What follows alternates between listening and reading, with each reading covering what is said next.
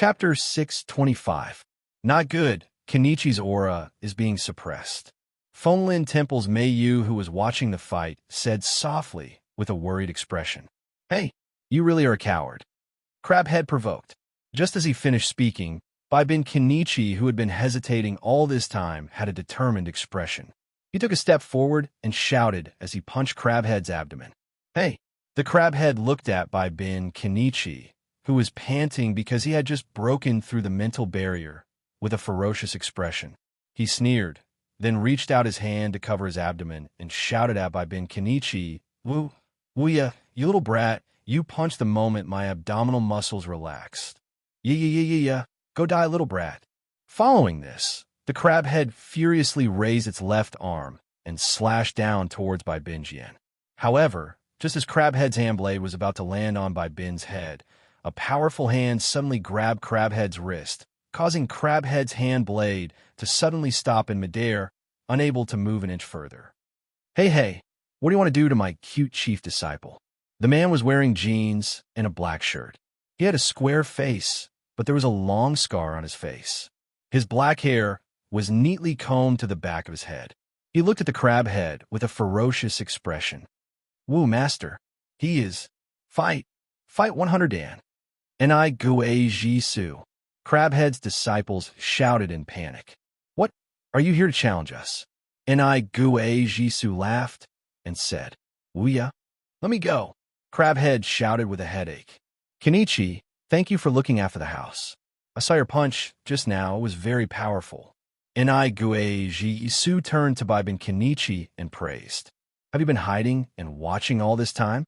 Bin Kenichi, who had escaped with his life, fell to the ground and asked I Gue Jisoo, "Kenichi, cheer up." Fonlin Temple's Mei Yu saw this and quickly ran to Bin Kenichi and helped him up. "So, I must properly thank you for loving my disciple." I Gue Jisoo ignored Bin Kenichi and looked at Crabhead. He looked at the Crabhead and grinned. "Go to sleep." I Gue Jisoo used the most basic moves of karate: straight fist, front kick, triangle flying kick, hand chop, and other basic moves towards Crabhead and his disciples. Although the moves were simple, it also depended on who was using them. If it was Shiroyama Kenichi, then naturally it wouldn't have much power, but the one using it now was Reverse Demon Osaku, who was an ultimate karate master. The power it produced was naturally different from the Japanese, and it was almost as if it was a move. Those karate men who were hit immediately lost consciousness and fell to the ground. Why? Seeing the ferocious appearance of I Gue, Bin Kenichi looked like a frightened woman as he covered his face with both hands. His face was filled with terror as he screamed, "Calm down, Kenichi." Mei Yu, who was already used to Bin Kenichi's antics, consoled him. He knocked the Crabhead unconscious in an instant. "Bin Jian," he said in shock. "Is it over?" I Gue Jisoo kicked the unconscious karate man on the ground and said with a bored face, "Today's people who came to challenge the dojo are really useless. Not fun at all." Master I Gue Jisoo. Sei Ito finally had time to greet him. "It's you, kid. What did you come back?" I Gue Jisoo looked up and down at Sei Ito. His eyes flashed as he said, "Just now." Sei Ito said politely and then handed a plastic bag to I Gue Jisoo. "Master I Gue Jisoo, this is a gift for you. Please accept it." "Oh, I have a gift." I Gue Jisoo, who was given a gift, scratched his head in embarrassment and reached out to take the gift. "This is?" I Gue Jisoo opened the plastic bag.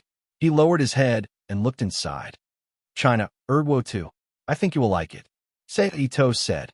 Not bad. Young man, you have a bright future." After confirming that it was wine, I Gue Jisoo immediately took out a bottle of Erdwo from the plastic bag and held it in his hand. He waved his hand and cut off the cap, then raised his head and took a big gulp. Then, he patted Sei Ito's shoulder and laughed. "As long as Master I Gue likes it." Sei Ito smiled. "Mei Yu, this is for you." Sei Ito then walked in front of Mei Yu and handed her the white cat doll. "Wow, it's a cat." Mei Yu's eyes lit up when she saw the doll in Sei Ito's hand. She clasped her hands in front of her and stared at the doll with sparkling eyes. Is this really for me? And of course, this is a gift that I have specially chosen for you, Miyu. Itose reached out and grabbed Miyu's hand, handing over the cat doll. They shook hands. Seeing Sei Ito holding Miyu's hand, Shibata Kenichi's heart pounded wildly. Thank you, Itose. Miwa, who was hugging the cat doll tightly and rubbing it against her face, thanked him. It's nothing, as long as Miyu likes it. Sei Ito smiled. I'm back. At this moment, a female voice with a unique tone and way of speaking was heard. She was wearing a pink kimono with a white plum blossom pattern on the surface and black leggings. She carried a long sword on her back and had a mouse de kumru standing on her shoulder. She was wearing a pink kimono with a white plum blossom pattern on it. Apasha's back too. Behind Siyu was Apacha, who was 2 meters tall. He was wearing a yellow sports singlet and red sports shorts. Both his fists and legs were wrapped in bandages. Master Kagasaka, Master Pasha. Sei Ito walked into the dojo and bowed. Who's this? Shibata Kenichi's younger sister, Shibata Kika, who was sitting on Pasha's neck, looked at Sei Ito curiously. He's old Ma's disciple, Shibata Kenichi introduced. This is a gift for you. Sei Ito took out 2 boxes containing handheld game consoles from a plastic bag and handed them to Shibata and Pasha respectively. What is this? Can it be eaten? Pasha looked at the thing in his hand and asked curiously. Shibata Kenichi, who didn't know much about handheld game consoles, also looked at Sei Ito curiously. Let me see. Shibata Kenichi stretched out her hand. Pasha raised his hand and handed the box to Shibata Kenichi. Wah! Shibata Kenichi didn't hesitate. She tore open the box and took the handheld game console. This is a handheld game console. It's used to play games like this. Shibata Kenichi skillfully opened the handheld game console and opened one of the games that she had prepared beforehand. Then, she slid down Pasha's arm to the ground and showed it to Shibata and Shibata Kenichi. This is great. Pasha likes it.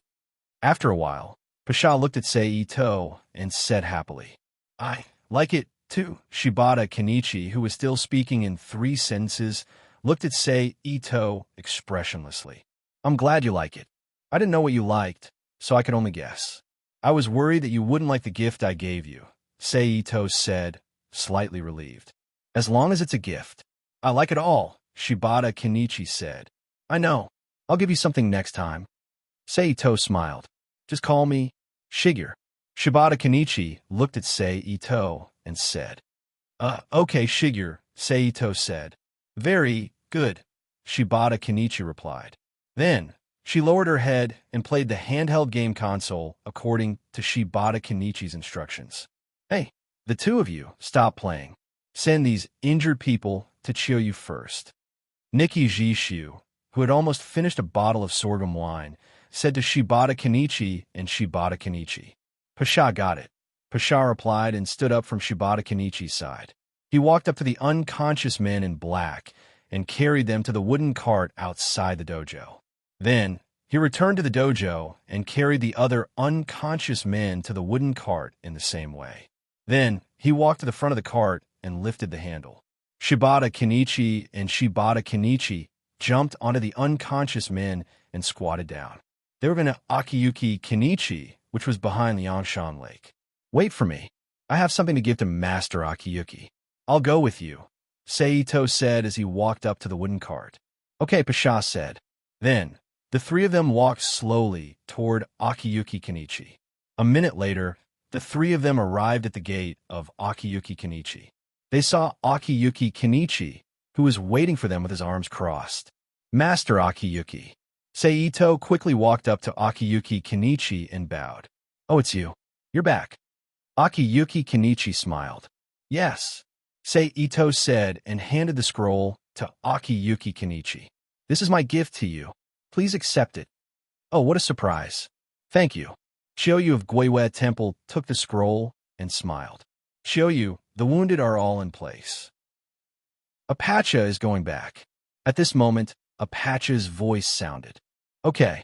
Chiyoyu of Yuiwe Temple looked at Apacha and replied, Master Chiyoyu, I won't disturb you from earning money. I'll go to the Acupuncture Institute to see Master Ma, Sei Ito said with a smile. Go. Chiyoyu of Yua Temple said to Sei Ito as he watched Sei Ito turn and leave. Then, he thoughtfully returned to Bone Recovery Court. The Acupuncture Institute and the Bone Rehabilitation Institute were not far from each other. It could be said that they were right next to each other. Therefore, Sei Ito arrived at the courtyard with a wooden sign of Ma Jinxing's Acupuncture Institute hanging on the doorpost. Voila! Sei Ito walked into the courtyard and opened the wooden sliding door in front of him. Welcome! Ma Jinxing, who was sitting in the Acupuncture Institute reading a magazine, immediately put the magazine in his arms and stood up from his seat. He looked at the door and greeted him. Master Ma, Sei Ito, who walked into the room, raised his hands in front of him and pushed his left palm and right fist from his left chest to his front. He cupped his fist in China and greeted him. Seeing that it was Sei Ito, Ma Jinxing relaxed and looked at Sei Ito with a smile. Ah Chung, when did you come back? Not long ago, Sei Ito, who put away his fist salute, said as he walked toward Ma Jinxing. This is a gift for you. Sei Ito, who came to Ma Jinxing's side, handed the last plastic bag in his hand to Ma Jinxing and said, Oh, I'm embarrassed. Although Ma Jinxing said that he was embarrassed, his hands were as fast as the wind. After waving his hand, he held the plastic bag handed by Sei Ito in his hand and took out the things inside. You are indeed my good disciple. You know how to be filial to your master. Holding the adult magazine in his hand, Ma Jinxing praised generously with his eyes shining. Master, I'm glad you like it, Sei Ito said with a smile. Are you going to cultivate here again this time? After a while, Ma Jinxing, who put the magazine back on the table, stopped smiling and looked at Sei Ito. Yes, after all, I still have a lot to learn from you, Master, Sei Ito said with a nod. What he said was true. When he first entered the strongest world in history, he didn't think much of it. He only thought that the skills of these people should still be within the scope of science. However, after transmigrating and fighting in other worlds, Sei Ito increasingly felt that the ultimate experts in Liangshan Lake were unfathomable. At the very least, if Sei Ito were to fight against the invincible superhuman Fenglin Sea, he would have no hope of winning. It wasn't that Sei Ito wasn't confident, but the level of the Fenglin Sea was too abnormal. He was simply a historical version of Super Saiyan. It was completely illogical. At the very least, with the means that Sei Ito currently had, there was nothing that would be particularly effective against him. Other than the invincible, superhuman Fenglin Sea, the other experts weren't weak either. Let's take their hand speed, for example. Ma Jinxing, who practiced the 12 secret moves of the Ma family, which specialized in speed, improved from the Yi Jin Jing, could change one hand 36 to 39 times in a second. Kuyu Temple, who used a special method to transform all the muscles in his body into pink muscles with both endurance and explosive power, could change one hand 35 to 38 times in a second. This was at least 6 times faster than 6 seals in a second in Naruto's world. What exaggerated hand speed this was. How could a person who fought with this kind of hand speed be weak? At the very least, Sei Ito's current hand speed couldn't reach such an exaggerated level. Okay. Ma Jinxing looked up and down at Sei Ito and sighed. Master Ma, seeing Sei Ito agree, Sei Ito's expression changed. He said with some hesitation, Well, can I stay in the dojo? After all, this time I will be staying for a long time. If I rent a hotel, I won't be able to afford it financially. But Master Ma, don't worry, I will pay the accommodation and food fees as usual. Well, it's not impossible, but this matter isn't something that I can decide alone. I have to wait until I go back and ask for everyone's opinion. Ma Jinxing frowned and said. Chapter 626. P.S. Thank you to Invincible Body for your comment. Thank you to 1577478860 and Nickfinney for their tips. Just like that, Sei Ito stayed with Ma Jinxing in the Acupuncture Institute for half a day. They didn't leave the Acupuncture Institute until 5 in the afternoon when it was time to close. They returned to Liangshan Lake through the back door. Take a seat. I'll talk to the others about your accommodation, Ma Jinxing said to Sei Ito after returning to the dojo. Okay, thank you, master, Sei Ito nodded. Ma Jinxing nodded and called Reverse Ghost Ji Su, who was drinking the sorghum wine that Sei Ito gave him while guiding by Ben Kenichi. He also called Apache and Kasakasiyu, who were learning to play handheld games under the guidance of Baibin Kika. They also found Sei Ito, who had just returned from Jigu Courtyard, and went to another room to discuss Sei Ito's accommodation. Kenichi is very diligent. At this time, Ito Sei, who had nothing to do, walked to the outer corridor of the dojo and sat down. He looked at Baibin, who was in a karate posture and throwing punches after punches, and smiled. Hey, it can't be helped. It's not like you don't know the training requirements of the masters. Hey, if you don't complete the quantity, they won't make any exceptions, Baibin Kenichi replied as he made punches. That's true, but that's also because the masters love you very much, Sei Ito said with a smirk.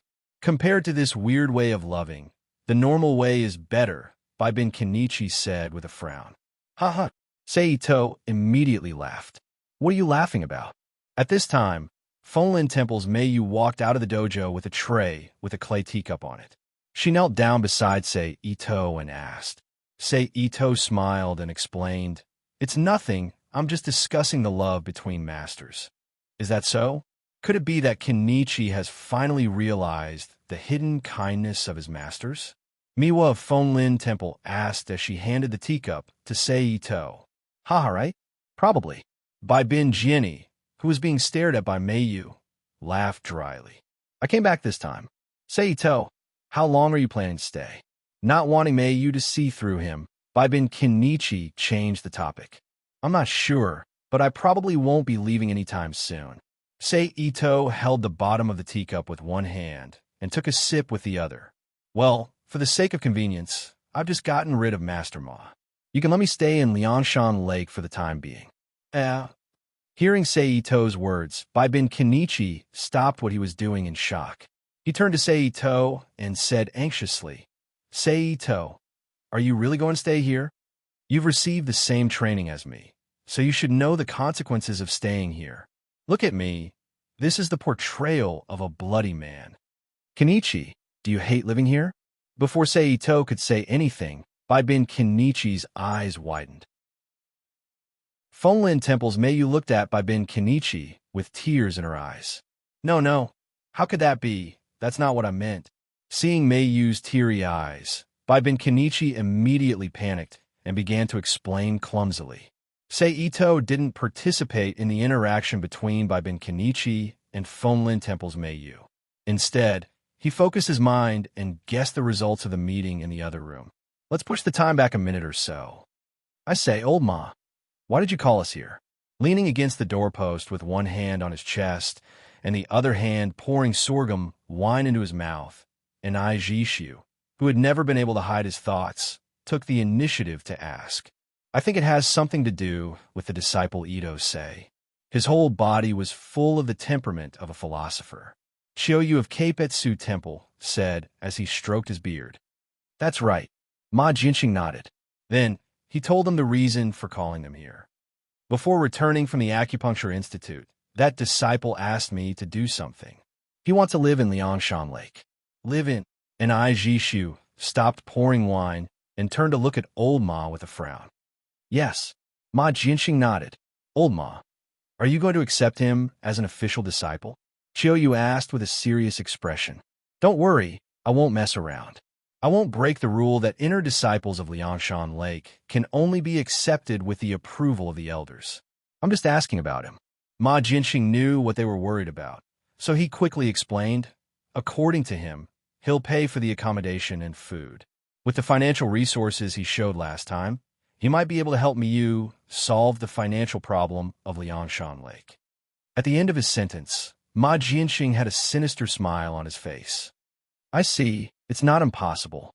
Chiyoyu, who understood Ma Jinxing's meaning, stroked his beard with his index finger and smiled. And if he's here, he might be able to stimulate Kendo-S training. It doesn't matter. Anything works, Kasaka Siyu, who was lying on the beam, said in her unique way of speaking. Same goes for Apacha. Apacha, who was playing games with his head down, said, Since you don't have any objections, I don't have any objections either. As long as he doesn't affect my training of kendo, it's fine, and Jishu said. Since no one has any objections, it's settled then. Ma Jinxing looked at everyone and said, But when the elder comes back, it's better to explain it to him, Chiyoyu said. I understand, Ma Jinxing replied. But speaking of which, did you notice the changes in the boy named Seito? And Jishu suddenly said, Are you talking about his spirit and body movements? Chiyoyu looked up at Jishu and asked, Yes, that brat's essence, chi, and spirit have clearly changed since he left last time. Compared to that time, he is like a completely different person. Moreover, his actions are also very different from last time. That kind of appearance, it is as if, Reverse Ghost Su said in a deep voice. After more than 10 years of tempering, he's turned everything about martial arts into instinct. Ma Jinxing said with a serious expression. It seems that something extraordinary has happened while he was away. Chiyoyu of Cape Etsu Temple sighed. But that's still his personal privacy. We don't have to investigate it, as long as he's still the same as before. We'll treat him like a normal disciple, Chiyoyu said. I think so too, Ma Jinxing said. Whatever. That boy isn't my disciple anyway. I don't have to worry about him. And Jishu said as he drank another mouthful of sorghum wine. I'll keep an eye on him, Kasaka Siyu said. Okay, I'll inform the boy of our decision, Ma Jinxing said as he stood up from the ground politely. Seeing that Ma Jinxing had left, the others naturally had no interest in staying in the room. They left the room one after another to do what they had to do. For example, in Jishu, he returned to Baibin Kenichi's side and continued to instruct the lazy Baibin Kenichi on his cultivation. For example, Chiyoyu of Cape Etsu Temple returned to his room. He picked up his tools and began to carve Sitagarba again. For example, Apacha and Kasaka Siyu returned to the dojo and played with the game that Seito gave them. Boy, after our discussion, we've agreed to let you stay in Liangshan Lake for the time being, Ma Jinxing said as he returned to Seito's side. Is that so? That's great, Seito said happily as he stood up from the outside of the dojo. As for the food and accommodation, I'll give you 100,000 per month. Plus the training fee that you're about to start, I'll give you 110,000 per month, Ma Jinxing said with a smile as he reached out his hand. Okay. When Ito-sei heard the final figure of the fee, the corners of his mouth twitched slightly as he smiled stiffly. Then he took out 110,000 yuan from his pocket and handed it to Ma Jinxing. At the same time, he secretly said in his heart, Black, it's really black. The fee was indeed a little bit too much. In Japan, renting a single room with a bathroom would only cost about 30,000 yen a month. If the location was good, it might be a little more expensive, but if the location was bad, it would be much cheaper. The cheapest room could even be rented for 10,000 yen. After deducting the 10,000 yen for utilities and other miscellaneous expenses, as well as the 10,000 yen for food expenses, the total cost was only about 50,000 yen. It wouldn't reach the exaggerated 100,000 yen, and this didn't include the cost of training. But forget it, I don't lack money. I'll accept it. Seito comforted himself. Not bad, not bad. Ma Jinxing lowered his head and counted the money. He nodded with a smile and then ignored Seito. He took the money and went to the kitchen and handed it to Fonlin Temple's Meiyu. As for the training fee, Ma Jinxing deserved it. He didn't need to hand it over. After all, buying adult magazines also costs money, right? Okay, while Meiyu's cooking, let's practice. Let me see your current situation so that I can arrange your training plan for tomorrow. Ma Jinxing said as he returned to Seito's side. Yes, Seito replied. Then he followed Ma Jinxing back to the dojo. Kenichi stopped for a moment. Let's watch them practice. This is also a kind of training. Hearing that Ma Jinxing was going to practice with Seito, and Jishu stopped Baibin Kenichi. Yes. Baibin Kenichi let out a sigh of relief and replied loudly. At this time, Kasaka Siyu and Apacha, who also heard that Ma Jianxing was going to practice with Sei Ito, came to the dojo one after another. They each chose a comfortable place to sit down. "Let's begin," Ma Jianxing said as he looked at Sei Ito, who was standing in front of him. Ma Jianxing's performance was the same as the first time Sei Ito practiced with him. His hands were naturally by his side, and his whole body was loose and full of openings. He stood there like an old man who could be easily knocked down at any time. "Excuse me," Ito-sei cupped his fists and said to Ma Jianxing.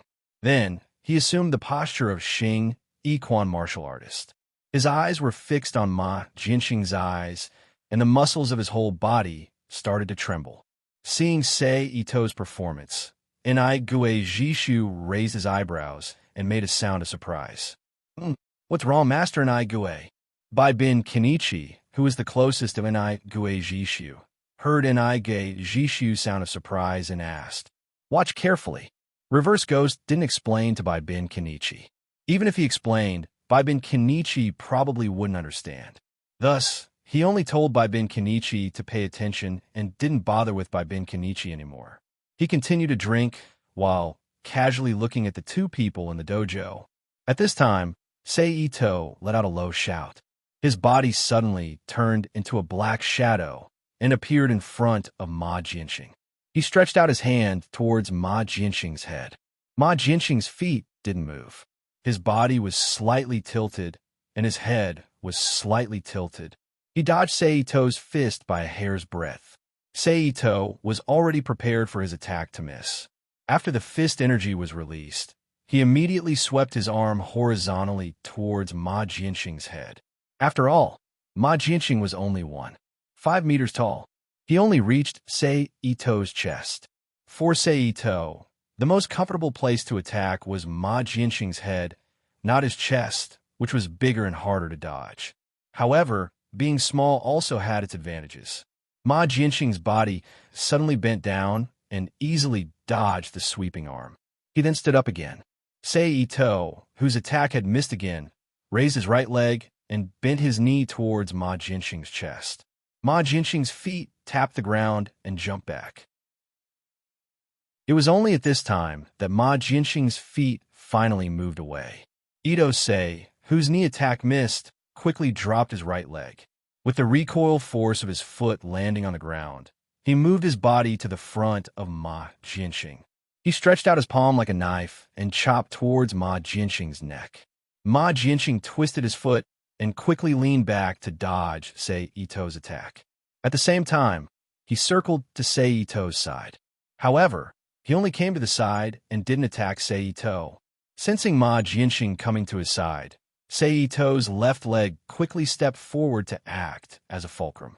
His right leg followed with a step and turned around, pushing Ma Jianxing with his palm. Ma Jianxing also used a step-and-step combination to dodge Sei Ito's attack. Just like this, Ma Jianxing dodged without attacking, while Sei Ito attacked without defending. In the blink of an eye, the two of them had exchanged dozens of blows. So powerful. Hakubin Kenichi, who was dazzled by the mysterious scene, murmured, "Compared to him, you're really nothing." Sei Ito glanced at Hakubin Kenichi and said, I know I don't have talent. I know I'm trash." Bai Bin Kenichi heard this and immediately placed his hands on the ground, looking like a defeated dog as he muttered, "Sei Ito, don't say that. Although Kenichi isn't very good, he's not completely useless." Chiyoyu, who had arrived at the dojo, said, "Really? Master Chiyoyu, what are my strengths?" Hakubin Kenichi immediately recovered from his dejected state. His eyes were filled with anticipation as he looked at Chiyoyu. This. Chiyoyu turned his head to the side and pondered. Chapter 6:27. I knew it. Seeing that Chiyoyu couldn't say anything for a long time, Bai Bin Kenichi once again muttered to himself with his hands on the ground. I knew it. That's enough. At this moment, Ma Jianxing's voice sounded, attracting the attention of Hakubin Kenichi, who was immersed in self-loathing. Phew! Seeing Hakubin Kenichi's change, Chiyoyu and Enai Gue Jisoo breathed a sigh of relief.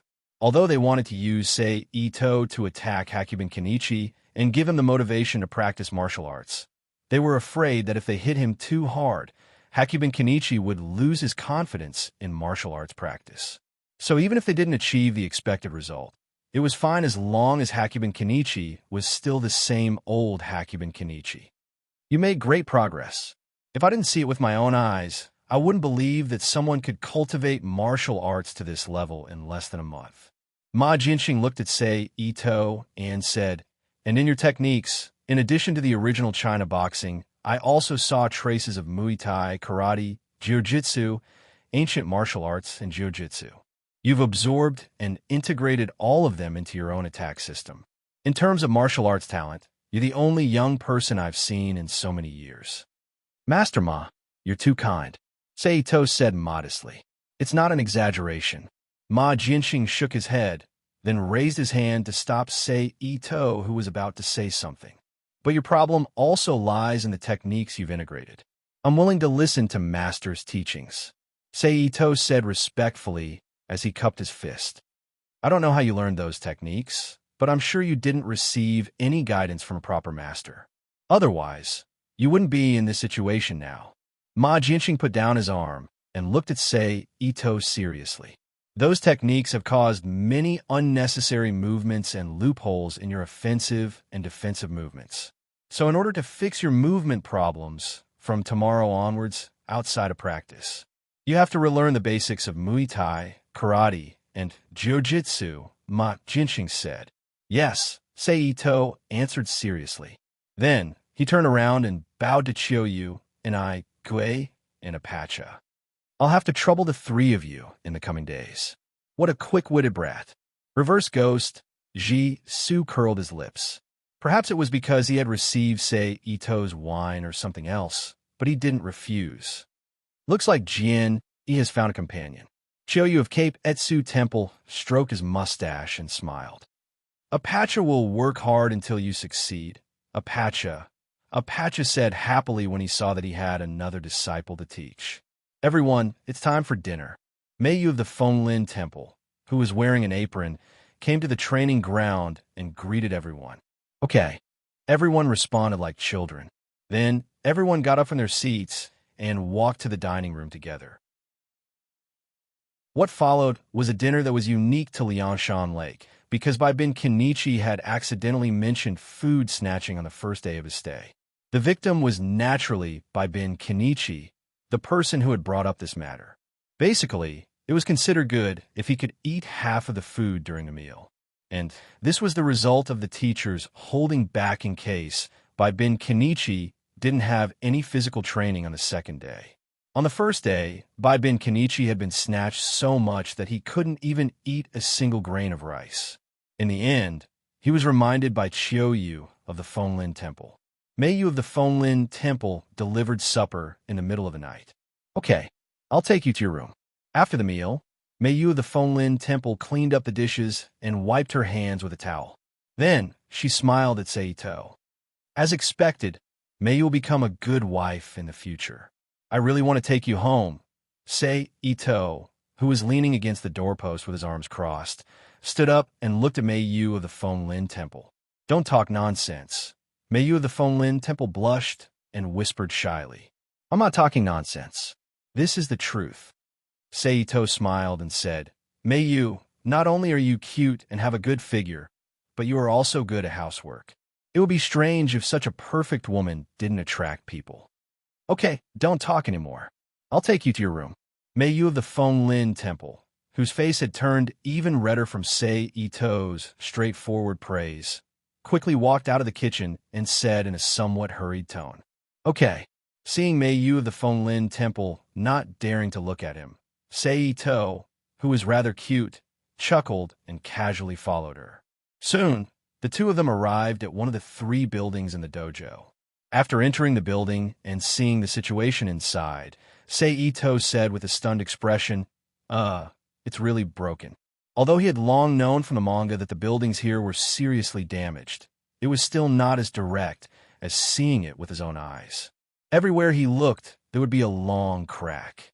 Large amounts of peeling marks could be seen on the walls on both sides. and the marks left behind by the wind and frost of time could be seen everywhere. The only thing that could be considered passable in the entire building was the hygienic environment. With Meiyu of the Fenglin Temple frequently cleaning the place, there was not a speck of dust on the ground. There were also no traces of spider webs in the dark corners of the walls. Hee, it is indeed a little broken. Hearing Sei Ito's words, Meiyu of the Fenglin Temple laughed awkwardly. Forget it. To be able to live under the same roof as Meiyu, it's worth it even if it's a little broken. Sei Ito, who did not care much about where he lived, immediately teased. Immediately, the redness on Meiyu of the Fenglin Temple's face, which had just faded, reappeared. Your room is on the second floor, next to the room with the same name. At this time, it just so happened that the two of them came to a large opening. Meiyu took a deep breath and returned to normal. She tapped her foot and easily jumped out of the opening to the second floor like a swallow. She turned around and said to Ito, who jumped up right behind her. Oh, Sei Ito nodded indifferently. It's here. After a short while, Meiyu of the Fenglin Temple opened the door and led Sei Ito into the room. All right, Sei Ito, you don't seem to have paid your respects. At this moment, Meiyu of the Fenglin Temple finally realized that Sei Ito's room was lacking something and said with a look of realization, Yes, I don't. But if it's only for one night, it's not a problem. You can accompany me to buy it tomorrow. Sei Ito said without much care. Seems like that's the only way. Meiyu nodded. But how do I take a bath here? Sei Ito glanced at the room and pretended not to know. There's a hot spring in the side courtyard of the dojo. You can take a bath there, but you have to stagger the times. Meiyu explained. Understood. Sei Ito nodded in understanding. Then, he said to Meiyu, Let's go. Bring me to the hot spring to have a look and familiarize myself with it. Okay. Meiyu of the Fenglin Temple agreed. Then, the two of them walked out of the room and left the dormitory. Meiyu of the Fenglin Temple led them to the hot spring that Apache had dug out. Be careful. Just as the two of them passed by a patch of grass, Meiyu of the Fenglin Temple suddenly jumped back and shouted to Sei Ito. Hearing the warning, Sei Ito's movements were not slow.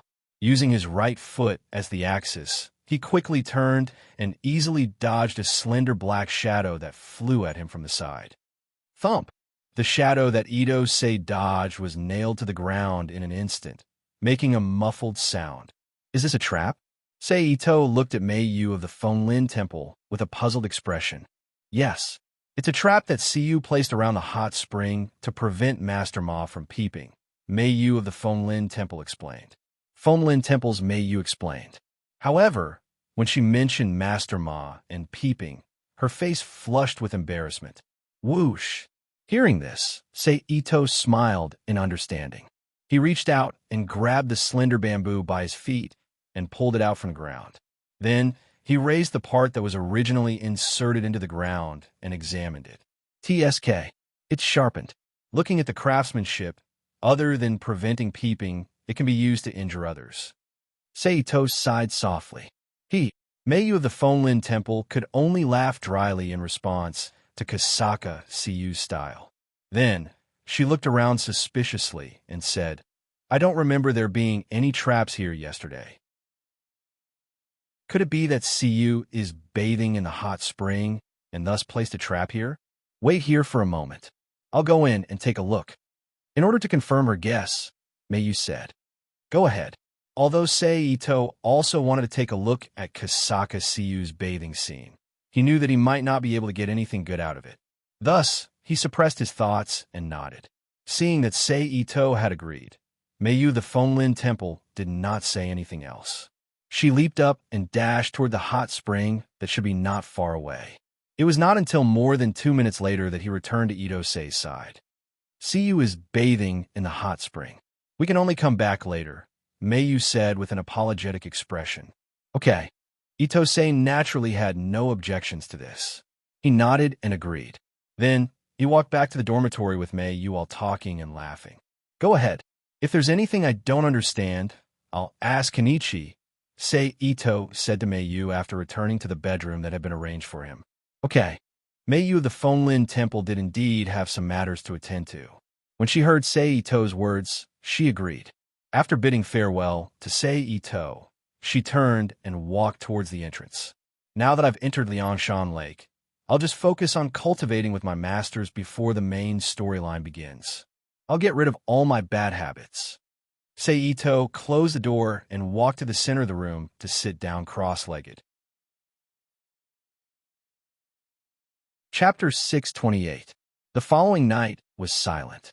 Sei Ito spent his first night in Liangshan Lake peacefully. The next day was Sunday. It was still a school holiday, but for Baibin Kenichi and Fonlin Temple's Meiyu, it was the same as usual. They had to wake up early and cultivate as usual. However, today was different from usual. There was an existence called Sei Ito accompanying them. It would be like this for a long time in the future. Kenichi, good morning. Meiyu, good morning. Ito Sei, who had just woken up, greeted Kenichi and Meiyu, who were also washing up. Sei Ito, good morning. Baibin Kenichi and Meiyu greeted him one after the other. Afterwards, the three of them didn't say anything and quietly carried out their own cleansing. Pooh! A moment later, Sei Ito opened his mouth and spat out the saliva in his mouth. I'll go first, Sei Ito said to Baibin Kenichi and Meiyu, who were still in the middle of their cleansing. Then he turned around and walked toward Ma Jianxing, who was in the middle of his morning training. Okay. Baibin Kenichi hurriedly raised his head and replied. However, at this time, he could only speak to Sei Ito's back. Master Ma, Sei Ito respectfully called out to Ma Jianxing when he arrived at the courtyard where the various experts were doing their morning training. Ma Jianxing nodded and didn't pay attention to Sei Ito and continued to cultivate. Sei Ito didn't disturb him and directly walked to an empty space in the corner and started his morning training. Just like that, an hour passed by in the blink of an eye. Everyone, let's eat. At this moment, Meiyu of Fonlin Temple, who was still wearing a white apron with the picture of a yellow-haired cat and a cat paw print on it, held a wooden spatula in her hand as she stretched her body out of her room and shouted to everyone. Hearing Meiyu's call, everyone stopped what they were doing and walked into the side room to eat. They sat in front of the long rectangular table filled with sumptuous food. They began to enjoy together. Come with me, Chiyoyu said to Sei Ito after dinner. Yes, Sei Ito hurriedly replied, knowing that he was about to officially begin his cultivation. Then, he quickly caught up with Chiyoyu and entered the room filled with Ksitigarbha statues. First, show me the jutsu that you know. He stopped walking. Chiyoyu ordered as he turned to look at Ito Seiji. Yes, Sei Ito responded. He then closed his eyes and went through all the information about jujitsu in his mind. Then, he opened his eyes again. He used all the jutsu he had learned during his transmigration in front of Chiyoyu. The target of the jutsu was the large and small Ksitigarbha catcher statues in the room. Bang! A muffled sound rang out as Ksitigarbha catcher smashed into the ground. Sei Ito had completely displayed all the jujitsu he had mastered. I didn't expect you to have mastered so much. Chiyoyu stroked the mustache on his lips and said in surprise, Not only do you know the common Chinese jiu-jitsu, Japanese jiu-jitsu, and Brazilian jiu-jitsu, but you also know some ancient jiu-jitsu and many strange jiu-jitsu schools that I have never seen before. I really don't know how you mastered all these. Sei Ito didn't know how to explain this, not to mention that Chiyoyu didn't seem to want to get to the bottom of the matter. Sei Ito simply remained silent. Seeing that Sei Ito didn't intend to explain, Chiyoyu didn't ask further. After a moment of contemplation, he said, Although you have mastered many types of jiu-jitsu, you can't do that. However, other than China jiu-jitsu, Japan jiu-jitsu, and Brazil jiu-jitsu, the other jiu-jitsu schools are not very accurate. They are full of your habitual movements, so in order to correct these movements, we have to start from the most basic foundation. Now, use grab on me, Chiyoyu of Cape U Temple ordered. Yes. Sei Ito agreed and then walked to Chiyoyu. According to Chiyoyu's order, he stretched out his hand and grabbed Chiyoyu's collar, assuming a grab position in jiu-jitsu. Here, your elbow is too far out. This will disperse your strength in the next throw. At this time, Akiyu raised his hand and hit Ito-sei's elbow that was grabbing his collar and said, "Don't worry. Here, your arm is too high. Too much space is exposed," Chiyoyu said as he used his other hand to hit Sei Ito's waist. "And here, your stance is a little broken," Chiyoyu said as he stretched out his leg and kicked Sei Ito's legs. "Well, it's a little better, but it's still not good enough." 10 seconds later, Chiyoyu looked at Ito-sei, who was in front of him, and nodded and said, "Don't worry." Then, Chiyoyu pointed out the flaws in Sei Ito's movements again and asked Sei Ito to improve them. After Sei Ito grasped the correct movements, he repeatedly practiced until the final movement was correct. In order to master the key points taught by Chiyoyu as soon as possible, Sei Ito even used self-hypnosis on himself and forced himself to change his body's movements to meet the requirements. Just like that, with one teaching seriously and the other learning hard, the 2-hour jujitsu practice came to an end. "Okay, take a rest. It's time to teach you the basics of karate." Seeing that it was almost his turn to teach Sei Ito, Chiyoyu stopped Sei Ito and said, "Yes." After getting permission to rest, Sei Ito let out a sigh of relief. He raised his hand to wipe the sweat on his forehead, then stood in place and closed his eyes to adjust his breathing. After a while, he and Chiyoyu left the room where the stone statue of Kitagawa Catcher was placed and returned to the courtyard outside. "Sorry to trouble you, Master and I." Ito-sei, who was sitting in the corridor outside the dojo, bowed and said to Inai Guijiu, who was pouring wine into his mouth, "Come on." Since he agreed, and I wasn't going to slack off. So when he saw Sei Ito, he stood up from the corridor and walked with Sei Ito to an empty space on the side with a bottle of wine. "Show me some karate moves," Reverse Ghost said. "Yes." Ito Mori answered honestly. Then he bent his arms slightly and stretched them in front of his body. One of his hands was raised above his head, and the other hand was pressed down to his abdomen. His feet were naturally opened and closed, and his body was slightly lowered. "Oh."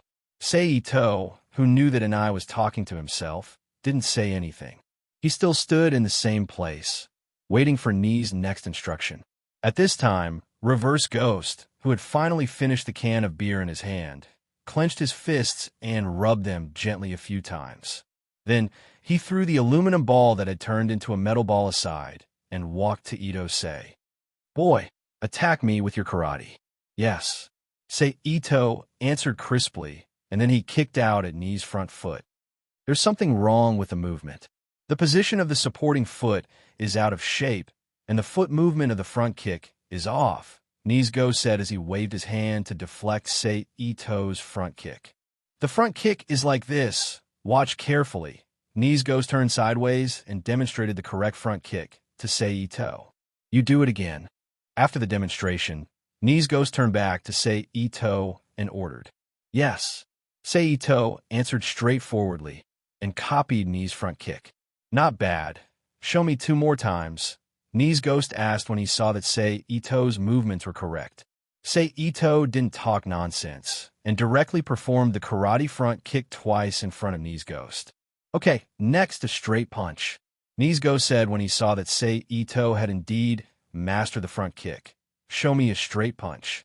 After receiving the instruction, Sei Ito immediately lowered his waist into a horse stance and swung his arm at Ni's Ghost and threw a straight punch. "Not bad, it's not out of shape." Ni's Ghost nodded and then asked again, "Next a side kick."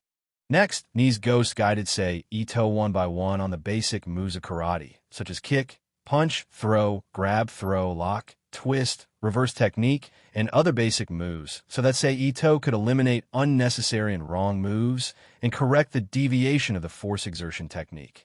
Because Ni's Ghost had already used up all the teaching time for by Ben Kenichi, he had to teach Sei Ito much longer than Akiyuki.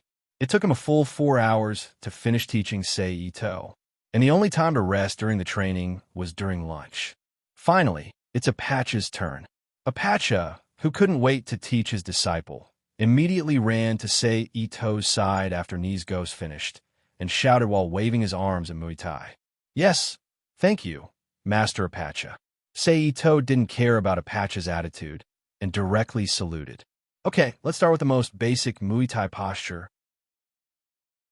Seeing Sei Ito agree so quickly, Apache smiled even more happily and said, "Follow me." Then he stood beside Sei Ito and did the basic moves of Muay Thai.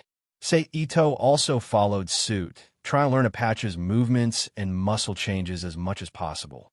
But then again, although Apache's teaching was based on personal teaching, in terms of teaching ability, he wasn't even as good as Ni's ghost, let alone Akiyuki, who was almost an expert in teaching. But there was one good thing about Apache's teaching, which was his enthusiasm for teaching his disciple. As long as Sei Ito wanted to, he could continue to practice with him, and Apache would also patiently practice the basic moves according to his disciple's wishes until the disciple completely grasped it. Everyone, dinner is ready. While Chun Fong and Apache were cultivating, dinner time had unknowingly arrived once again. Chapter 629. P.S. Thanks to Adam to Tears for his precious monthly votes. Thanks to Nickfany 157747860 and Sleepy Pig for their tips. Dinner ended peacefully in the midst of Byakugan Kenichi's suffering. After that, Sei Ito, who didn't need to wash his chopsticks and didn't need to do anything else, went to look for the enthusiastic Apache again to continue his Muay Thai training plan. Just like that, with one diligently learning and the other diligently teaching, it was already past 10 o'clock in the evening.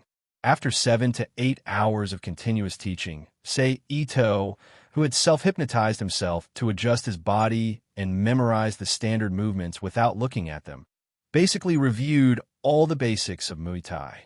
He also used these basics to correct the movements that he had mastered but had some flaws. Sorry to trouble you today, Master Apache. After learning, Sei Ito bowed to Apache gratefully. You're welcome. Apache is very happy today, Apache said with an innocent smile. Sei Ito didn't say anything. He bowed to Apache again and turned to Ma Jianxing, who was sitting by the wall reading a magazine. Master, Sei Ito whispered to Ma Jianxing when he came to him. Ma Jianxing looked away from the magazine, looked at Ito Sei with a puzzled face, and let out a questioning sound. It's like this. I want to ask for leave tomorrow morning to handle my transfer procedures. Sei Ito explained. If you didn't mention it, I would have forgotten. You're still a student. Ma Jianxing smiled and nodded. I got it. You can go to your own things tomorrow. I'll finish my personal matters as soon as possible and come back to finish your training. Sei Ito said, Don't worry. Training isn't something that can be done in a day or two. With your knowledge, you should know the meaning of more haste, less speed. Ma Jianxing looked back at the magazine in his hand and advised. Yes. Sei Ito replied respectfully. Sei Ito then bowed to Ma Jianxing and left the house. She returned to her room and took a towel to wash. After washing up, he sat cross-legged on the ground and closed his eyes to cultivate the energy in his body.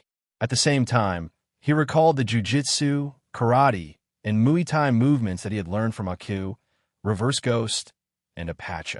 The rest of the night was silent. In the blink of an eye, the second day of Sei Ito's cultivation came. Kenichi, Miyu, call me when you go to school. While washing up, Miyu said.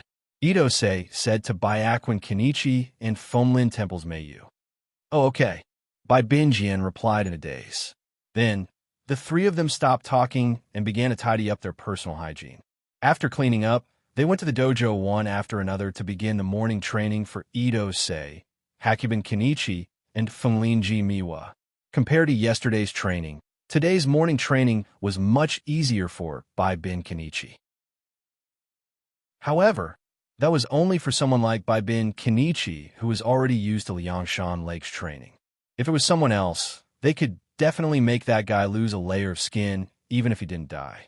After about an hour, everyone finished their morning training and went to the side room to enjoy the breakfast prepared by Meiyu. Sei Ito, we have to go. After breakfast, Bai Bin Kenichi, who had changed out of his karate clothes and into his summer school uniform, called out to Sei Ito, Wait, I'll go with you. Hearing the call, Ito-sei hurriedly ran out of the house and came to the side of Bai Bin Kenichi and Meiyu. You're going with us? Bin Kenichi said with a surprised expression. Yes, I have some things to take care of at your school today. We can go together. Ito explained. Oh, Binjian nodded. Together with Ito he walked towards the desolate high school where he and Miwa of Fonlin Temple studied. On the way, Byakuin Kenichi also curiously asked Ito why he was going to desolate high school, but he was perfunctorily brushed it off with a mysterious smile, making Byakuin Kenichi puzzled.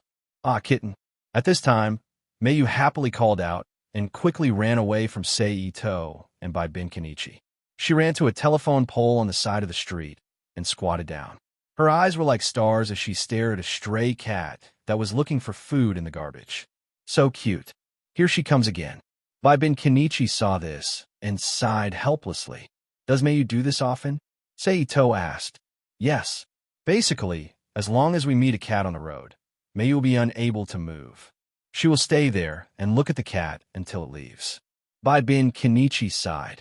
Since you like it so much, why don't you take one home? Ito asked Mayu, who had returned to normal after the kitten ran away. That's because, at this point, Miwa's expression changed, and she came up with a conclusion based on her own imagination. If we bring the kitten back, Autumn Rain will definitely use the kitten to do some messy experiments. Master Ma will eat the kitten as food. Mr. Nye doesn't look like he likes cats. Even though Apache likes small animals, he doesn't hold back. He might even kill the kitten. As for Siyu, in short, he'll die a horrible death. Mayu sighed. Hee. After hearing Mayu's explanation, Ito's mouth twitched. All right, let's go. Otherwise, we'll be late again. Bin Kenichi, who was looking at the time on his watch, reminded them. Sorry, let's go. Miwa from Fonlin Temple stuck out her tongue playfully and led the way to Desolate High School. Behind her, Ito Mori and Byakuin Kenichi also took a step and ran to catch up. After a while, Ito walked into Desolate High School and asked Bin Kenichi, "Where's the principal's office?" "It's on the 3rd floor of the West Academic Building." Bin Kenichi replied. "Oh." Ito nodded. He stopped and said to Bin Kenichi and Mayu, "You two go to the classroom. I'll go to the principal's office." After that, Ito turned around and walked to the West Academic Building where the principal's office was. Ding, ding, ding. Ito stood in front of the door with a white rectangular notice board with the words Principal's Office written on it. He knocked on the door in front of him. "Come in." The next moment, a calm male voice came from behind the door. After getting permission, Ito opened the door and walked in. "You are?" The principal, who was sitting behind a desk, looked at Ito with a puzzled expression. "Sorry to disturb you." Ito first closed the door and locked it. Then, he looked up at the principal with a smile. Then, without waiting for the principal to respond, he used hypnotism to control the principal. TSK. Sure enough, the anime world is inseparable from school life. This seems to be the 3rd time I've been to school. Ito walked slowly to the principal and sighed softly. Then, Ito reached out and turned on the computer on the principal's desk. He connected to the network and pressed his hand on the computer case to activate his electromagnetic control ability. Almost instantaneously, a waterfall of data similar to the Matrix appeared on the computer screen and reflected in Ito's eyes, which were flashing with a strange light. Done. After more than 5 minutes, Ito withdrew his hand from the computer case. He said to himself with a smile on his face. In the past 5 minutes, Ito first used the network to invade Japan's household registration system and forged a fake household registration information for himself. Then, he used this household registration information to make a fake student registration information in the Ministry of Education, Science and Technology, which was responsible for managing student registration information. Then, he forged information in the public security system of the county where Liangshan Lake was located. Finally, he transferred the combined information to the Education Management Department of Desolate High School to complete the final decision. "I'm a new transfer student," Ito. "I'm in the 2nd year of high school. My class is..." Ito paused when he said the class. Then he said, "2nd year, class X, yes." The principal, who was under the control of Ito's hypnosis, responded mechanically. At this time, Sei Ito raised his hand and snapped his fingers, waking the principal from the control of hypnosis. So it's Sei Ito.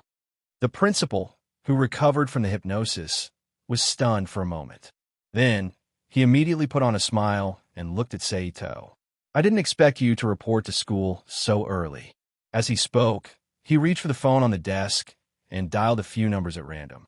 Call Director Iwamoto, the principal said into the phone. After that, he hung up the phone unilaterally. Shortly after the phone was hung up, a bald man who looked to be in his 40s came to the principal's office.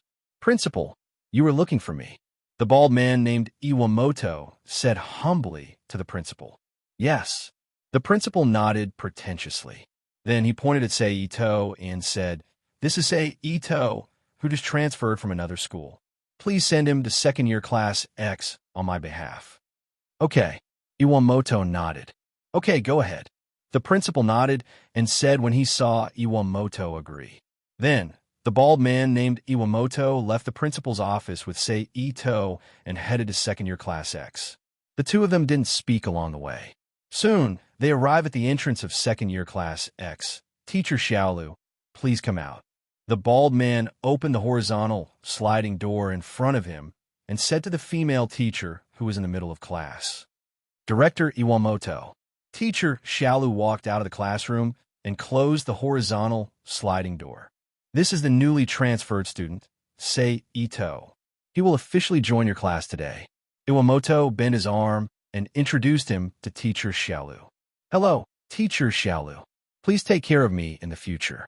Sei Ito bowed politely to Teacher Xiaolu, who was looking at him. Okay, I still have something to do. I'll take my leave first, Iwamoto said when he saw that the two of them had met. Take care, Director Iwamoto. Teacher Xiaolu bowed and greeted him. Okay, let's go in. After Director Iwamoto left, Teacher Xiaolu looked away and said to Sei Ito. Okay, Sei Ito agreed. Teacher Xiaolu turned around and opened the classroom's horizontal sliding door. Then, she led Sei Ito into the classroom. Everyone, please stop for a moment. Teacher Xiaolu walked into the classroom and stood on the podium. She clapped her hands and called out to the students. Then, she waited for the students' attention to be attracted to her and formally introduced him to everyone. This is the newly transferred student, Sei Ito. He will officially join our class from today onwards. Everyone, please welcome him. Clap, clap, clap. The sound of clapping could be heard from the students. Hello, everyone. I'm Sei Ito. Please take care of me in the future. As usual, Sei Ito introduced himself to everyone. You'll sit.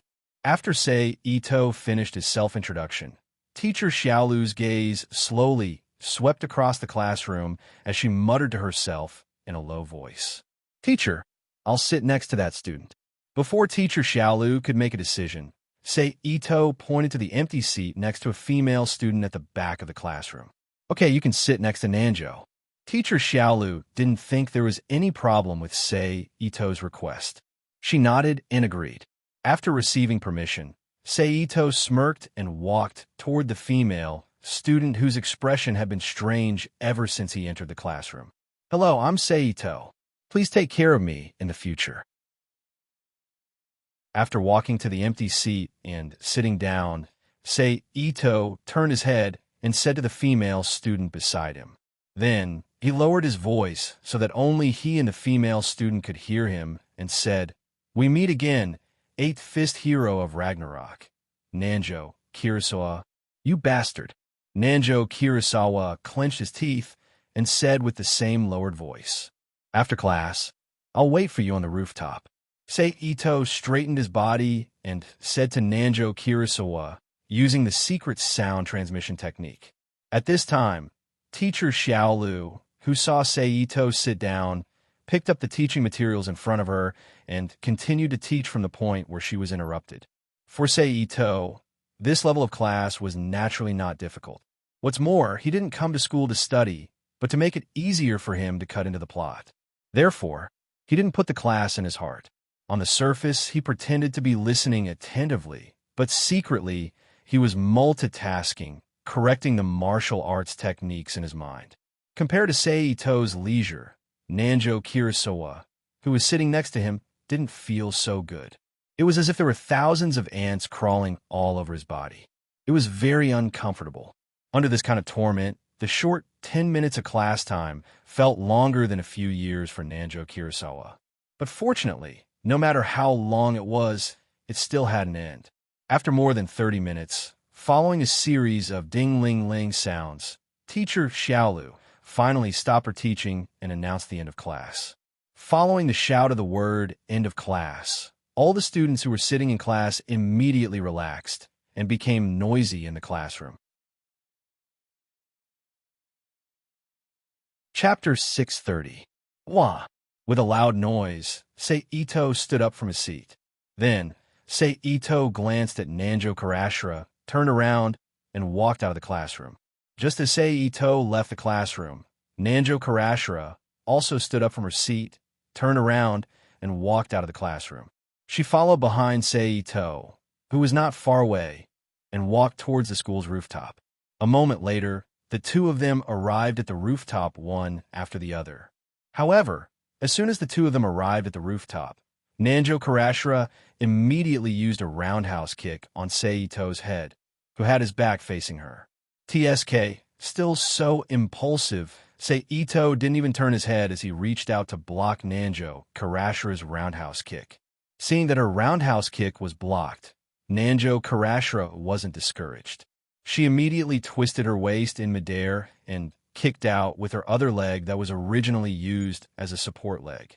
Hearing the whistling sound, Seito, who raised his arm to block Nanjo Karashira's roundhouse kick, immediately turned his wrist and grabbed Nanjo Karashira's ankle. At the same time, he reached out with his other hand to grab Nanjo Karashira's calf. Using strength from his feet, waist, and shoulders, he threw Nanjo Karashira, who was in midair, towards the water tank at the side. Bang! In the next second, a muffled sound instantly rang out on the rooftop. A huge irregular depression appeared at the place where Nanjo Karashira's body hit. Ugh! Nanjo Karashira, whose body was hit by the impact, instinctively let out a low groan. She flipped over and fell from the surface of the water tank to the ground. At this time, Seito jumped and landed on the rooftop of the small house where the water tank was placed. It's good to have the courage to challenge, but you also have to be clear about the difference in strength between you and your opponent. Blindly attacking an enemy whose strength is unknown is the path to death in a battle between martial artists, Seito said calmly as he walked to Nanjo Karashira's head and squatted down. Are you trying to humiliate me? Nanjo Nora raised his head to look at Seito and said angrily, No, I'm just imparting to you some common knowledge as a martial artist. Seito ignored Nanjo Nora's angry expression. He said with a faint smile. Then, he reached out and hooked Nanjo Kizara's chin and said with a strange smile, If I want to humiliate you, I like to use a more direct method. For example, towards the first part of Ito-sei's words, Nanjo Nora didn't feel anything, but towards the latter part of Ito-sei's words and Ito-sei's performance, he truly felt panic and fear. After all, no matter what, Nanjo Kira was still a girl who had just entered her second year of high school and was only 16 or 17 years old would naturally show signs of fear when her own safety was not guaranteed. You know what I mean? Just when Sarah Nanjo thought that Seito was going to do something to her, Seito suddenly let go of the finger hooking her chin and got up with a chuckle. Seeing that Seito had retreated, Nanjo Kira was really relieved and immediately endured the pain in her body and quickly climbed up from the ground. What exactly did you call me here for? After thoroughly recognizing the difference in strength, Nanjo Kira, who no longer did anything unwise, looked at Seito and asked with a guarded expression, I just wanted to ask you for some information. Seito smiled and said, Some information about Baibin Kenichi. What do you want to know? Nanjo Kira asked with a frown. I want to know how far you guys have progressed in the battle against him. Seito explained. That kid called Shuraben Kenichi just defeated the strongest Takeda trio under me some time ago and made two of them leave the twilight of the gods. I'm planning to find a time to punish them in a few days. After that, I'll personally deal with this by Ben Kenichi. Nanjo Kira said. The two guys who left, Ragnarok, are called Takeda Ichiki and Yukita Takazaki, right? Sei Ito asked again. Yes. Nanjo Kazura looked at Ito Sei in surprise. He didn't know how Ito Sei knew the name of such an underling. It seems that because of my departure, the plot has been corrected back to the right track. After receiving confirmation, Sei Ito secretly said in his heart, but this is also good. It saves me the trouble of looking for information myself. In the future, remember to tell me if there's any movement in Ragnarok. Sei Ito, who had put away his thoughts, looked at Nanjo Kira and said, What are you going to do? Nanjo Kira asked with a frown. I have my own plans. You don't need to know. Sei Ito calmly replied. Then he glanced at Nanjo Kira and suddenly asked, Do you want to become stronger? What do you mean? Nanjo Kira looked at Sei Ito with surprise and asked, You just have to answer that I want to. Or don't you want to? Sei Ito did not answer Nanjo Kira's question and asked again. Nonsense, of course I want to. Nanjo Kira curled her lips and said, It's good that you want to. In the future, during school, come to the rooftop to find me at noon and afternoon during club activities. I will guide you in your cultivation. Sei Ito said as he jumped down for the rooftop. Hey. Nanjo Kira looked at Sei Ito's back with surprise and shouted. She really did not understand what Sei Ito was trying to do to actually be kind enough to guide her. However, just as she was about to ask Sei Ito's figure had completely disappeared from the rooftop. On the other side, Sei Ito, who had left the rooftop, went straight to the staff lounge and found his homeroom teacher, Xiaolu, to apply for leave of absence. For a student who had only attended one class on the first day of transfer, it was naturally not easy to apply for leave of absence. However, under Sei Ito's reasonable nonsense, Xiaolu finally agreed to his request and obtained the leave of absence permit. After that, Sei Ito said goodbye to Xiaolu and left Desolation High School and went to the nearby shopping mall. There he bought a school bag, new bedding, a change of clothes, and other daily necessities. Then, he carried these things back to Liangshan and began his cultivation. Because today was school time, Xiaoyu and Ni Guizhisu did not have any students to teach. Naturally, they had a lot of free time to guide Sei Ito in his cultivation. And because Sei Ito had basically mastered the basics of Muay Thai yesterday, the teaching time that originally belonged to Apache was equally divided between Ni Guizhisu and Xiaoyu, so the teaching time of the two was extended by a lot. Apache is so lonely. Apache also wants to teach a disciple. Apache at the side was like a child who did not get a toy, squatting on the ground with his finger and muttering. In this way, a few hours passed unknowingly under the guidance of Xiaoyu and Ni Guizhisu. I'm back. At around 4 o'clock in the afternoon, along with the sound of the door, Fonlin Temple's Meiyu's voice rang out in Liangshan Lake. Kenichi, what are you waiting for? Quickly put on your Taoist clothes and cultivate. Ni Guizhisu, who had nothing to do because it was Xiaoyu's turn to guide Sei Ito, hurriedly shouted to Baibin Kenichi, who followed behind Meiyu into Liangshan Lake. Yes, Baibin Kenichi responded reflexively, then quickly ran back to the house, changed into his karate clothes, and returned to the courtyard to receive Ni Guizhisu's guidance. Meiyu, who was already used to this scene, smiled warmly and turned to walk back to her room. In the following time, because of Baibin Kenichi's existence, the entire Liangshan Lake seemed to have come alive, full of vitality. As expected of the main character of this world, Sei Ito, who could clearly feel that the atmosphere in the dojo was completely different with and without Baibin Kenichi's presence, sighed in his heart. A day's time slowly came to an end amidst this frolicking, and then the next day came. Sei Ito, are you going to school? Baibin Kenichi, who saw Sei Ito carrying a black bag, asked in surprise. How refreshing. Sei Ito glanced at Baibin Kenichi and said, All right, I still don't know which school Sei Ito are from. Meiyu looked at Sei Ito curiously and asked, Hee hee, I've been following you for so long. Can't you tell? Seito asked with a smile. You're also for Desolation High School. By Ben Kenichi and May you were stunned at first, then asked at almost the same time. And yes.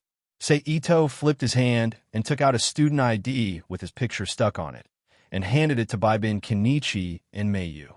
Seito, Desolation High School, Grade 2 Class X, Student Number XXX. Baibin Kenichi softly read out the information on the student ID.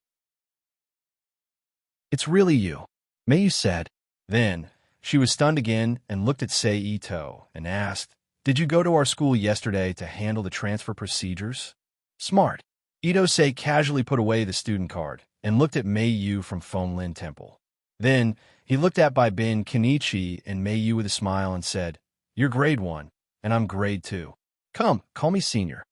Huh. Baibin Kenichi and Fonlin Temple's Miwa looked at Ito-sei with a stunned expression, but they couldn't say the word senior out loud. All right, I'm just joking. Seito was just joking, and he didn't really expect him to call him that. Therefore, when he saw their awkward expressions, he quickly waved his hand and said, Hearing Seito's words, Baibin Kenichi and Meiyu both let out a sigh of relief. Then, the three of them talked and laughed all the way to Desolation High School, walked into the teaching building, and walked to their respective classrooms. Yo, you're here early. Ito-sei, who slowly walked to his seat, casually placed his school bag on the desk. He looked at Namju Kazara, who was still wearing a red short-sleeved t-shirt and a pair of jeans. At this time, his legs were crossed on the desk in front of him. His hands were behind his head, and he gently swayed the chair that was supported by only 2 hind legs. You're not late, either. Saro Nanjo curled his lips and said. Chapter 631. Hey, you said that you would guide me in my cultivation. Is that true? Then Nanjo Kirisharo put down his legs from the desk, sat up straight, and turned to look at Seito, who was hanging his bag on the hook on the desk. It's true. Why? Seito, who hung his bag, looked up, put his hands on the back of the chair and the desk, and smiled at Nanjo Kirisharo. What? Nanjo Kirisharo frowned and asked after thinking for an entire night, but still couldn't figure out why Seito would do this. Because I have my eyes on you. Seito retracted his hands and then grabbed the edge of the chair under his butt with one hand and pulled the chair and his body closer to Nanjo Kirisharo and said with a flirtatious expression, Ew. Nanjo Kirisharo was angry when he heard this, and his face was slightly red as he glared at Seito and shouted, I'm not lying, Yizichin said. Seito knew that they were in class. It was not good to tease Nanjo Kirisharo too much. He retreated back to his desk, put his left elbow on the table, and put his palm near his temple. He looked at Nanjo Kirisharo and said, In the whole of your school, only you and Third Fist how Freya are fond of. Sister Freya? You actually have ideas about Sister Freya? You really don't know what's good for you, Nanjo Kirisharo said after listening to Seito's explanation. Although Nanjo Kirisharo didn't know how strong Seito was, he estimated that there was a limit to how strong he was. In the whole of the school, he was the 3rd strongest, and he was also the opponent of his respected Sister Freya. You'll know in the future if I don't know what's good for me, Seito said with a shrug, and then asked Nanjo Kirisharo again with a smile. How about it? Do you want to receive my guidance? I'd like to see how you're going to guide me. Nanjo Nora coldly snorted, his tone full of disdain. Hee, I can guarantee that it will be unforgettable for you, Seito said to Nanjo Karasuma with a strange smile. After that, the two of them stopped talking and sat in their seats in a daze. Ding ling ling ling ling. Not long after, a slightly noisy bell rang. A middle-aged male teacher, holding a large, triangular ruler engraved with black numbers and teaching materials, walked into the classroom. Stand. Then, a female voice rang out. With that, all the students stood up from their seats. Greetings. The female voice sounded again. Greetings, teacher. All the students bowed in unison. Sit. After the students straightened up, the female voice sounded again. All the students returned to their chairs. Everyone turned to page 33. The male teacher flipped open the teaching materials on the table and said. Then he began to teach the students the contents of the materials. Ding-ling-ling-ling-ling. A bell rang out. A burst of noise immediately rang out in the classroom. Let's go. Seito stood up from his seat and walked out of the classroom. He said to Nanjo Nora. Humph. Hearing the call, Nanjo Nora coldly snorted and stood up from his seat obediently. He followed Seito's footsteps and walked out of the classroom together. Wow, something's up. That newcomer seems to know Nora. A certain gossipy girl said as she watched the two leave. It can't be. Could it be that the newcomer is also a delinquent? It's rare to see someone with good looks. Another girl gossiped. What? Are you moved?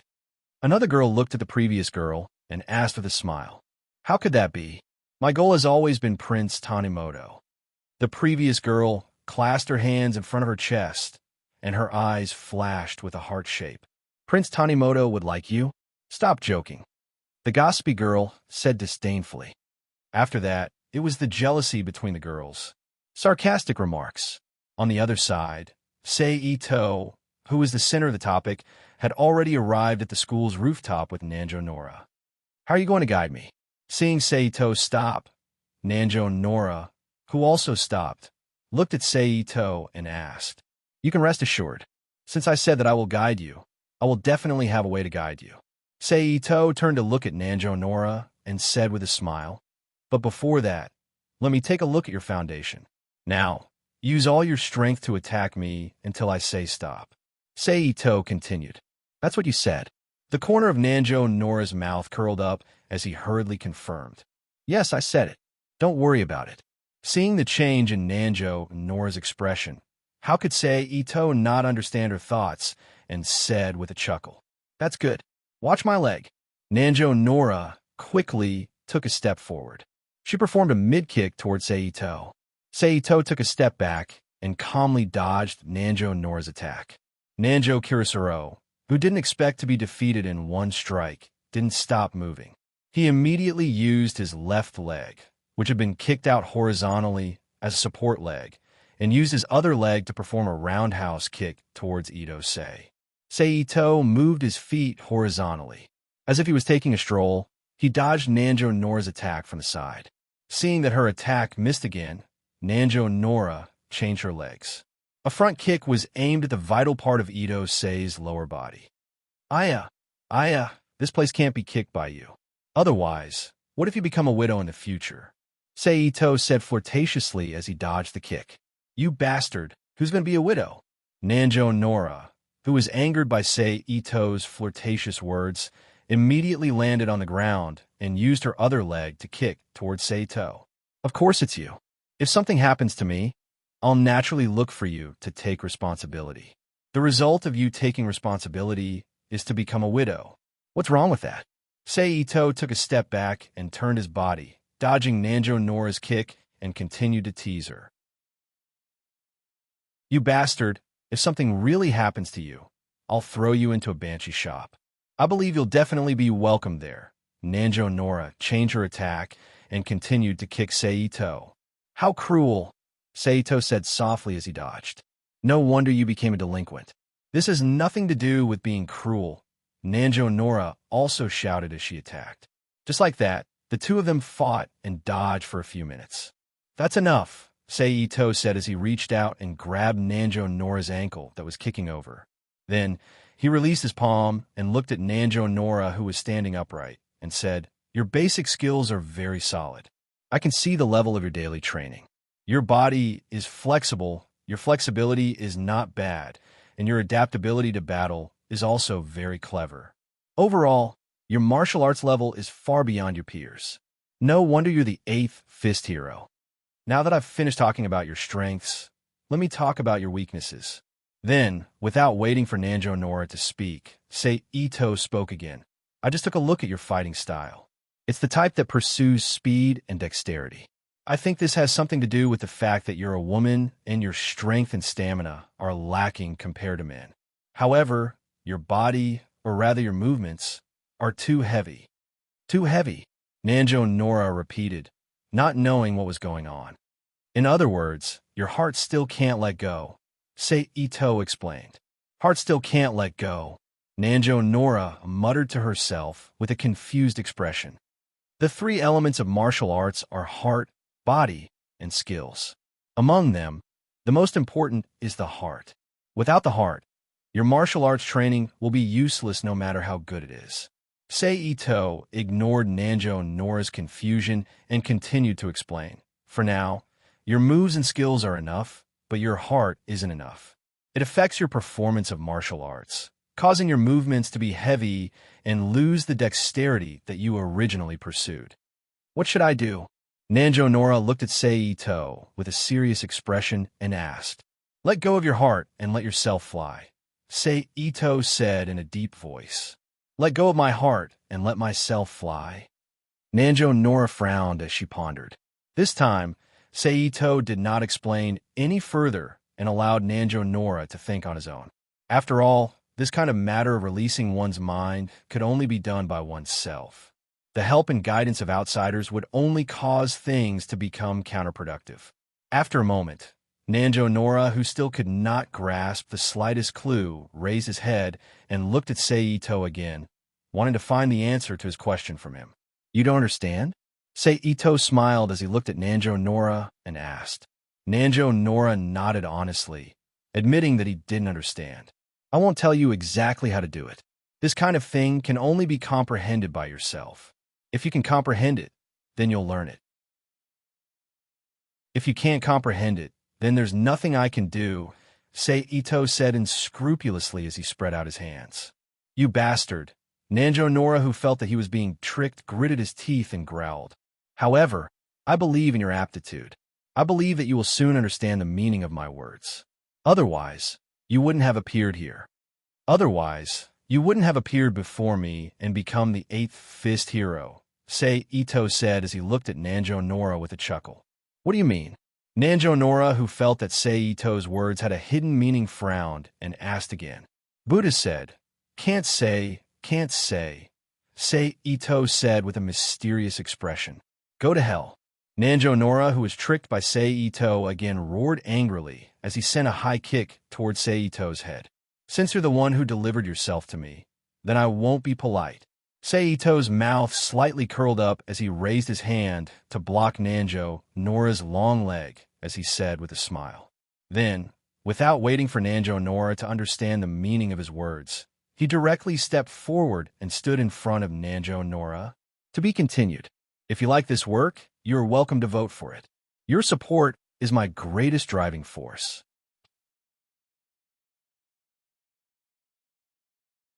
Chapter 632. P.S. Thank you to Cold Moon Cold Ice for your precious monthly votes. Thank you to Nex, Nickfany, and 157747860 for your tips. None. Pop-up window, what are you doing? Her hands were half bent between Ito and her chest.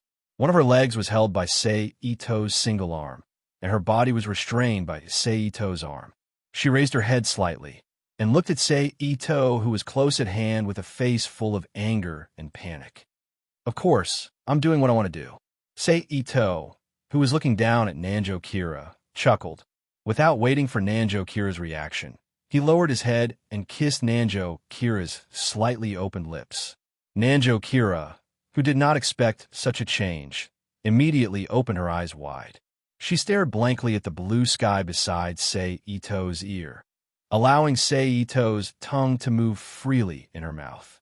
After a moment, Nanjo Kira, who was staring blankly, suddenly came back to her senses. She suddenly closed her mouth and tried to bite Ito's tongue. That was close.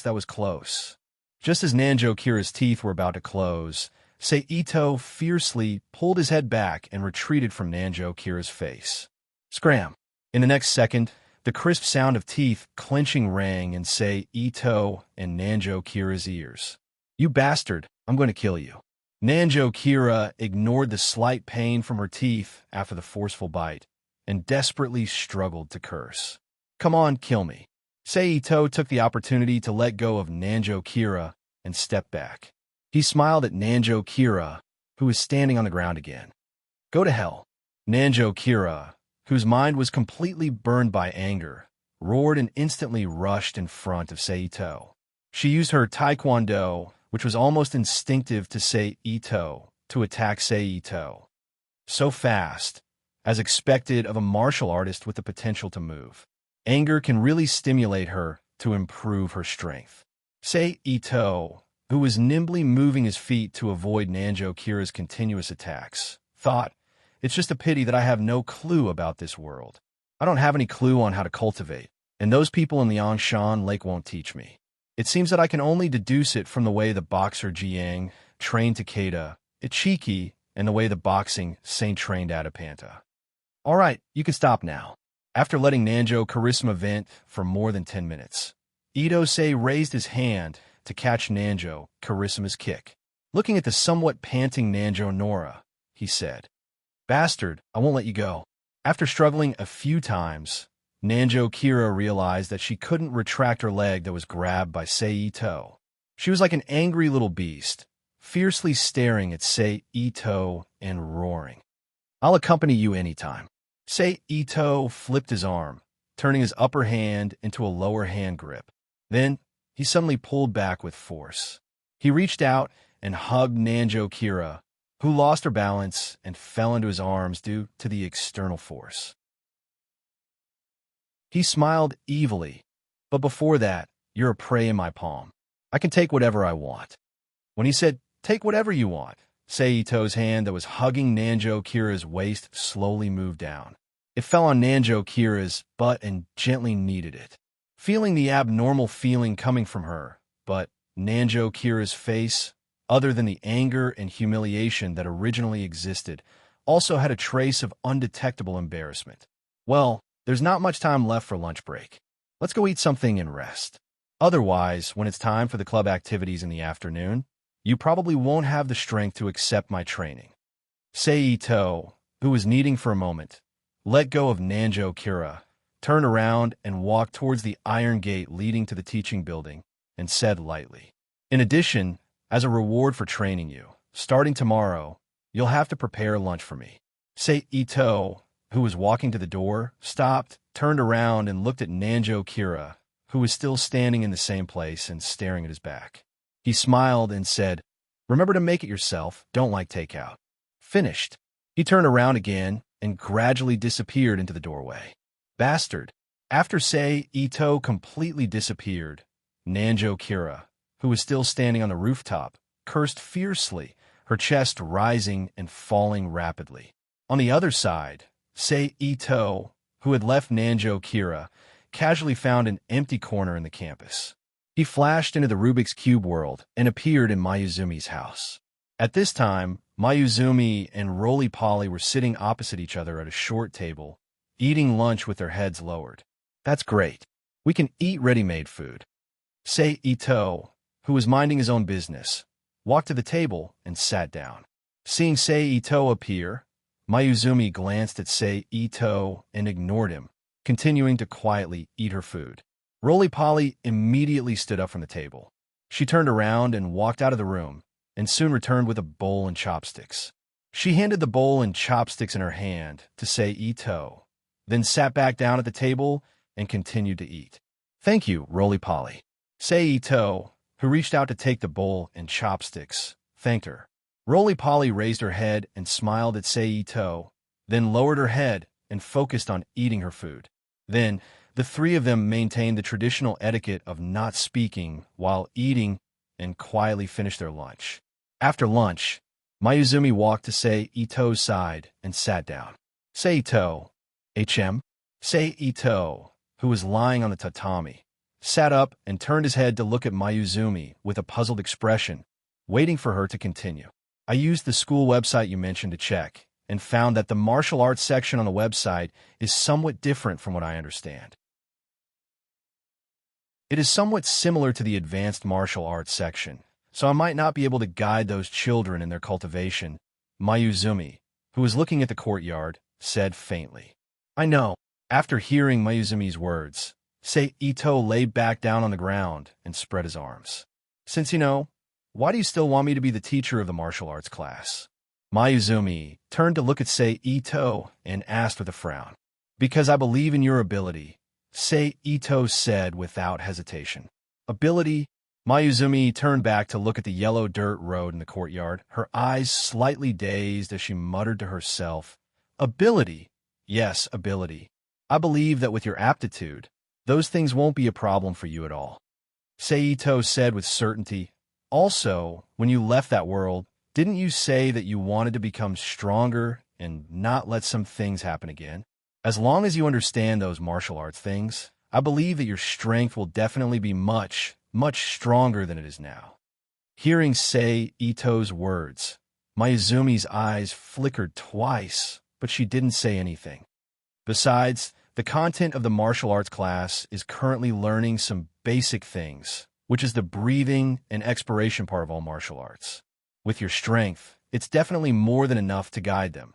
Sei Ito continued. Then, Sei Ito turned his head to look at the time displayed on the clock hanging on the wall. He found that the lunch period was about to end, so he sat up from the tatami again. Then, with one hand on the tatami, he stood up and walked to Mayuzumi's side. I still have something to do outside, so I'll leave first. I'll come to see you next time. After saying that, his figure flashed and instantly disappeared from Mayuzumi's side. He reappeared in the desolate high school of the strongest world in history and slowly walked back to the class. Looking at your appearance, you had a good rest, Sei Ito, who had returned to his seat, looked at Saro Nanjo beside him and teased. With regards to Sei Ito's teasing, Saro Nanjo didn't even pay attention to it. It was as if he didn't exist and continued to focus on pressing the handheld game in his hand. Seeing this, Sei Ito didn't say anything. He just smiled and retracted his gaze. He continued to close his eyes and corrected the martial arts movements in his mind. Ding-ling-ling-ling-ling. About 10 minutes later, a not-so-crisp bell rang, announcing the end of the lunch period and the beginning of the afternoon classes. The afternoon classes in Japanese schools had always been very short. No matter what school it was, all classes would end around 3 to 3:30 in the afternoon, leaving the rest of the school time for the students' club activities. Hey, what are you going to do? Sei Ito, who had put the books into his bag, turned his head and said to Saro Nanjo, who had gotten up from his seat and left. Don't you want to continue training? Seeing that Saro Nanjo ignored him, Sei Ito raised his hand and got up from his seat. He quickly walked to Saro Nanjo's side and joked, "Who the hell wants to be trained by a bastard like you?" Hearing the word training, Saro Nanjo abruptly stopped in her tracks and turned to look at Sei Ito. Her face was filled with anger as she growled, "Oh, that's really disappointing. It's rare for me to be so kind as to train you and give you the chance to challenge Freya." Sei Ito said with a disappointed expression that was obviously fake. "You call that training?" Saro Nanjo said with a mocking expression. "First you threw me a sentence that I didn't understand, then you took the opportunity to take advantage of me. If that kind of situation is called training, then it's better for me to train by myself. Sai, it seems like I have to show some of my true abilities."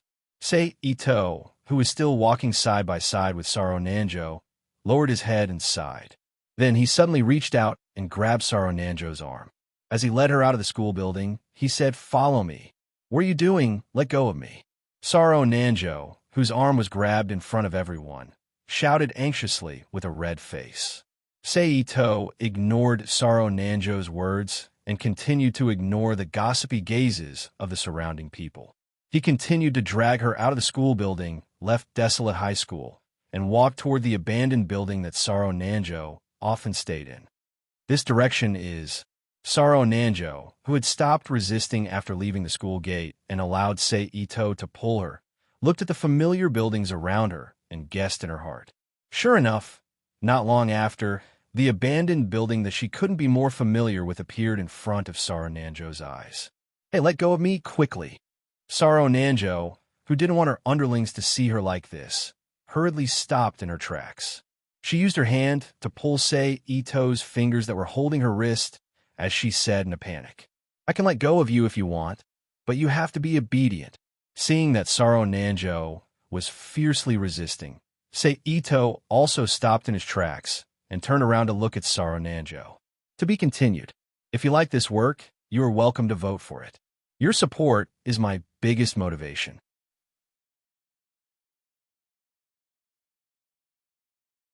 Chapter 633. What are you trying to do? None. Pop-up window.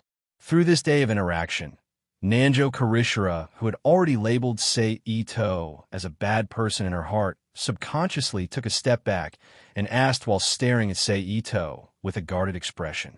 Nothing, as long as you're obedient. Sei Ito's lips curled up slightly as he smiled. Really? Nanjo Karishira asked with a face of disbelief. Really? Sei Ito nodded. All right. As long as you don't do anything excessive to me, I'll listen to you. Just in case, Nanjo Karishira used a condition as a constraint to agree. That depends on your performance. Sei Ito laughed. After the temporary agreement, Sei Ito immediately let go of Nanjo Karishira's arm and walked with her towards the abandoned building. Miss Kirishira. As soon as the two of them walked into the abandoned building, the delinquents who were guarding the building's corridor immediately greeted Nanjo Karishira. TSK, your prestige is not small. After the two of them passed through the delinquents guarding the corridor and continued to go deeper, Sei Ito moved his head close to Nanjo Karishira's ear and lightly breathed into her ear. You bastard. Nanjo Karishira, whose sensitive ear was stimulated, quickly dodged to the side like a kitten and angrily glared at Sei Ito as she growled. Sei Ito did not care about this at all as he continued to look at Nanjo Karishira with a smile on his face.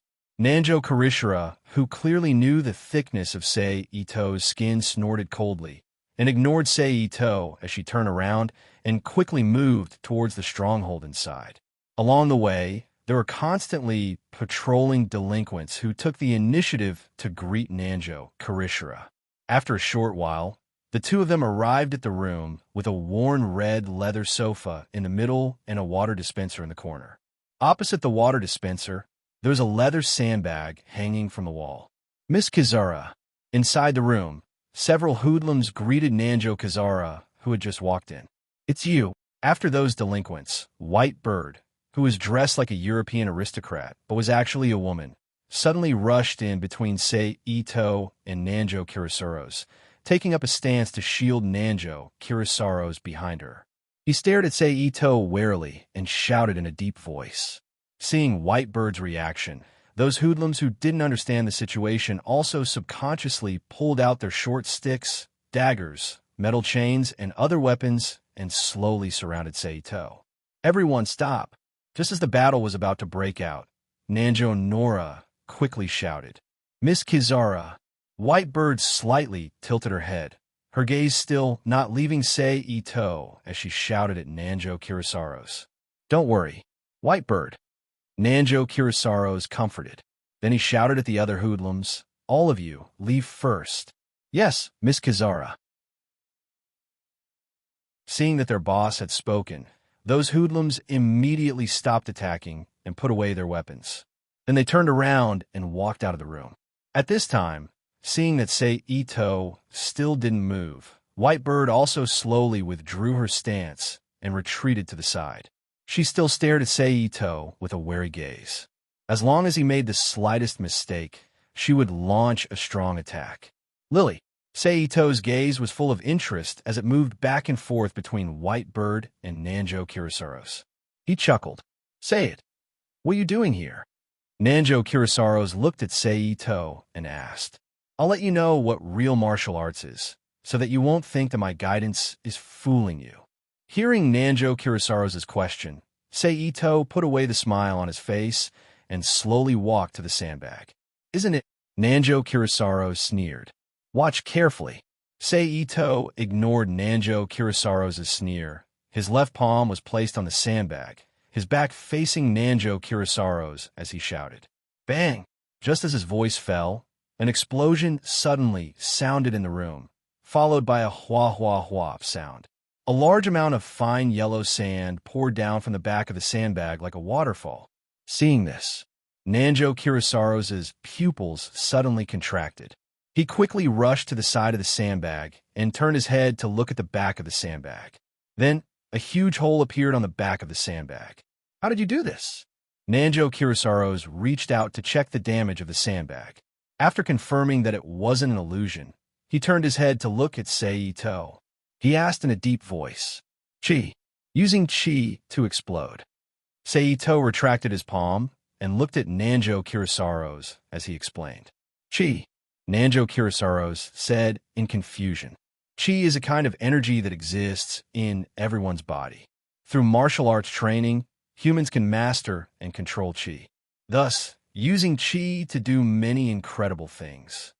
Seito explained in detail. And only martial artists who can master chi can be considered real martial artists. Chi, Nanjo Kurosaros muttered to himself as he felt that his common sense was somewhat impacted. "Teach me." A moment later, after a while, Nanjo Kurosaros, who had regained his senses, looked at Seito with a serious expression and said, "Aren't you afraid of what I'll do to you?" Seito said as he looked at Nanjo Kurosaros' lips with a smile that wasn't a smile. "If you really want to do something to me, then I'll accept it. After all, I can't resist." Nanjo Kurosaros' face turned red as he stubbornly looked at Seito and said. Seito slowly walked in front of Nanjo Kurosaros, reached out his hand to touch Nanjo Kurosaros' cheek, and said with a smile, "You're really likable like this." Hearing Seito's words, Nanjo Kurosaros' cheeks became even redder. "Don't touch Miss Kurosaros with your dirty hands." Just as Seito's palm was about to touch Nanjo Kurosaros' cheek, Whitebird rushed to the side of the two and kicked away Seito's arm. She stared fiercely at Seito and shouted, "As a girl, you have to be gentle. Otherwise, you won't be able to find a boyfriend." Seito retracted his arm that was kicked away by Whitebird and turned to look at Whitebird with a smile. "You know that Whitebird is a girl?" Nanjo Kurosaros looked at Seito in surprise and asked. Whitebird, who was at the side, was also confused. She didn't know how Seito could tell that she was a girl. "Have you forgotten? The first time I came here, I fought with you guys. During one of the attacks, I kicked there." Seito pointed between Whitebird's legs and laughed strangely. From then on, I knew that Whitebird was a girl. Whitebird, who was pointed at by Seito, blushed and subconsciously tightened her legs. "All right, let's put aside the small talk for now." At this time, Seito's expression changed. He looked at Nanjo Kurosaros with a serious face and said, "It's not impolite to teach you how to use chi, but not now." "Why?" Nanjo Kurosaros frowned and asked. "Because your body isn't strong enough," Seito said calmly. "Without a strong enough body, the burst of chi will bring a strong burden to you. When the time comes, don't talk about using chi to help you in battle. It's already good enough that chi doesn't become a hypnotic charm for you. Make my body stronger." Nanjo Kurosaros frowned. "I do have a way to make your body stronger quickly, but you might not be able to bear the price," Seito said with a strange smile when he saw Nanjo Kurosaros lowered his head in contemplation. Hearing Seito's words, Nanjo Kurosaros, who was originally pleasantly surprised, immediately had a bad feeling when he saw the change in Seito's expression. He suppressed the words that he was about to say. "Think about this kind of thing yourself. When you've thought it through, just tell me," Seito said to Nanjo Kurosaros as he turned around and walked out of the building. When he passed by Whitebird, Seito unscrupulously reached out and pinched Whitebird's butt. Then, Whitebird's face turned red in anger as he laughed and ran out of the abandoned building. He returned to Liangshan Lake and received the basic Muay Thai, Jiu-Jitsu, and Karate Advanced Correction from Apache, Reverse Ghost Jishu, and Seijetsu Akyu. Sure enough, teasing Kurosaros is a very loving activity in the interval between boring training. Seito, who was training Apache and above the basic Muay Thai advanced techniques, sighed in his heart. The following time was the same as the previous 2 days. It was still training, eating, and watching Byakuin Kenichi's life tragedy. Just like that, the night passed smoothly, and the next day came again. The morning schedule was the same as the previous 2 days. Washing up, morning training, and then leaving Liangshan Lake with Byakuin Kenichi and Fonlin Temple's Miyu. They arrived at Desolate High School, and After greeting each other, they went their separate ways to their respective classes. Yo, good morning, Sei Ito greeted Nanjo Kirisaros as he walked past her and patted her on the shoulder. Phew, Nanjo Kirisaros, who was shocked by the pat on the shoulder, let out a light sigh after hearing Sei Ito's greeting. She turned to look at Sei Ito, who was sitting on a chair, and said angrily, "Don't pat me so suddenly next time. Don't you know that you can scare people to death?" Sei Ito, who was sitting on a chair facing Nanjo Kirisaros, shrugged his shoulders and said innocently, "Well, how would I know that you were daydreaming?" Then he looked at Nanjo Kirisaros with dark circles under her eyes and said with a smile, "Looking at you, it seems like you didn't rest well. What's wrong? Did you stay up all night because of what I said?" Surprisingly, Nanjo Kirisaros did not refute him. Instead, she frowned and fell silent. "No way. You really thought about what I said for an entire night." Sei Ito looked at Nanjo Kirisaros in surprise. "Are you an idiot? For a normal martial artist, if an obvious method to increase their strength appeared in front of them, but they couldn't get it for some reason, they would probably toss and turn in bed." Nanjo Kirisaros looked at Sei Ito with a look of disdain as she said, "Ah, indeed." Sei Ito, who was stunned by Nanjo Kirisaros' words, nodded and said, "I just didn't think that your desire to increase your strength would be so strong. If you like this work, you are welcome to vote for it. Your support is my greatest motivation."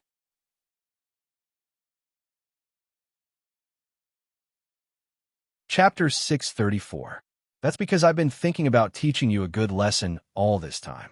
None. Pop-up window. Nanjo Nora looked at Sei Ito with a serious face and said, "Is that so? Seems like after a day of contact yesterday, I have successfully penetrated deep into your heart. This feeling is really good." Sei Ito smiled slightly upon hearing this. His whole body relaxed as he leaned back and looked at Nanjo Nora. "Don't think too highly of yourself. I just want to prove that women are not weaker than men." Nanjo Nora turned his head and looked at the blackboard in front of the classroom, his tone full of disdain. "Indeed, as long as a woman cultivates properly, she won't be weaker than a man. I even know a lot of powerful women, but you—" Itose deliberately paused as he looked up and down at Nanju Karissima, who was still wearing a red short-sleeved t-shirt and a pair of jeans with no pants on the right leg. "You bastard."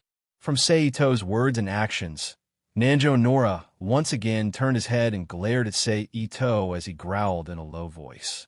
Sei Ito chuckled and stopped teasing Nanjo Nora's mood. After ending with a sentence with a broad meaning, he turned around and sat on the chair, waiting for the class bell to ring. Humph. Seeing Sei Ito turn around, Nanjo Nora coldly snorted and retracted his gaze. He lowered his head and took out the books needed for the upcoming class from his bag and placed them on the table. Speaking of which, it was strange. Although Nanjo Nora was a delinquent, he was also from a group of delinquents. The eighth-fist hero of the eight-fist heroes, but his academic results were not bad. It could even be said that he was not bad, at least in the student information that Sei Ito checked before entering the school. Nanjo Nora's grades had always been in the upper middle of the class. Compared to the delinquents in the manga, Takeda Ichikatsu and the judo apprentice Yukata Takahashi, he was not just a little bit better. Ding-ling-ling-ling. After more than a minute, a series of noises rang out, indicating that it was time for class. Ding-ling-ling-ling-ling-ling. Along with the sound of a bell, the morning class was officially over. It was time for the students to take their afternoon break. "Honey, have you prepared my lunch?" Sei Ito, who had casually stuffed all the books into his backpack, turned his head to look at Nanjo Kira and asked with an ambiguous smile, "Who is your darling?"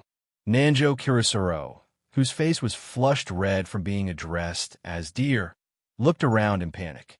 When he saw that no one was paying attention to him, he shouted at Sei Ito.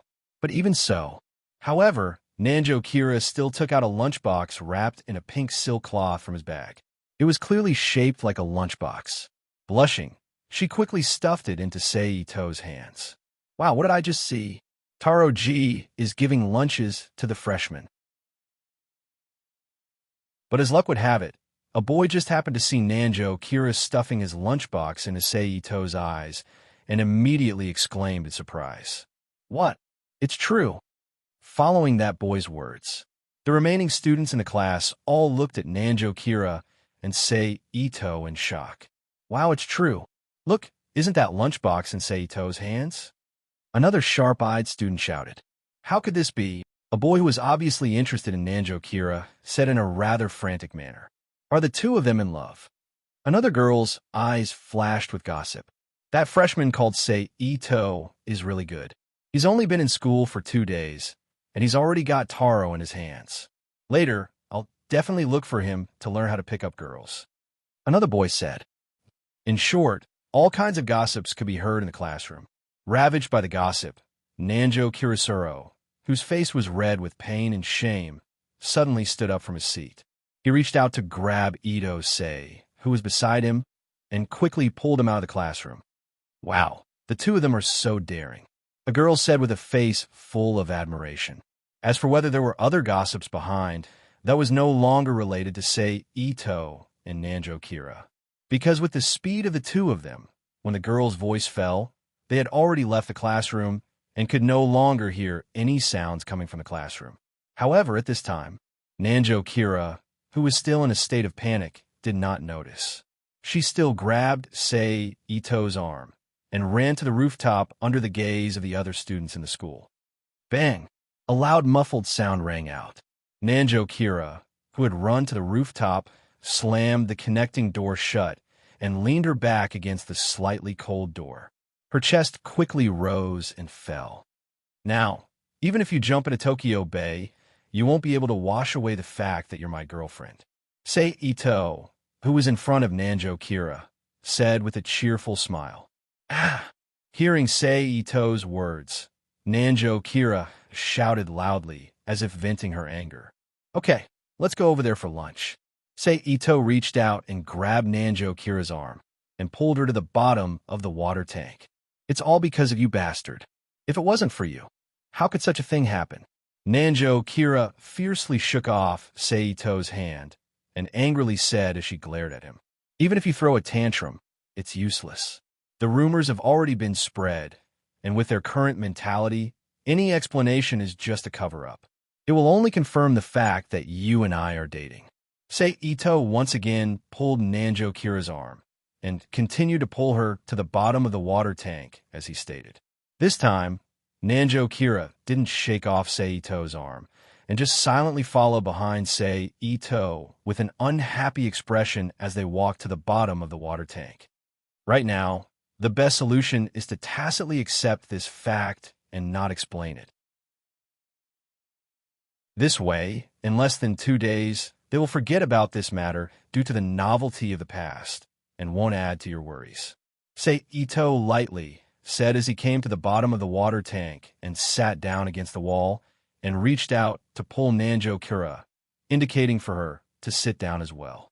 "Now, let me see what my cute Kira has prepared for me." After Nanjo Kira sat down, Sei Ito raised his hand and brought the lunchbox in front of him and teased as he undid the knot of the outer silk cloth. Hearing Sei Ito's way of addressing her, Nanjo Kira's cheeks once again turned red and very embarrassedly turned her head to the side. The style is not bad. Sei Ito reached out to open the pink plastic lunchbox's lid and smiled as he looked at the carrots, green peppers, and 2 cherries on top of the rice in the lunchbox. Nanjo Kira's face turned even redder as she thought of the vegetables in the lunchbox, and she didn't dare to look back at Sei Ito. Rice, green pepper fried shredded meat, fried meatballs, carrot salad, and 2 cherries. It's quite a sumptuous meal.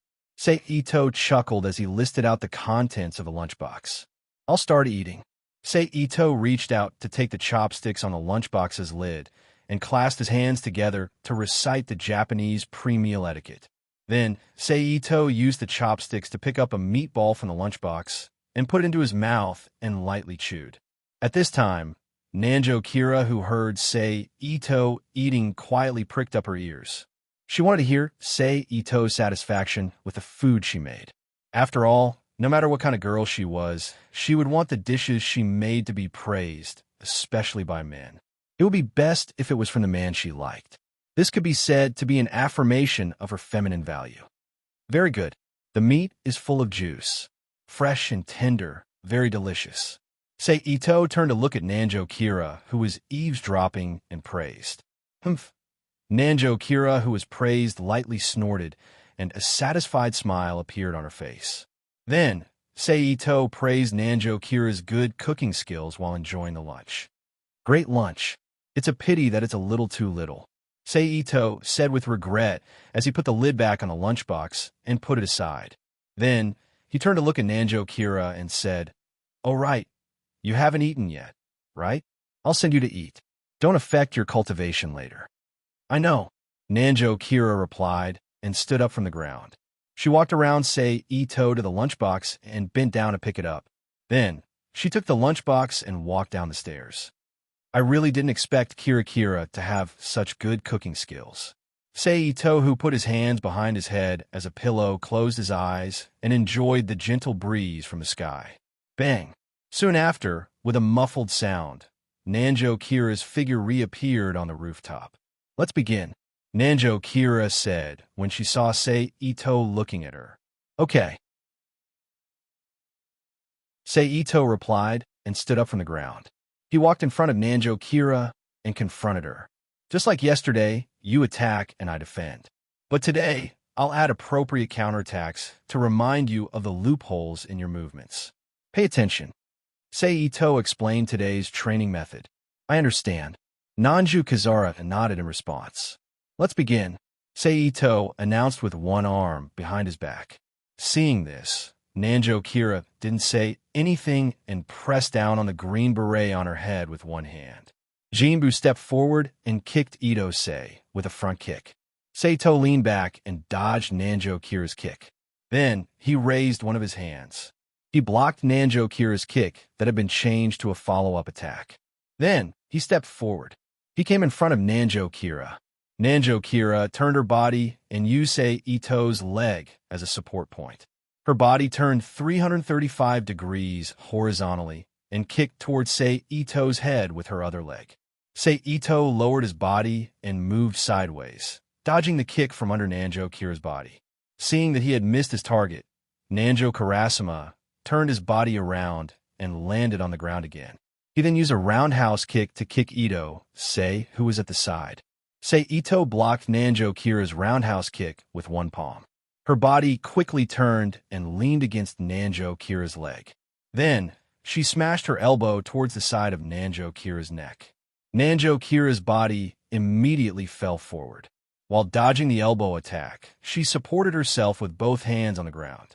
Then, she lifted her other leg and kicked towards Sei Ito's left calf. Sei Ito lifted and released his left leg, immediately dodging Nanjo Kira's attack. At this time, Nanjo Kira's arms crossed and twisted. Her body spun quickly like a top. Her two high-speed spinning legs immediately forced Sei Ito to retreat. Then, Nanjo Kira's body flipped and landed on the ground again, confronting Sei Ito. After a moment, Nanjo Kira's body leaped and once again launched a series of attacks at Sei Ito. Just like that, under Nanjo Kira's crazy attacks, Sei Ito could only dodge and dodge. Occasionally, he would counterattack to give Nanjo Kira a chance to attack. The lunch break quickly passed. "Okay, let's stop here." Sei Ito, who felt that it was about time, grabbed Nanjo Kira's ankle with one hand and said aloud, "Huff, huff, huff, huff." Nanjo Kira, who withdrew her ankle from Sei Ito's hand, raised her hand and wiped the sparkling sweat on her forehead. She stood on the spot and panted. Let's go back to the classroom." Sei Ito stepped forward and reached out to grab Nanjo Kira's hand. Then, he led her towards the door. "What are you doing?" Nanjo Kira, who was shocked by Sei Ito's action, quickly threw away Sei Ito's hand, took a step back, and looked at him.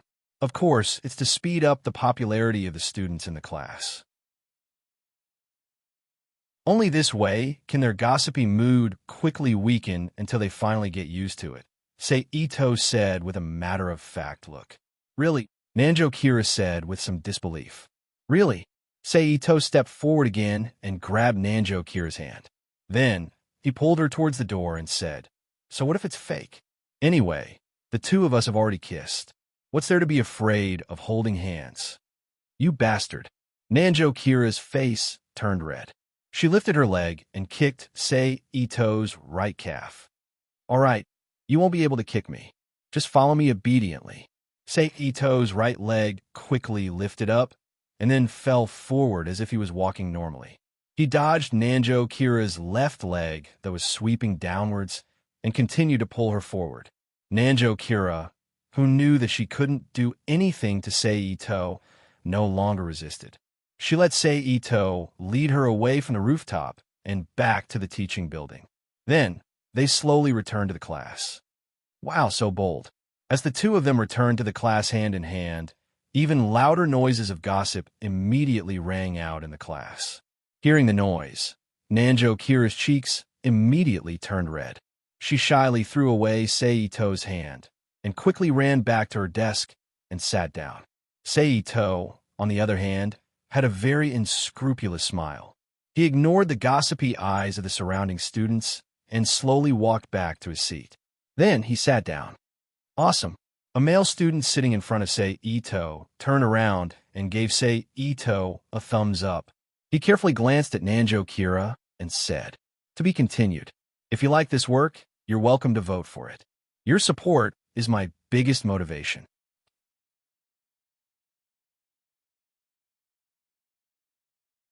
Chapter 635. P.S. Thank you to Holy Evil and Shuan for their precious monthly votes. None. A pop-up window popped up. Thank you to 157747860 and Nickfany for their tips. Ah-chung, stop for a moment. The elder wants to see you. Ma Jinxing called out to Seito, who was cultivating hard in Liangshan Lake a few days after the news of the lunchbox spread. "Understand, master." Seito took a deep breath and stopped his movements. He bent down and put down the weights in his hands, straightened up, and looked at Ma Jinxing. Then, he followed Ma Jinxing to the elder's room, preparing to meet the Fonlin Temple's falconer who had just finished his cultivation yesterday and returned to Liangshan Lake. A moment later, the two of them arrived at the room where Elder Falconer of the Fonlin Temple was. "Elder." Seito bowed as he walked into the room. "Ah-chan, sit." The Fonlin Temple's falconer was sitting on his knees in the room, licking a popsicle in his hand. Seito immediately sat on the tatami, waiting for the Fonlin Temple's falconer to continue. "Ah-chung, I've seen your cultivation. You're very hardworking. Can you tell me why you're so hardworking?" After Seito sat down, the Fonlin Temple's falconer asked, "Because I want to get the most guidance from my masters in the shortest amount of time to make myself stronger." Seito answered with a serious expression. "I see." The Fonlin Temple's falconer nodded and asked again, "Then why do you want to become stronger?" "So that I can survive under any dangerous and difficult conditions, and at the same time protect the happiness of my family," Ito-sei replied without hesitation. By now, Seito had already vaguely guessed the purpose of the Fonlin Temple's falconer. It was nothing more than the choice between the killing fist and the living fist. Seito already had an answer in his heart, so he answered the question without any hesitation. "Looks like you already have the awareness of a martial artist," the Fonlin Temple's falconer said. "Then what do you think? What is it like?" The Fonlin Temple's falconer asked again. "Having the strength to break through any obstacle or enemy, having the heart to face any difficulty or danger without flinching, having the mind to distinguish between right and wrong, and being able to combine the three is what I know." Seito pondered for a moment before replying. "And if you can't combine the three into one, then you'll have to be careful. People who are only strong in one area are at most strong in a certain area. They're not strong enough for me to admit that they are strong, because as long as the method is right, it is easy to defeat these strong people." The Fonlin Temple's falconer nodded slightly. Seito did not say anything about Chong. "If on a certain day, if you encounter a person who has committed a heinous crime, but is strong enough to hurt the people you want to protect, what will you do?" The Fonlin Temple's falconer asked again. Here it comes, Seito said inwardly when he heard this question. I'll kill him, he said. Seito answered without hesitation. Why? The Fenlin Temple's falconer and Ma Jianxing, who had been quietly kneeling on the side since entering the room, looked at Seito and asked, First of all, according to what you said, that person has committed a heinous crime. Since that is the case, he must be an extremely vicious person, and such a vicious person is strong enough. The sins he has committed are enough for anyone to take his life. This is both killing and saving. It is righteousness. Seito lowered his head and answered. Secondly, that person has hurt the people I want to protect, and I have the ability to defeat him. If I let him live, he will definitely become a problem in the future. It will only bring danger to myself and the people I cherish. This is reasonable. Seito continued. Finally, the martial art I seek is the original. In the ancient times, it fought against the beasts for survival and all things in the world for development. This martial art does not forbid killing and does not harbor any evil thoughts. What is there to worry about? Seito raised his head and looked at the Fenlin Temple's falconer who had opened his eyes at some unknown time. His aura was heavy as he spoke. It seems you have already chosen your path. The Fenlin Temple's falconer also looked at Seito's eyes and said softly, Yes, Seito admitted. AI, you are indeed not suitable for our Liangshan Lake. The Fenlin Temple's falconer closed his eyes again and sighed. I understand. I will go out tomorrow to find a place to live. After that, I will move out of Liangshan Lake as soon as possible. Seito bowed to the Fenlin Temple's falconer and stood up. After saying that, he turned and bowed to the kneeling Ma Jianxing. Then, he turned and walked out of the elder's room. What a waste of a good seedling. The Fenlin Temple's falconer sighed after Seito left the room. I didn't expect him to choose that path. Ma Jianxing also sighed. The original martial art, huh? What a rare martial art belief. The Fenlin Temple's falconer chuckled. Indeed, Ma Jianxing nodded in agreement.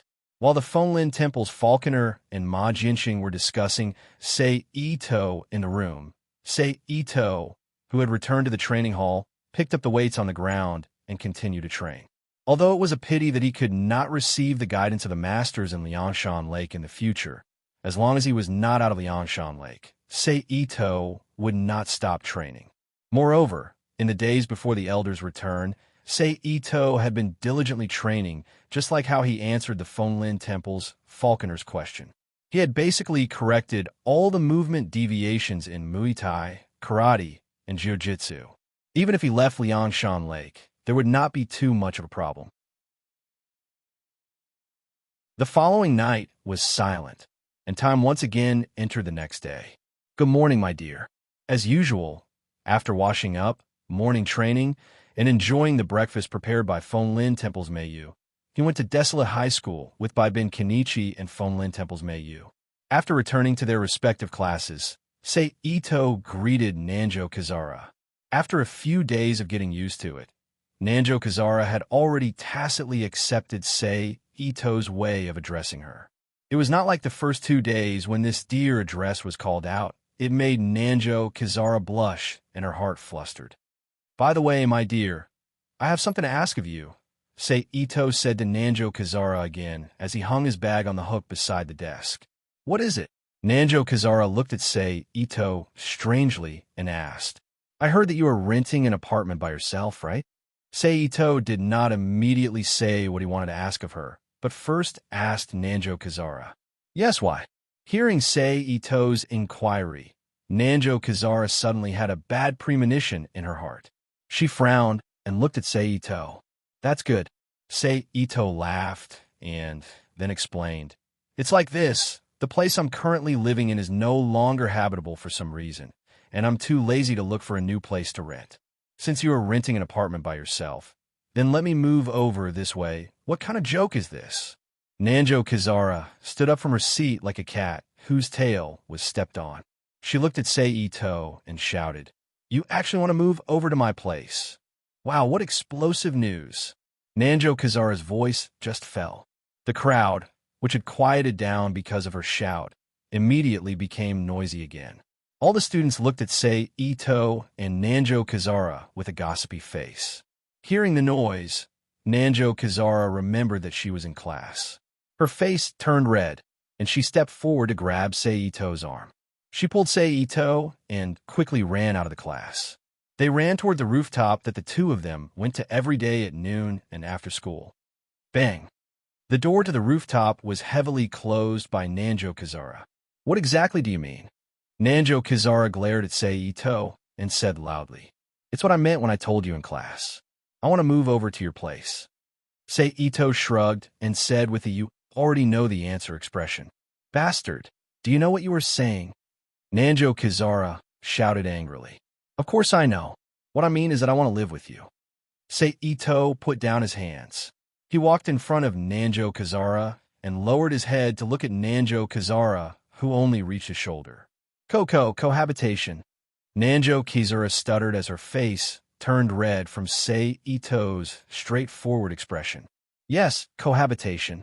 Sei Ito raised his hand to caress Nanjo Kazara's cheek and said with a smile, "And this way, I can stay by your side all day long and guide you in martial arts. I just don't know if the apartment you're renting is big enough to meet your training needs." "Hey, don't talk to yourself there. You make it sound like I agreed to let you move in." Nanjo Kazara raised her hand to slap away Sei Ito's palm that was caressing her cheek and said with a face full of displeasure, "So what if you don't agree to let me move in?" Sei Ito looked at Nanjo Kazara and said with a smile, "As long as I want it, can I still move in? With your current level of martial arts, do you think you can stop me from moving in? That's trespassing on private property. That's a crime." Nanjo Kazara was confused by Sei Ito's words. In the end, she could only say stubbornly, "In order to be able to live with you, it doesn't matter." Sei Ito once again reached out to caress Nanjo Kazara's cheek and said with a smile, "You bastard." Nanjo Kazara said angrily with a flushed face. It was obvious that she had accepted her fate. After all, facing Sei Ito's thick skin, she had no way of dealing with him. She had no way of dealing with someone who was skilled in martial arts. So what if she did not accept her fate? "Now, give me the address of the apartment you are renting. After school in the afternoon, I will go back to pack up and move in," Sei Ito said as he retracted his hand. "So fast?" Nanjo Kazara cried out in surprise. Sei Ito nodded and confirmed. "Damn it." Nanjo Kazara cursed in a low voice, and then unwillingly told Sei Ito the address of the apartment she was renting. "Okay, I've noted it down. Now, let's go back to class. If we don't go back now, it will be too late." Sei Ito grabbed Nanjo Kazara's hand and said as he led her into the school building, "Ding-ling-ling-ling." Just as his voice fell, a series of noisy ringtones rang out in the school. "Not good, it's time for class." Hearing the ringtone, Nanjo Kazara's expression changed. She quickly shook off Sei Ito's hand and quickly ran in the direction of the classroom. After that, the students' eyes were filled with the desire to gossip slowly flowed by, and Nanjo Kazara suffered until the afternoon. "Let's forget about this time's cultivation. You go back and pack up your apartment first. I'll be there in a bit." After the school bell rang, Sei carelessly stuffed his books into his bag as he spoke to Nanjo Nora, who was beside him. "I know," Nanjo Kazara replied with a face full of displeasure.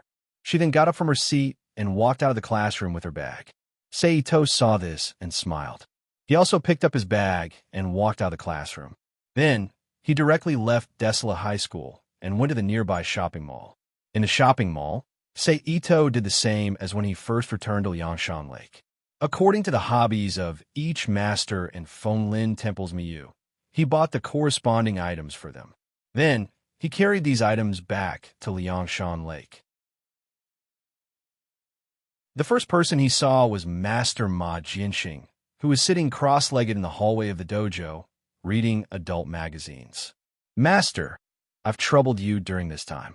Sei Ito came in front of Ma Jianxing and took out a few of the latest adult magazines and handed them to Ma Jianxing. "Sai, you better know your limits in the future." Ma Jianxing reached out and took the adult magazines. He looked at Sei Ito in front of him and sighed. Sei Ito nodded and didn't say anything. He carried the things and walked over to Nijishu, who was drinking not far away. Master Nijishu, I've troubled you during this time. Seito handed a large plastic bag filled with various kinds of beer and liquor to Nijishu and said, You little brat, I didn't expect you to choose that path. Really? Nijishu took the plastic bag and looked at Seito and shook his head. Master Nijishu, I'm different from you guys. The extreme no-kill living fist doesn't suit me, Seito said with a light smile. After he finished speaking, he bowed to Nijishu and turned to Apache, who was sitting in the dojo playing with a handheld game. Master Apache, I've troubled you during this time. Seito handed Apache a plastic bag filled with various kinds of flying chess and game discs. It's nothing. Apache was very happy during this time with Achung. Apache took the plastic bag and smiled. Seito, who had also bowed to Apache, turned around and walked under the beam of the dojo. He looked up at Kasaka Siyu, who was resting on her side, and jumped onto the beam. This is for you, Siyu. Seito placed a plastic bag filled with a dozen manga books at Kasaka Siyu's feet. Thank you. Kasaka Siyu got up and sat cross-legged on the beam. She took the plastic bag and thanked him. Seito smiled at Siyu and jumped down from the beam. He walked slowly out of the dojo and walked toward the big room where Akiyuki was cultivating. Master Nijishu, I've troubled you during this time. After a while, Seito walked into the big room filled with Kitagarba catcher statues and handed the last plastic bag to Akiyuki. To be continued. If you like this work, you are welcome to vote for it. Your support is my greatest motivation.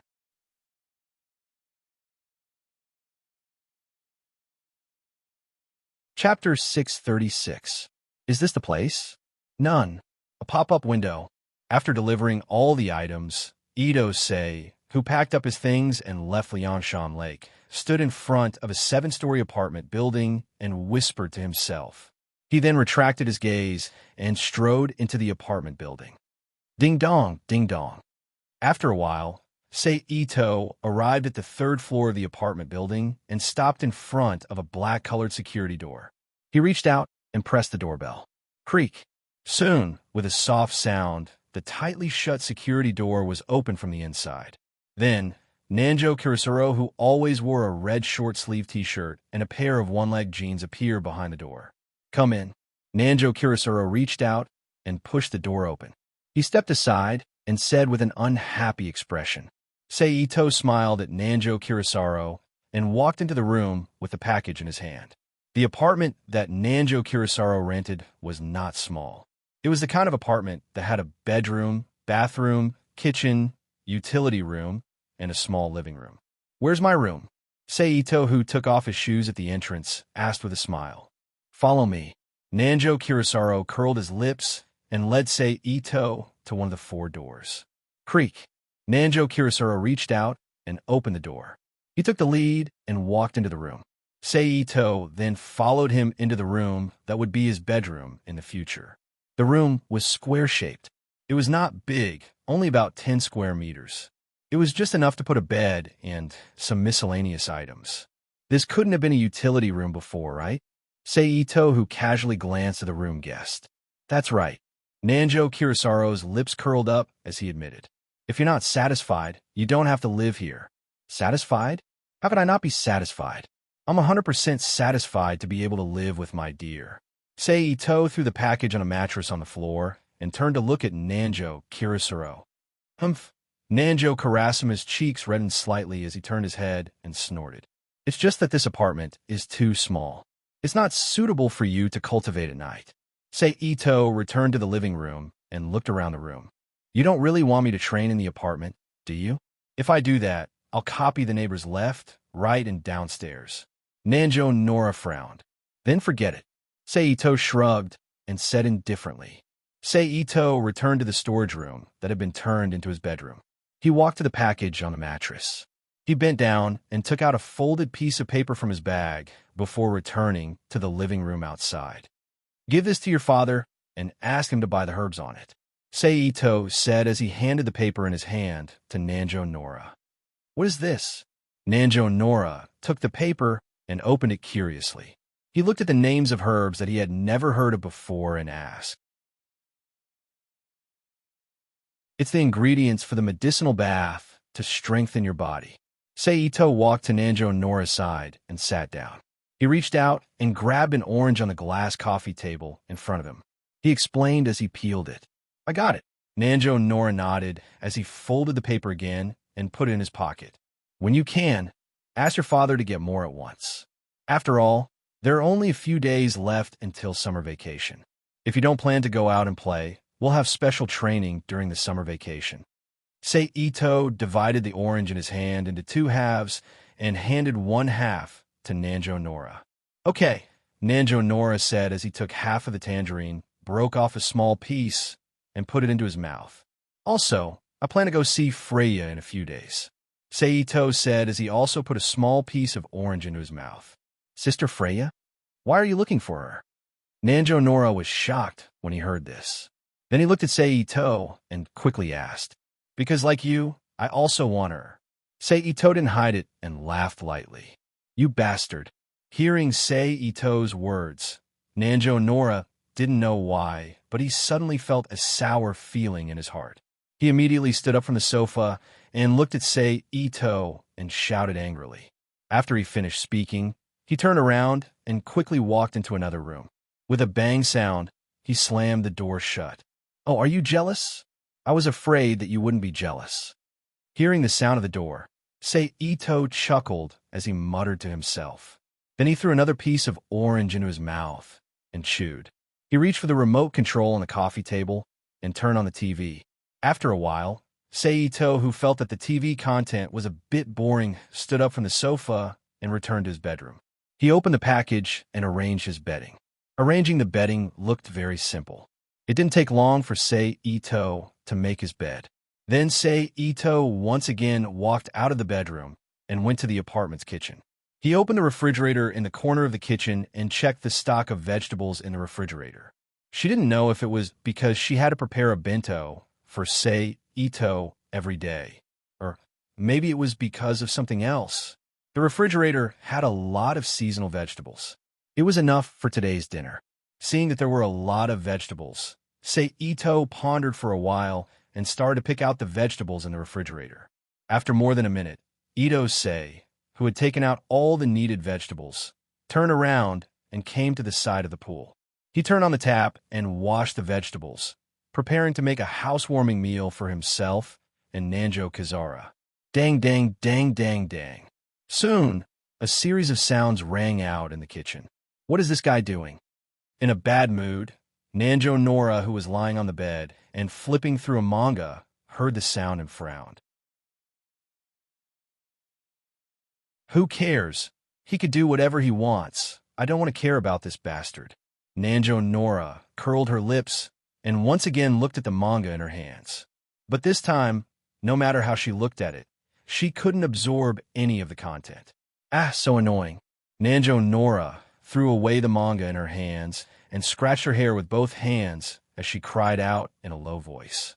"This despicable guy, he actually said something about wanting Sister Freya, just like me. Who does he think he is?" Nanjo Nora, who turned over and laid on the bed with her hands wide open, said in annoyance. "And when did I become his?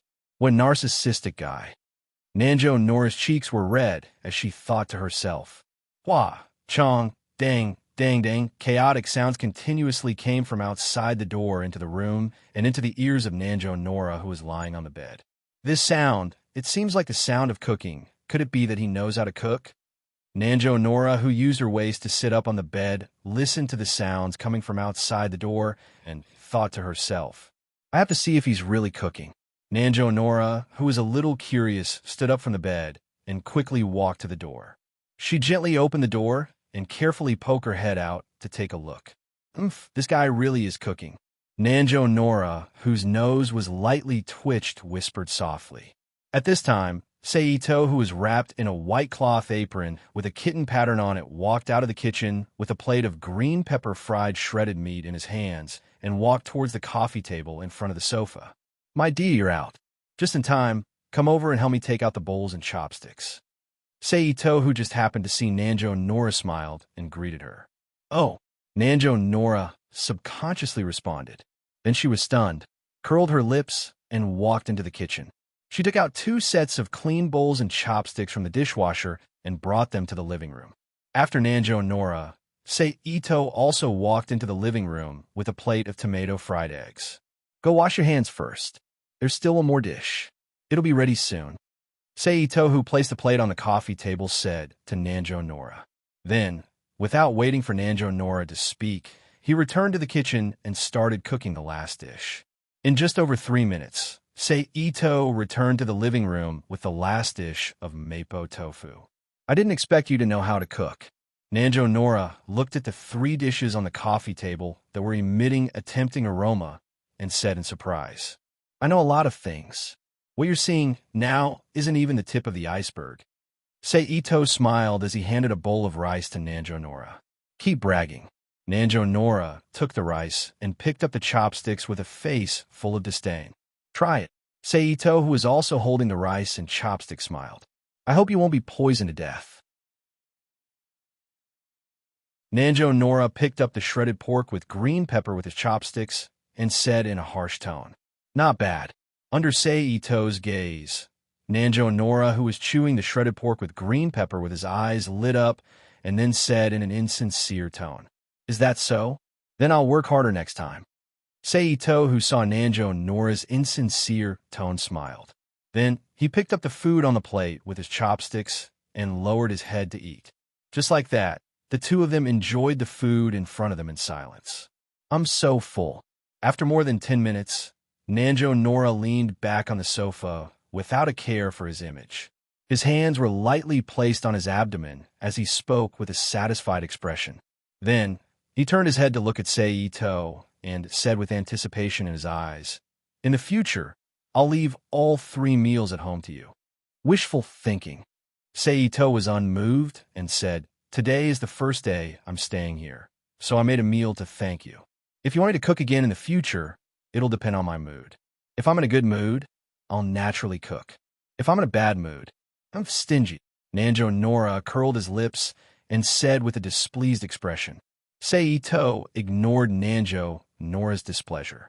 He leaned over and stacked the plates, bowls, and chopsticks on top of each other on the coffee table. He carried them to the kitchen and placed the dirty bowls, chopsticks, and plates one by one into the automatic dishwasher. After turning on the switch and setting the time, he washed his hands and left the kitchen. He returned to the living room and sat on the sofa to watch TV. To be continued. If you like this work, you're welcome to come and vote for it. Your support is my biggest motivation.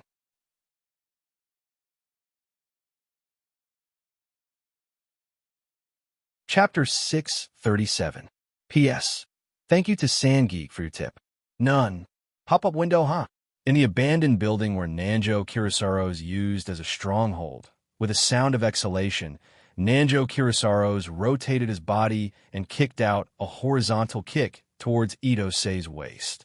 Did your father say when he would send the medicine over? Sei Ito said as he tiptoed and quickly retreated to avoid the kick. You should know that it's summer vacation now. It's the best time to use the medicinal bath for intensive training. It would be a pity if you missed it. I've already called to urge him. He said that would definitely be delivered by tonight. Nanjo Kurosaro's said as his body soared into the air. Using the inertia and gravity generated from the flip, he performed a heel kick towards Sei Ito's head. That's good. Sei Ito raised his left arm and blocked Nanjo Kurosaro's heel kick. Double heel kick. In the next second, Nanjo Kurosaro's other leg also performed a heel kick towards Sei Ito's raised arm. That was dangerous. Sei Ito chuckled as he quickly withdrew his arm and retreated. Both of Nanjo Kurosaro's legs landed on the ground again. His body suddenly jumped as he reached out to grab Sei Ito's face. Not bad. Looks like you've already adapted to fighting with your hands and feet. Sei Ito smiled as he raised his left arm and lightly flicked Nanjo Kurosaro's wrist with his index and middle fingers. Humph! Nanjo Kurosaro's snorted as his body tilted to the side. Using his arm that was flicked away by Sei Ito's finger as a support, he performed an upside-down karaoke similar to a hip-hop dance move and kicked towards Sei Ito's head. Seito's right arm grabbed onto Nanjo Kirisaro's leg. He took a step back and shook his hand with force. Nanjo Kirisaro's body immediately flipped and flew towards the wall at the side. After a period of sparring with Ito Sei, Nanjo Karisama, whose reflexes had greatly improved, exerted force from his waist in midair. Just as his body was about to hit the wall, he landed on the ground again. With one hand on the ground, he raised his head and looked at Ito Sei, who was standing in the same place without any intention to attack. Unfortunately, you still didn't understand the meaning of my words. Your body is still stiff and heavy. Otherwise, your strength would have improved even more. Even surpassing Freya, the third fist hero, is not an extravagant hope, Ito Sei said with a slightly regretful expression. Hearing this, Nanjo Nora frowned and straightened up from the ground. All right, let's end today's sparring. You can start your normal training.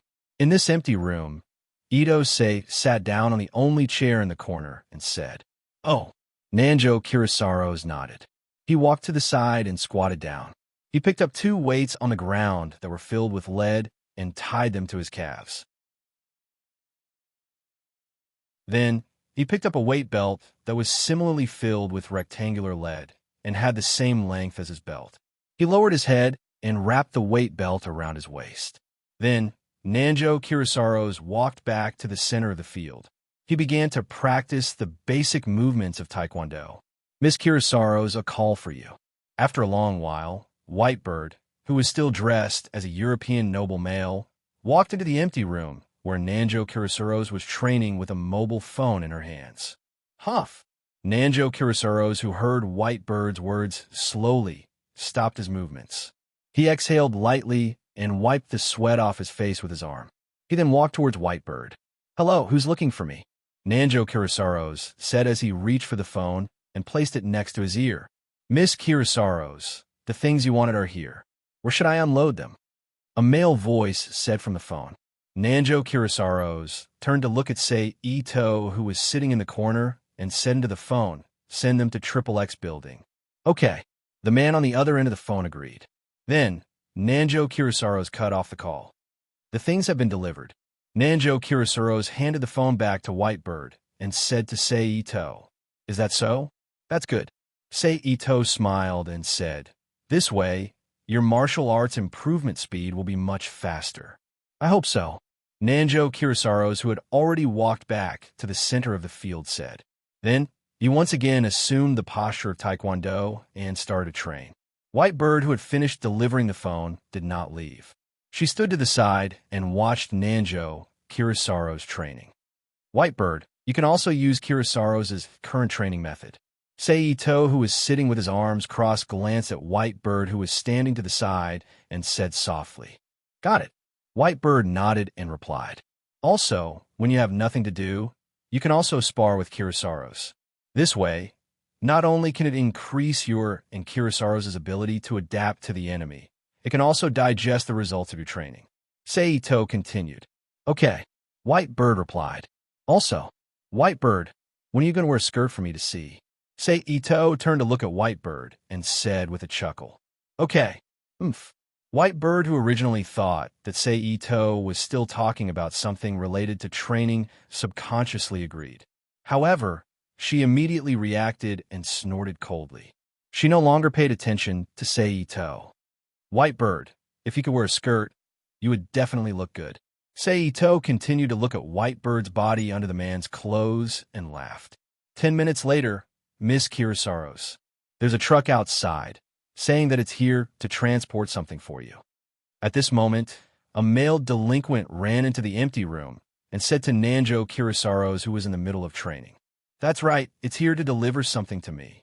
Tell them to bring it in." Nanjo Kirisaro's, who had once again stopped his training, said, "Yes." The delinquent replied, turned around, and ran downstairs. "Let's go, we'll also go down and take a look," Sei Ito said as he let go of his arms and stood up from his seat. Nanjo Kirisaro's did not object to Sei Ito's suggestion. He completely stopped his training and walked out of the empty room with Sei Ito and Whitebird heading downstairs. The floor was not high, So the three of them quickly arrived at the lowest floor of the abandoned building and walked in front of the small truck. Mississippi, seeing Nanjo Kurosaro's appear, a man in a black suit who was standing beside the small truck quickly walked in front of Nanjo Kurosaro's and greeted her respectfully. Yes. Nanjo Kurosaro's looked at the cardboard boxes that were being carried into the abandoned building by the delinquents and asked in surprise, "These are?" "Yes." The man in the suit replied. Because the boss was afraid that the quantity was not enough, he specially bought more. At this moment, Seito suddenly reached out and grabbed a delinquent who was carrying a box into the abandoned building. The man in the suit frowned and tore open the seal of the cardboard box. He took out a package of medicinal herbs wrapped in a fresh-keeping package and brought it in front of his eyes to examine. "It seems that your father treats you well. These are all good medicinal herbs." After a while, Seito, who had casually thrown the medicinal herbs back into the box and let the delinquents carry them away, said to Nanjo Kurosaro's with a smile, "Indeed, the boss loves Miss the most." Hearing Seito's words, the man in the suit quickly said, "Humph." Nanjo Kurosaro's, who had a stiff relationship with her father because of her parents' divorce, snorted lightly and turned her head to the side. "Miss, the boss said that if you have time, remember to come home for dinner." The man in the suit continued, "I know." Nanjo Kurosaro's frowned slightly and said with an impatient face. The man in the suit tactfully did not say anything. He stood quietly at the side and waited for the goods to be unloaded. With the help of the delinquents who stayed in the abandoned building, it did not take long for a small truck of medicinal herbs to be moved into another room at the top of the building, close to the empty room that Nanjo Kurosaro's used for cultivation. "Miss, I'm leaving." The man in the suit slightly bowed to Nanjo Kurosaro's and said. He then turned around and walked to the side of the small truck, opened the door, and sat in the driver's seat. He then started the car and left the abandoned building. After the small truck left, Seito, Nanjo Kurosaro's, and Hakuratori turned around and walked into the abandoned building. They came to the room on the top floor that was filled with cardboard boxes. "TSK, these medicinal herbs are enough for the three of us to use for a long time." Looking at the cardboard boxes that were piled up into a small pyramid, Seito clicked his tongue. He then turned around and looked at Hakuratori. "Hakuratori, do you want to come to Kurosaro's house and take a medicinal bath together with Kurosaro's?" Hakuratori subconsciously looked at Nanjo Kurosaro's when she heard that. She looked as if she would listen to Nanjo Kurosaro's opinion. "Hakuratori, come along." Nanjo Kurosaro's naturally hoped that Hakuratori, who was his close guard and friend, could become stronger. Therefore, he agreed without hesitation. "Yes, Miss Kurosaro's." Hakuratori replied with a bow. "But how are we going to bring these back?" Nanjo Kurosaro's looked at the dozens of cardboard boxes in front of him and said with a headache, "Find a hand-pulled cart and bring back the parts that we need. As for the rest, just leave them here." Seito laughed. "That's the only way." Nanjo Kurosaro's nodded. "Also, if you don't want anything to happen, it's best to arrange for someone you can trust to guard here." Seito continued. "What's wrong?" Nanjo Kurosaro's looked at Seito strangely and asked, "Because these medicinal materials are not ordinary medicinal materials, but some of them are poisons that can kill people. In particular, several of them are extremely poisonous poisons that can kill people as soon as they see blood. So you know." Ito-chung shrugged his shoulders and chuckled. "Really?" Nanjo Kurosaro's subconsciously took a step back when he heard that. He looked at Seito with a pale face and asked for confirmation. "It's true. So, you must find someone you can trust to guard here. Don't let those lawless delinquents come into contact with these poisons. Otherwise, the consequences are definitely not what you want to see." Seito turned to look at Nanjo Kurosaro's and said. After receiving confirmation, Nanjo Kurosaro's face turned green and white like a Sichuan opera. After a while, Nanjo Kurosaro's expression calmed down, and he said decisively, "There's still time now. I'll immediately get someone to find a car and transport all these things back to the apartment. If you like this work, you're welcome to vote for it. Your support is my greatest motivation."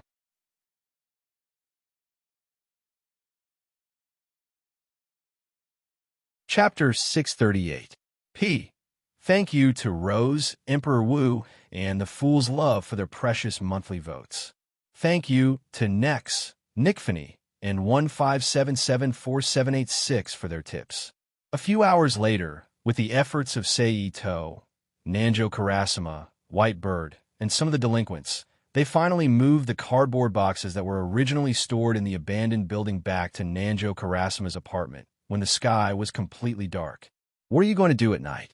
Nanjo Karasuma looked at Sei Ito's bedroom that had once again turned into a storeroom filled with cardboard boxes. He turned his head and asked Sei Ito, "It's okay. At most, I'll just stay in the living room for a few days." Sei Ito shrugged nonchalantly.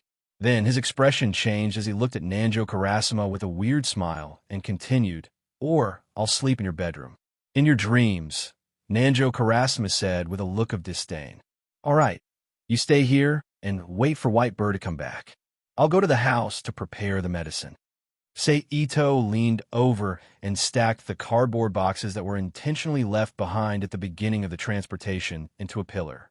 He lifted it up from the ground with both arms and walked towards the apartment's balcony. After entering the balcony, Sei Ito kicked the door shut and put down the box.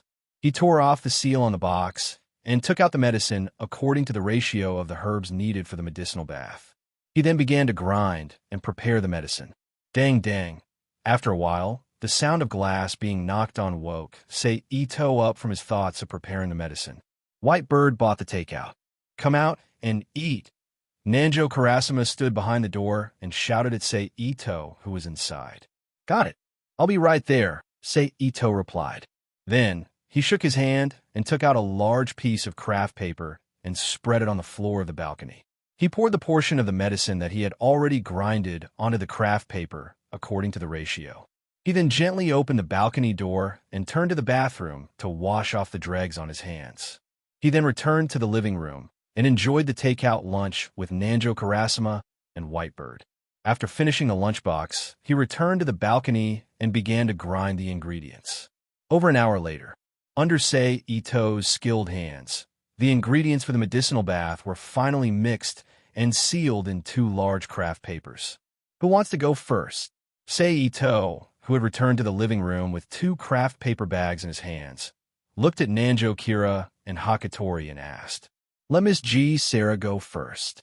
White Bird, who had always let Nanjo G. Sarah enjoy the benefits first, said, "All right then, I'll go first." Nanjo Nora stood up from a sofa. "All right, take off your clothes first. I'll go to the bathroom to finish the last step."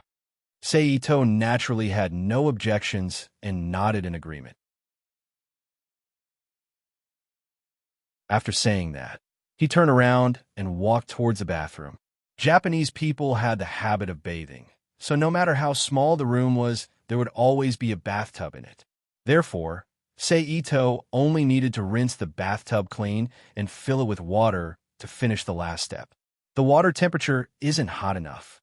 Sei Ito, who reached out to test the water temperature, muttered softly. Immediately after, he gathered his chi into a flame and covered his palm. He dipped it into the hot water that was more than 60 degrees Celsius and artificially heated the water temperature. Under Sei Ito's actions, the water temperature quickly rose to 100 degrees Celsius. Bubbles continuously emerged from under the water and leaped to the surface of the water. Then, with a light bow sound, they exploded, releasing wisps of mist that filled the bathroom. Seeing that the water temperature was about right, Sei Ito withdrew his palm and dispersed the chi that covered it. He grabbed a craft paper bag at the side and opened it. Inside, there were different ingredients that were either whole, scattered into pieces, or ground into powder, and threw them into the bathtub in a certain order. Very quickly, the originally clear water turned into a mass of black paint. It was a semi-sticky substance that emitted a strong stench.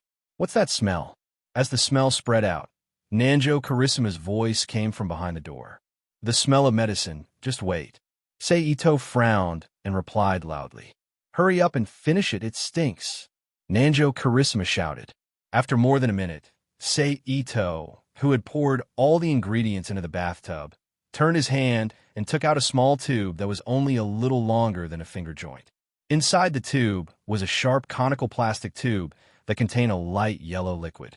He quietly stared at the bathtub in front of him. The water temperature slowly dropped and gradually dispersed the stench. At the same time, the liquid slowly changed color. It's time.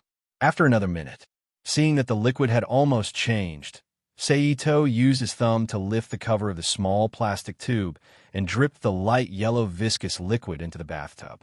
In an instant, the liquid in the bathtub, which had almost stopped changing, immediately spread out rapidly with the drop of viscous liquid as the center.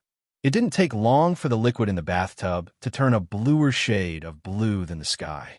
A strange, dizzying fragrance spread out from the liquid in the bathtub. Seeing this, Seito put away the sundries and turned to the bathroom door. He called out to Nanjo Karissima, "Okay, come in. It smells so good." At this time, Nanjo Karissima, who had changed his clothes into a large white t-shirt with a cartoon cat printed on the chest and loose pajama pants, said with a strange expression, "Come in quickly," Seito urged. "Oh." Nanjo Karissima curled his lips and slowly walked to the bathroom door. "Why haven't you come out yet?" Nanjo Karissima looked at Seito, who was still in the bathroom, and asked with a frown. "Of course, I have to guard you while you are in the medicinal bath. Otherwise, what if something happens to you?" Seito said, as if it was a matter of course. "What? You're saying that you're also in there?"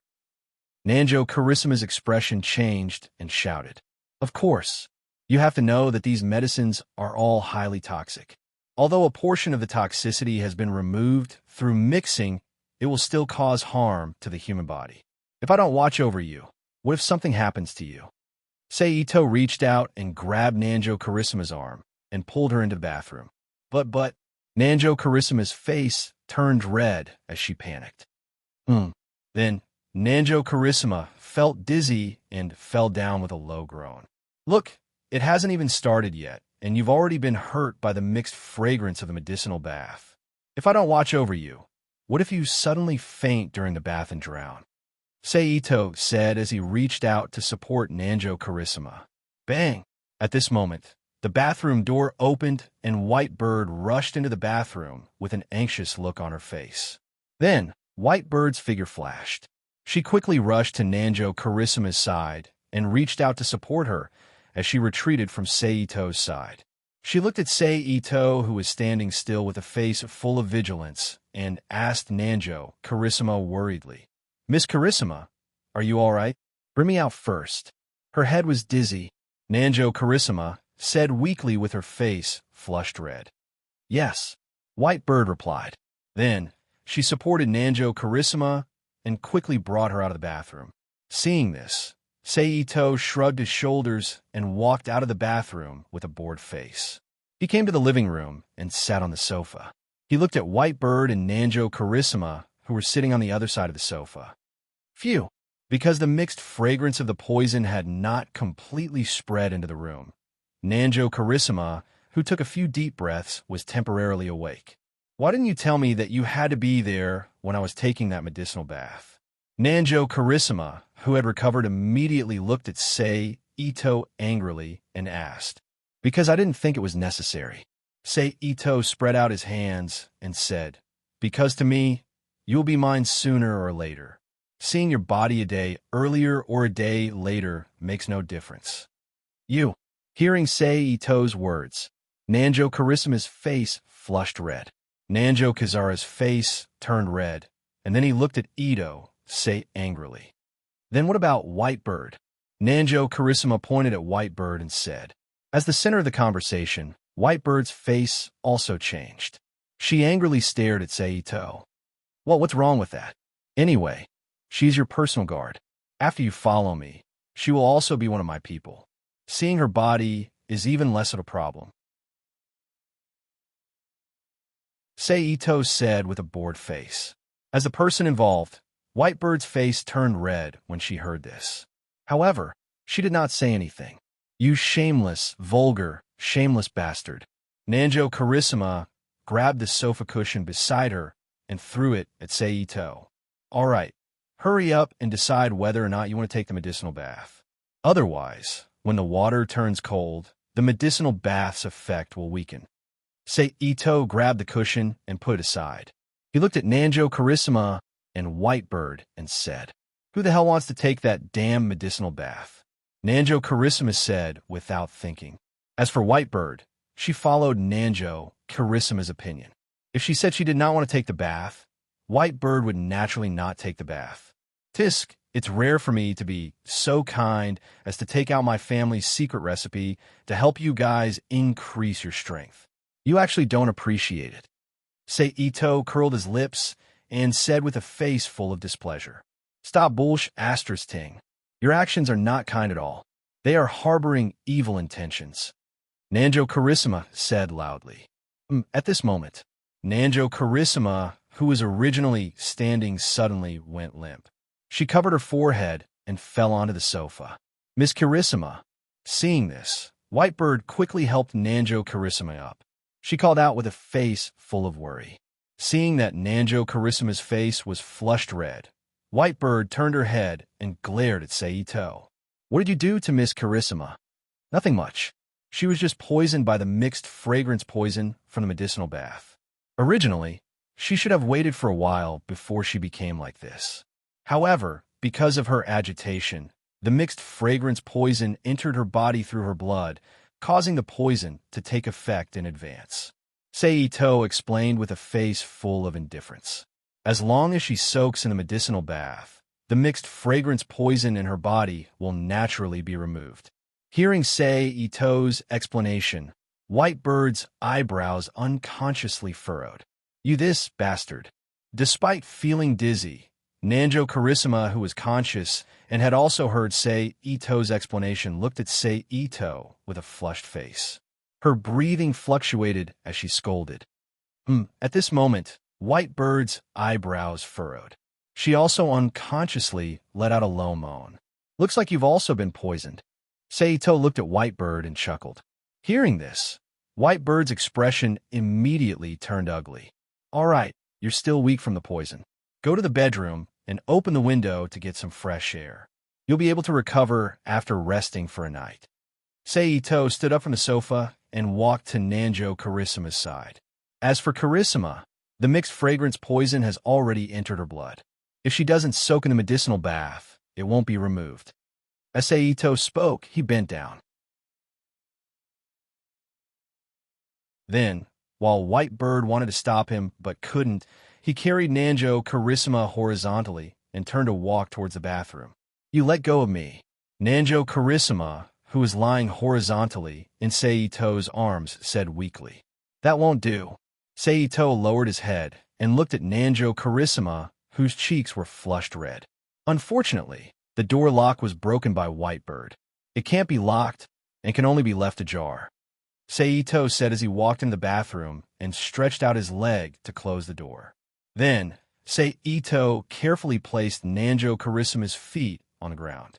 He hugged her waist with one arm to stabilize Nanjo Carissima's body. Then, he used his other hand to roll up the large t-shirt that Nanjo Carissima was wearing. At this moment, Nanjo Carissima, who had already accepted her fate, closed her eyes shyly. She didn't dare to look at her appearance of being undressed by a man. With Ito's help, Nanjo Carissima's clothes were quickly removed by Ito. She laid in Ito's arms naked. "I couldn't tell, but your figure is quite good." Ito, who once again bent down and carried Nanjo Carissima horizontally, said with a chuckle. Splash, following the sound of water, Ito slowly placed Nanjo Carissima, starting from her feet, into the pale blue medicinal liquid. Ugh! Not long after Nanjo Carissima entered the medicinal liquid, a painful groan came from Nanjo Carissima's throat as her eyes were tightly closed and her eyebrows were slightly furrowed. Bear with it. This medicinal liquid is stimulating your body and opening it up. Ito, who was sitting on the edge of the bathtub and holding Nanjo Carissima's head with one hand to prevent her from sinking into the water, explained softly. If possible, try to calm yourself down and carefully sense the situation in your body. Find the key that has always existed in your body and come into contact with it. Seito continued. After hearing about martial arts, especially ki, Nanjo Carissima, who had been biting her lips to prevent herself from making a sound, immediately moved her eyebrows. Following Seito's instructions, she began to try to ignore the extremely itchy pain in her body that felt as if thousands of ants were biting her, and enter a calm state. It was just that this kind of thing was easy to say, but without the help of a special method, it was extremely difficult to do. The more Nanjo Carissima wanted to ignore the feeling coming from her body, the clearer she could feel the feeling coming from her body. Finally, after many attempts, Nanjo Carissima opened her mouth and howled. Bang! Not long after Nanjo Carissima's howl, Whitebird's figure once again broke into the bathroom with a muffled sound, appearing in front of Seito and Nanjo Carissima, who had opened her eyes because she heard the sound. Ms. Carissima! Whitebird quickly ran to the side of the bathtub and called out to Nanjo Carissima worriedly. To be continued. If you like this work, you are welcome to vote for it. Your support is my greatest motivation.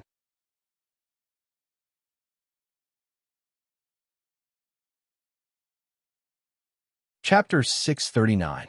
Whitebird, I'm fine. None. Pop-up window. Perhaps it was because of the mixed fragrance poison, or the stimulation from the medicinal bath, or perhaps it was because of her shyness. Nanjo Nora's face was flushed red as she spoke to Whitebird with difficulty. Miss Nora, Whitebird said softly, what are you doing here? Aren't you afraid of being poisoned? Seito turned to look at Whitebird. I'm worried about you. Whitebird didn't even look at Seito, as her gaze never left Nanjo Nora's body. Then don't blame me if you get poisoned, Seito chuckled. As expected, not even a minute had passed when Whitebird, who had been standing near the source of the poison, suddenly changed her expression. She quickly reached out her hand to support herself against the wall to prevent her weak body from falling to the ground. Whitebird, Nanjo Nora, whose voice had become a little hoarse from screaming, called out softly. I'm fine, Miss Nora. Whitebird's face revealed a weak smile as she comforted her. All right, you should go out now. The medicinal bath will take a while to finish. Don't let anything happen to you before Nora. Seito said as he pressed Whitebird's shoulder with one hand and channeled the chi in his body through his palm into Whitebird's body to suppress the mixed fragrance poison. Feeling the sudden warm flow in her body as well as the gradually recovering strength in her body, Whitebird turned to look at Seito and nodded. She held onto the wall of the bathroom and turned around to leave the bathroom. Whitebird, is she all right? Nanjo Nora, who had watched Whitebird leave the bathroom, turned to look at Seito and asked with a hoarse voice. I've temporarily suppressed the mixed fragrance poison in her body. She'll be fine as long as she uses the medicinal bath to remove the poison in her body. Seito looked at Nanjo Nora and chuckled. You're lucky, Nanjo Nora said with a tone full of displeasure. Yeah, I'm lucky, Seito replied with a smile. At this moment, without any external disturbances, Nanjo Carissima, who once again felt the biting sensation of thousands of ants on his body, once again let out a low groan full of pain from his throat. Bear with it. Seito used his other hand to gently touch Nanjo Kirisaro's cheek. While gently stroking it with his big finger, he said softly, You must know that this medicinal bath can not only strengthen your body, it can increase your potential and whiten your skin, making your skin more delicate and lustrous. Its effect is better than any cosmetic products on the market. Really, even though Nanjo Kazara was a delinquent, he was a martial artist. However, in the end, she was still a young girl. Her concern for her skin was no less than that of a normal girl. Therefore, her eyes immediately lit up when she heard this. She looked at Seito and asked, Really? Seito confirmed with a smile. That was it. Itose then chatted with Nanjo Nora casually to distract her so that Nanjo Nora wouldn't suffer from the intense pain of soaking in the medicinal bath. After more than an hour, All right, you can come out now, Seito said after seeing the water in the bathtub turn back into clear water. He then looked at Nanjo Kirisaro and laughed. but I think you might not have any strength right now. It's better for me to carry you out. Did you already know it would be like this? Nanjo Kurosawa stared at Seito and said, Of course, after enduring such pain for such a long time, it would be strange if you still had any strength, Seito laughed. Then, Seito took the Lin Shui sprinkler from the side, turned on the switch, and sprayed it at Nanjo Kurosawa. What are you doing? Nanjo Kurosawa said with an unhappy face. At that time, I was cleaning your body. Don't tell me you want to go back to the bedroom with medicinal dregs all over your body? Itose used both hands to wash Nanjo Kurosawa's body and said as if it was a matter of fact, You bastard, Nanjo Kurosawa whispered with a flushed face. Hee hee, now that we've seen and touched, plus the kiss from before, you're mine now. Kurosawa, you're completely mine now. Seito, who took advantage of the washing, turned his head to look at Nanjo Kurosawa and laughed strangely. You're a pervert, a rogue, a bastard. Nanjo Kurosawa glared at Seito and cursed in a low voice. Then, when Seito's ear was in front of her face, she opened her mouth and bit it. Crunch, just as Nanjo Kurosawa was about to bite Seito's ear. Seito's head suddenly moved and immediately dodged Nanjo Kurosawa's bite, causing her teeth to clench together and make a clear sound. It hurts, doesn't it? Seito turned his head to look at Nanjo Kurosawa and laughed. Umph. Nanjo Kurosawa snorted coldly. She turned her head to the side and ignored Seito. Seeing this, Seito smiled slightly. He continued to wash Nanjo Kurosawa's body. Done. After a moment, Seito reached out his hand to turn off the Lin Shui nozzle switch and put it back to its original position. Then, without waiting for Nanjo Kurosawa to speak, he reached out his hand and carried Nanjo Kurosawa out of the bathtub. Splash! Along with the sound of water, Nanjo Kurosawa's body was immediately exposed to the air. Then, Seito gently placed Nanjo Kurosawa's feet on the ground and grabbed a towel from the side.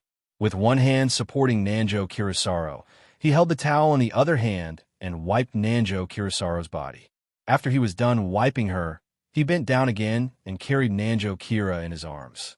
Without even giving her a chance to put on her clothes, he carried Nanjo Kira out of the bathroom and sent her back to the bedroom, placing her on the bed. Have a good rest. I'll go and deal with Whitebird's problem. Seito, whose head was parallel to Nanjo Kurosawa's, said to her with a smile as he reached out his hand to caress Nanjo Kurosawa's cheek. Don't bully Whitebird.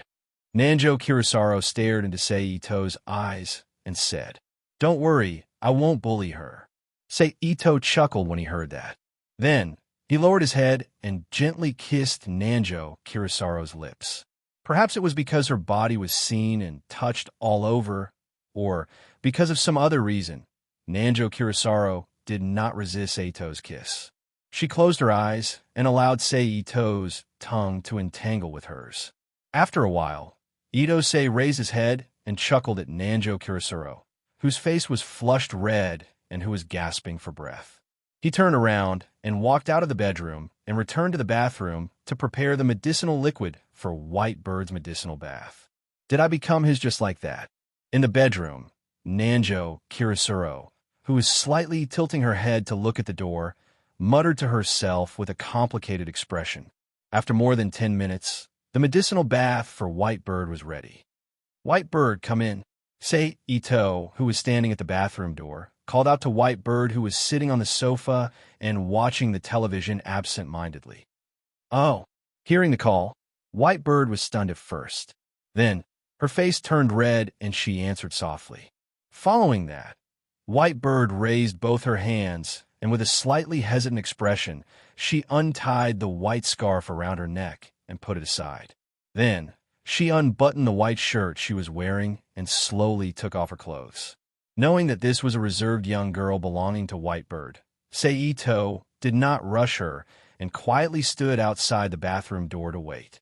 After all, no matter how masculine Whitebird's appearance was, it was impossible for her body and the part of her heart that belonged to a woman to change. To let her be naked in front of a strange man whom she had only known for less than half a month was indeed a huge psychological barrier. It was no wonder that Whitebird was so hesitant. However, no matter how hesitant she was, under the influence of some objective reasons, Whitebird still took off all her clothes in the end. With one hand covering her chest and the other covering the fragrant grass on her lower body, she came in front of Sei-Ito naked. Sei-Ito did not say anything as he turned around and walked into the bathroom with Whitebird. "Sit in. Remember to only show your face," Sei-Ito, who was standing beside the bathtub, said. Whitebird did not say anything as she stepped into the blue medicinal liquid and slowly sat down in the bathtub. Then, after most of her body was immersed in the blue medicinal liquid, she reached out her hands and held onto the sides of the bathtub. Then, she leaned back and soaked the rest of her body except for her face.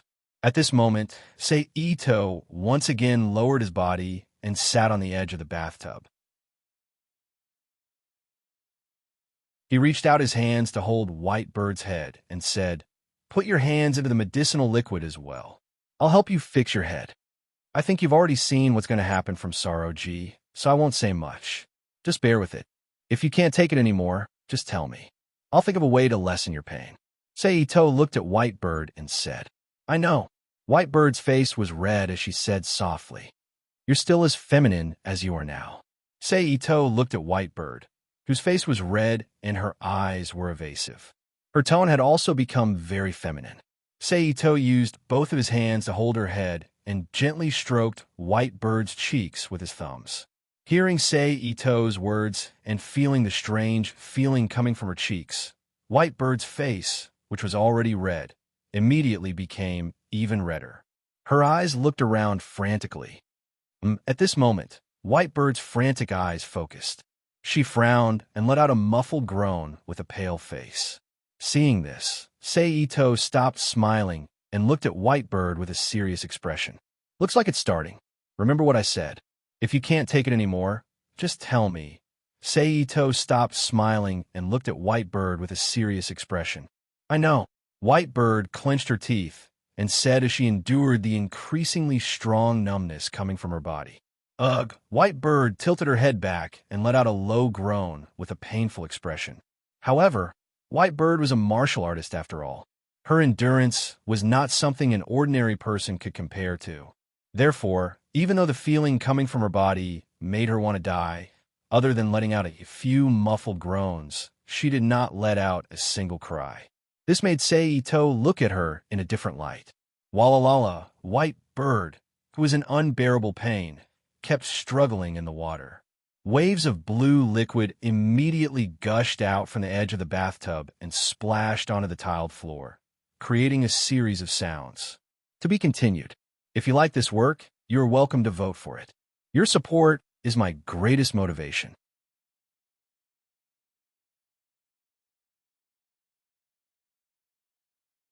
Chapter 640. Seeing that Whitebird was really in pain, Ito Senari spoke to attract Whitebird's attention to himself. Just like Nanjo Norisera before, he chatted with Whitebird casually to distract Whitebird's attention and reduce her pain. None. Pop-up window. While chatting, Sei-Ito also deepened his understanding of Whitebird. She was the strongest student in history and had always been Nanjo Norisera's shadow. However, she was also a woman with great talent in martial arts. Just like that, after an hour and a half of pain, Whitebird finally soaked the medicinal liquid into the color of clear water and ended the medicinal bath. "Okay, it's over," Sei-Ito said as he reached for the sprinkler. Splash, splash, splash. Whitebird's body relaxed and fell into the bathtub. A large wave of water immediately surged out from the edge of the bathtub and fell onto the floor of the bathroom, making a series of noises. "Don't move. Leave everything to me," Sei-Ito said as he turned on the sprinkler to wash Whitebird's body. "How can you do this?" Feeling the strange feeling coming from her body, Whitebird, who was blushing, moved her arms in a panic. She wanted to push away Sei-Ito's hand that was roaming around her body. However, because of the medicinal bath, Whitebird, who had used up a lot of energy, couldn't lift her arms at all. She could only let Ito's hand roam around her body as she complained in a very feminine tone. Have you forgotten? Previously in the living room, I said that you will also be one of my people. Since you're one of my people, what's wrong with helping you bathe?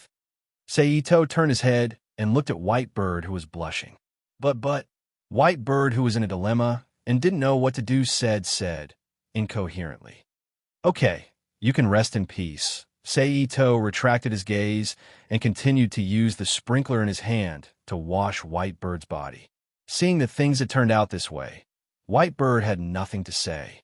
She could only close her eyes with a red face and endure the strange feeling coming from her body, allowing Ito to do as he pleased. 10 minutes later, Ito, who had finished cleaning Whitebird, turned off the switch. He put the sprinkler back to its original position and bent down to carry Whitebird out of the bathtub. At this moment, Whitebird still didn't dare to open its eyes. Like an ostrich, it hid its head in Ito's embrace. Ito saw this and smiled. He gently placed Whitebird's feet on the ground and hugged Whitebird's body with one arm. He grabbed a white towel and wiped Whitebird's body. During this period of time, there was naturally a lot of touching. Whitebird was so agitated that her face turned red and her breathing became heavy. After a while, Ito, who had finished wiping Whitebird's body, casually threw the towel away and carried Whitebird in his embrace again. He carried her out of the bathroom and returned to Namjo Kirisaro's bedroom. He gently placed the naked Whitebird beside Namjo Kirisaro's and covered her with a blanket. Only then did he smile at Whitebird, who had opened her eyes a little to observe the surroundings. He then turned around and left the bedroom. He returned to the bathroom and washed up. After a while, Ito, who had finished washing up, carried his blanket and walked back into Namjo Kirisaro's bedroom. Then, under the gaze of Whitebird, who was still awake, he laid his blanket on the ground and lowered his body to get into the blanket. You're tired too. Sleep early, Ito, who was lying on his side in the blanket and looking at Whitebird on Namjo Kirisaro's bed, said softly. Okay, good night. Whitebird's face turned red and said softly. She then closed her eyes and rested. After Whitebird, Ito also turned over and laid flat on the blanket. He closed his eyes and began to sleep. The following night was silent. In the blink of an eye, it was already the next day. You bastard, why are you in my room? It was early in the morning. Early in the morning, Namjo Kirisaro's voice sounded in the room, waking up Ito, who was still sleeping. Oh, you're talking about this. Ito, who had lifted the blanket with one hand, opened his mouth and yawned. Since you're all my people, what's wrong with sleeping in your bedroom? It's good enough that I didn't directly sleep on your bed. You bastard, you still want to sleep on my bed? Why don't you die? Namjo Kirisaro's reached out and grabbed his pillow. He threw it at Ito. If I die, what will you and Whitebird do? Live like widows? Ito casually caught the pillow. He looked at Namjo Kirisaro's and Whitebird and laughed. You wish. If you die, we'll find another man to marry. Namjo Kirisaro's said without thinking. Whitebird's face turned red when she heard that. She panicked and thought to herself, isn't this the same as admitting that we're his people? My dear Miss Kirisaro's. But, thinking of this, Whitebird secretly glanced at Ito and immediately hid her head under the blanket. You dare. Ito stared at Namjo Kirisaro's and shouted. Namjo Kirisaro's, who was frightened by Ito's stare and shout, immediately became well-behaved. He turned his head to the side with an unhappy expression, curled his lips, and didn't say anything. Since you're both awake, then get up. Follow me out to train and digest the medicinal effects in your bodies. Ito, who was only wearing a pair of boxers, stood up from the ground. He took some clothes from his side and said to Namjo Kirisaro's and Whitebird, You go out first. Namjo Kirisaro's said. Tisk, you've already seen it all yesterday. What's there to be shy about now? Ito curled his lips and said, You get out. Hearing Ito's words, Namjo Kirisaro's, who thought of what happened in the medicinal bath yesterday, said loudly with a red face. Yes, yes, my dear Mississippi. Seito grabbed his clothes and walked out of the bedroom as he casually replied, "Bang!" Following a muffled sound, Seito's figure completely disappeared from the room. Phew! Whitebird. Seeing Seito leave, Namjo Kurosaros lightly exhaled and turned his head to look at Whitebird, who was lying under the blanket, and called out, "Miss Kurosaros." Whitebird, who heard the call, immediately stuck her head out from under the blanket and opened her eyes to look at Namjo Kurosaros. "It's all my fault. If it wasn't for me, because of me, you wouldn't have been taken advantage of by that guy." Namjo Kurosaros looked at Whitebird with an apologetic expression and said, "Don't say that, Miss Kurosaros. As your personal guard, if I wasn't by your side when you were in danger, that would be my shame." Whitebird immediately sat up from the blanket after hearing that. Ignoring the naked spring scenery in front of her chest, she looked at Namjo Kurosaros with a serious expression and said, "Whitebird." Namjo Kurosaros looked at Whitebird with a touched heart, then sighed and said, "That guy got lucky. All right, let's hurry up and put on our clothes. Otherwise, we might be seen by that guy again," Namjo Kurosaros said. Immediately after, he lifted the blanket and stood up from the bed naked. He walked to the end of the bed and jumped to the ground, then went to the wardrobe to pick out his clothes. "Miss Kurosaros, my clothes are all in the living room. What should I do?" Whitebird blushed as she looked at Namjo Kurosaros, who was putting on his underwear. "Then wait a moment. After I'm done, I'll help you bring your clothes in," Namjo Kurosaros said as he reached out to put on the bra that matched his underwear. "Okay," Whitebird agreed. At this time, Namjo Kurosaros took out a red short-sleeve t-shirt and a pair of jeans that had only one leg hanging in the wardrobe and put them on. "Wait, I'll go get your clothes." After putting on his clothes, Namjo Kurosaros walked to the door and said to Whitebird as he reached out to open the door. After that, Namjo Kurosaros walked out of the bedroom and came to the living room. He walked straight to the clothes that were piled on the sofa and bent down to pick up the clothes on the sofa. After that, he returned to the bedroom and closed the door. At this time, Seito, who felt that the benefits from last night were not bad, was happily humming a tune while making breakfast in the kitchen. Creak! After a moment, along with a soft sound, the closed bedroom door was once again opened by someone. After that, Namjo Kurosaros and Whitebird, who were neatly dressed, walked out of the bedroom one after another. "He's cooking." Hearing the sound coming from the kitchen, Whitebird looked at Namjo Kurosaros in shock and asked, "Yes." Namjo Kurosaros nodded and admitted. "Don't you need help?" Whitebird asked again. "No need. That guy took advantage of us so much. It's only right for him to serve us." Namjo Kurosaros, who was sitting on the sofa, curled his lips and said, "Oh." Whitebird, who was centered around Namjo Kurosaros's, will immediately responded, "Darling, come and help me bring the dishes over." At this time, Seito's voice suddenly came from the kitchen into the living room. "This bastard." Normally, Namjo Kurosaros would only call him that in private at home. This was the first time Seito called him darling in front of Whitebird, who was half an outsider. His face turned red as he scolded in a low voice. However, although he scolded, his actions were not slow. He immediately stood up from the sofa and walked into the kitchen. He took the 2 plates of fried eggs that Seito handed over and returned to the sofa before placing the plates on the coffee table. After 2 or 3 trips like this, several plates with breakfast were placed on the coffee table. "All right, let's eat." Seito, who was sitting cross-legged in front of the coffee table, casually grabbed a cushion to cushion his buttocks. He raised his head and looked at Namjo Kurosaros and Whitebird, who were sitting on the sofa on both sides of the coffee table. "I'm starting." Namjo Kurosaros and Whitebird clasped their hands in front of their chests and said.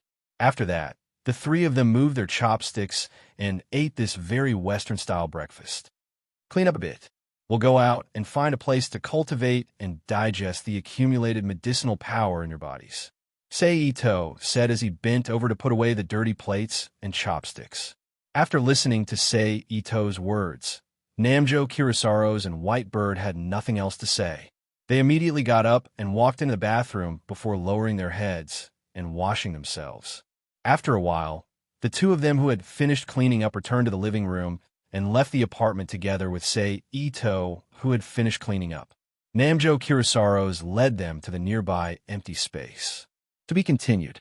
If you like this work, you are welcome to vote for it. Your support is my biggest motivation.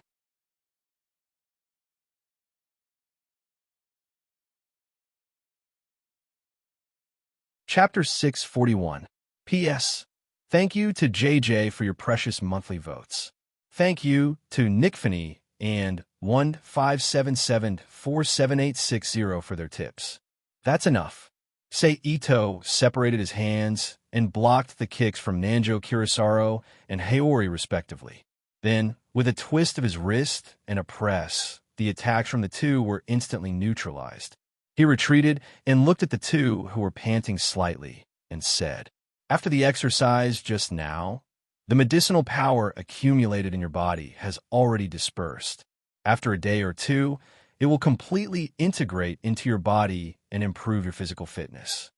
Sei Ito continued, "Phew, although your motives are not pure, your medicinal bath is indeed effective.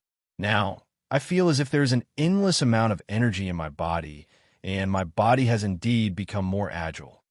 Namjo Kurosawa exhaled lightly and lowered his head to look at his right fist that was opening and closing as he said softly, "That's just a psychological illusion that you obtained after experiencing pain and torture." Sei Ito laughed when he heard that. "However, there are indeed some effects. It's just that if you want them to be obvious, you'll need to go through a few more medicinal baths. Who wants to continue your hateful medicinal bath?" Namjo Kurosawa's face turned red when he heard that. He glared at Sei Ito and said angrily, "We're already like that. What's there to be shy about? Do you really want those medicinal herbs to become a huge poison in the house?"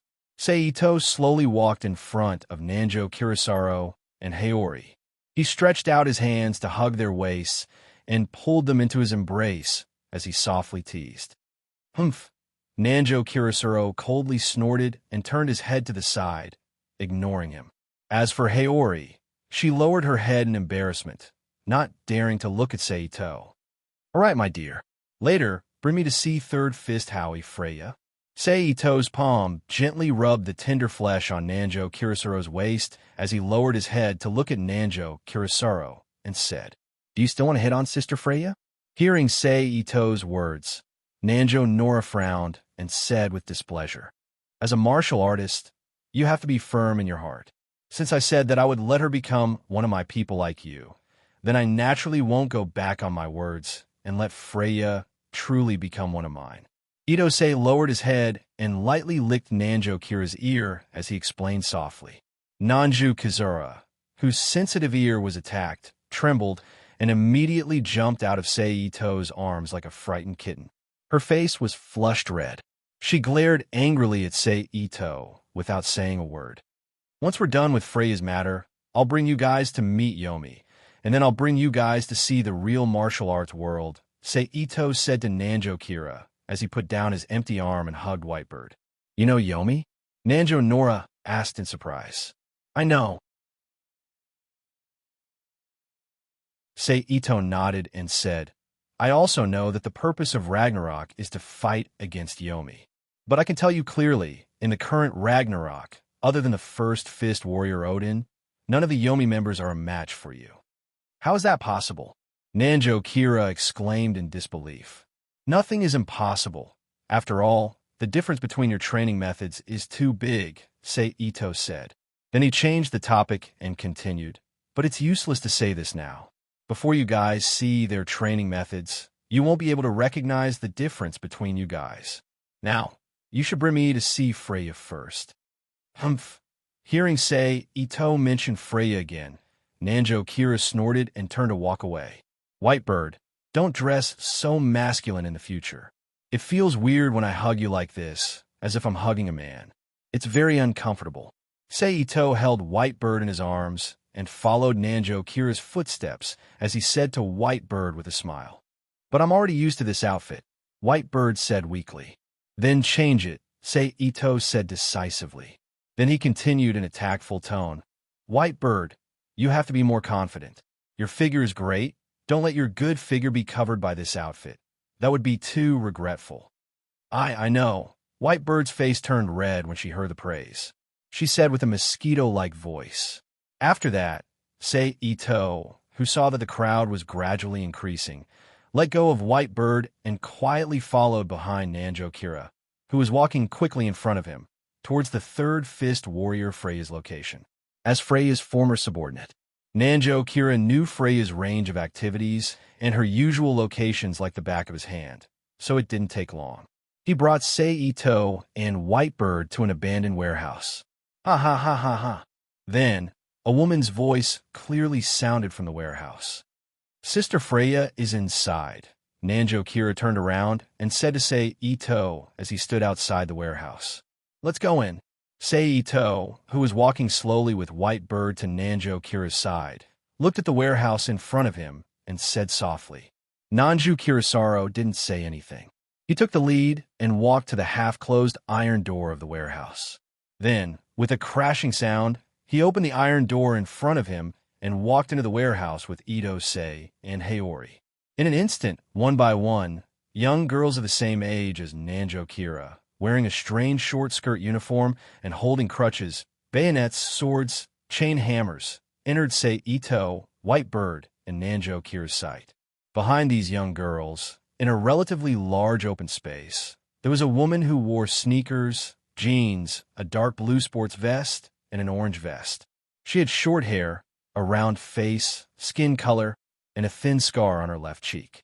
She seemed to be 1 year older than these young girls. She was practicing martial arts with a stick that was shorter than an ordinary long stick. Kira, what are you doing here? Hearing the sound from the door, the young girls who stopped their training all looked at Sei Ito, Whitebird, and Nanjo Kira who walked in from the door. Then, a young girl with light blonde hair who looked like a noble lady walked out from the group of young girls and shouted at Nanjo Kira. I have something to discuss with Sister Freya. Nanjo Kira's tone had a rare calmness and even sounded a little weak. You are no longer a member of the Valkyrie squad. What are you still doing here? Another black-haired young girl who held a short fork in both hands shouted. Nanjo Kira opened her mouth to say something, but before she could finish her words, her body was suddenly pulled by a strong force. Then, she felt herself being pulled into a firm embrace, and a familiar masculine scent immediately entered her nostrils. This kind of weak image is not like my cute G-Seras. You should be more powerful and valiant. Then, Sei Ito's familiar voice rang in Nanjo Kira's ears. Who are you? A young girl holding a chain hammer shouted at Sei Ito. But Sei Ito ignored the young girl. His gaze went straight through these young girls and looked at the short-haired girl standing behind them, Freya. Yoshimi, back down. Freya also looked over, and her gaze met with Sei Ito's. She walked towards Sei Ito. She said to the young girl who spoke, Yes, Sister Freya. Hearing Freya's words, the young girls immediately shut their mouths and spontaneously retreated to the side. They made way for Freya and Sei Ito to meet. What are you here for? After a moment, Freya stood in front of Sei Ito and looked at Sei Ito with a long staff in her hand. Do you want to become stronger? Sei Ito looked at Freya's eyes with a smile and asked softly, What do you want? Freya, who had been in contact with martial arts since young and had her own understanding of the principles of the world, knew that there was a corresponding price to pay for anything. So when she heard Sei Ito's words, she frowned and immediately asked, I want you. Sei Ito stepped out from between Shiratori and Nanjo Kazara and came in front of Freya. He reached out and lifted Freya's chin and looked at her with a smile. Bastard, let go of your dirty hands. Before Sei Ito could say anything, the members of the Valkyrie squad at the side did not want to take it anymore, and all of them got into an attacking stance and shouted at Sei Ito. Just as the Valkyrie squad was about to attack, Freya suddenly stretched out her hand to stop them. Sister Freya. The members of the Valkyrie squad shouted with a face full of unwillingness. But Freya did not care about the words of the Valkyrie squad. She only looked at Sei Ito in front of her and said in a low voice, You want me, sure? Defeat me. Okay. Sei Ito retracted his finger from Freya's chin and replied with a smile. All of you spread out. Freya turned her head and ordered the girls of the Valkyrie squad. Yes, the girls of the Valkyrie squad were very confident in Freya's strength. When they knew that Freya was going to fight with Seito, they immediately looked at Seito with a "you're courting death" look and retreated to make space for the two of them to fight. They shouted in response. After that, Seito and Freya walked into the empty space together and stood 3 meters away from each other and got into a stance to confront each other. Seito still used the Shingi fist starting stance. Freya lowered her waist into a horse stance, and her right hand held the end of the staff. Her left hand held the middle of the staff, and the tip of the staff was slightly raised to the side to face Seito. Because I want you, I will be serious with you, so you should attack first. Seito looked at Freya and said, if that's the case, then I won't hold back. Freya did not get angry and replied expressionlessly. She stepped in front of Seito and swung the staff at Seito's chest with both hands. Seito immediately moved to the side, dodging Freya's attack.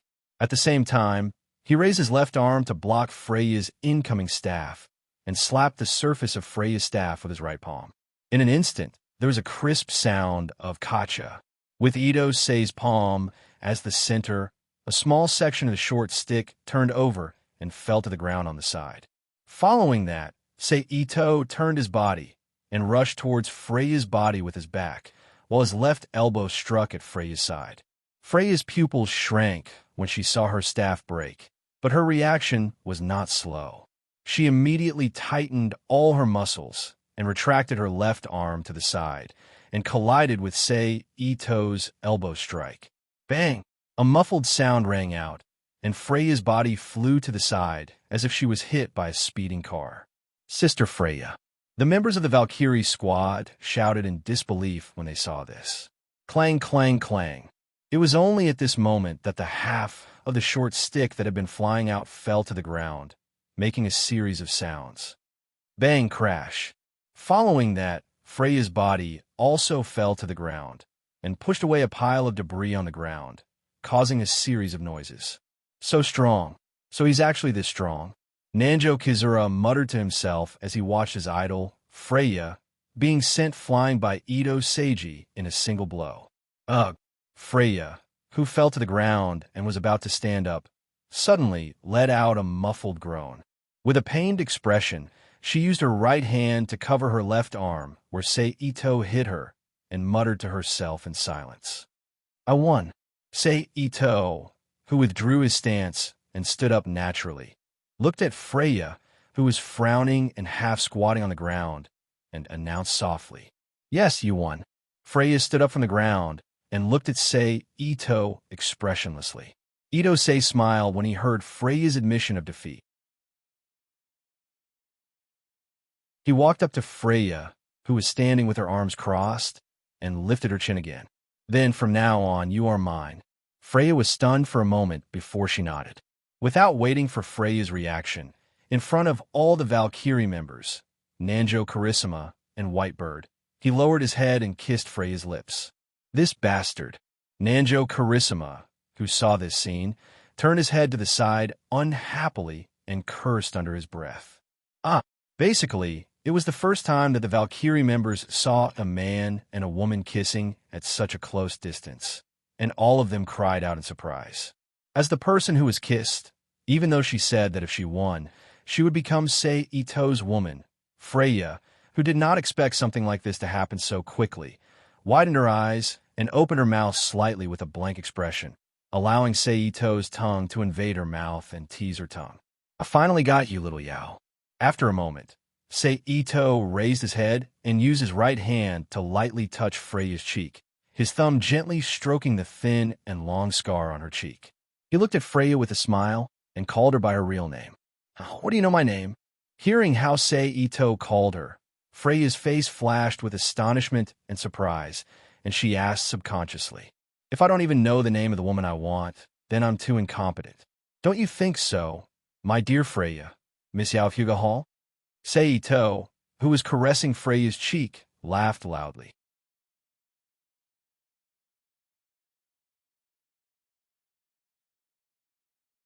Chapter 642.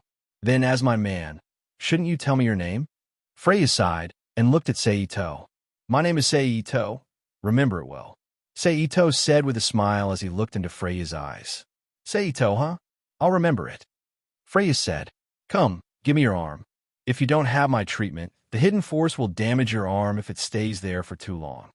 Seito said as he retracted his hand from Freya's face and took a step back. Is that needle-like injury called a hidden force? Freya muttered softly to herself as she lifted her injured left arm while enduring the pain. Yes, why? You don't know. Itanqing held Freya's arm with his left hand, while his right hand continuously patted around the area where the hidden force remained. He asked with a puzzled expression, I know about hidden force, but this is the first time I've experienced it personally. Freya shook her head and explained as she felt her arm slowly recovering under Seito's pats. Can you teach me the technique of hidden force? Freya asked as she looked at Seito. Of course. Itomori also raised his head and looked at Freya with a smile. This is your first request after becoming my woman. How can I not agree to it?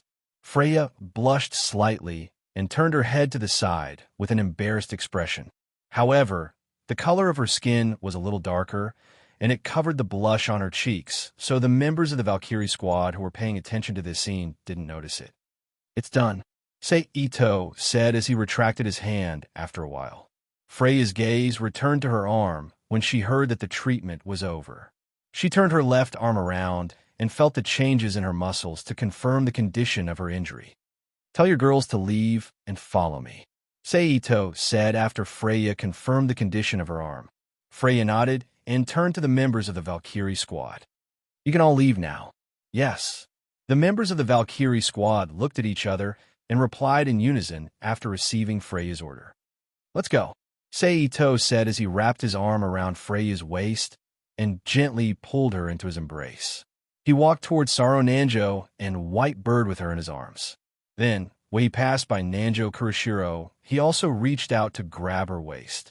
Together with Nanjo Kurashiro and Freya, the two of them left the abandoned warehouse together with White Bird and walked towards Nanjo Kurashiro's apartment. Although you know each other, I still want to introduce you.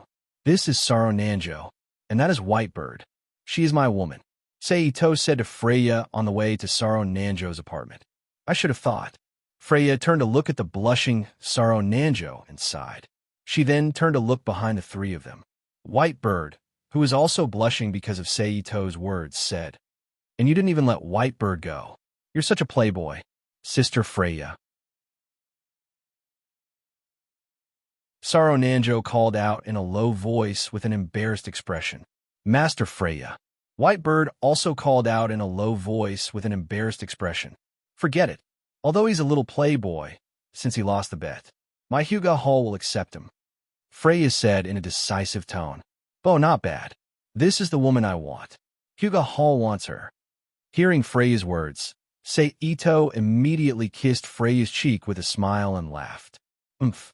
Freya raised her head slightly and snorted. Right, I have something to ask you.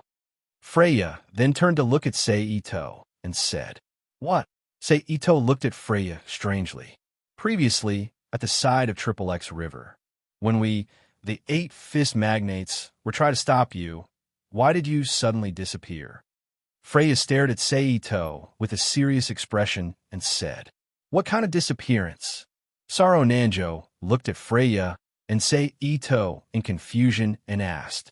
But this time, neither Seito nor Freya paid attention to Saro Nanjo's question.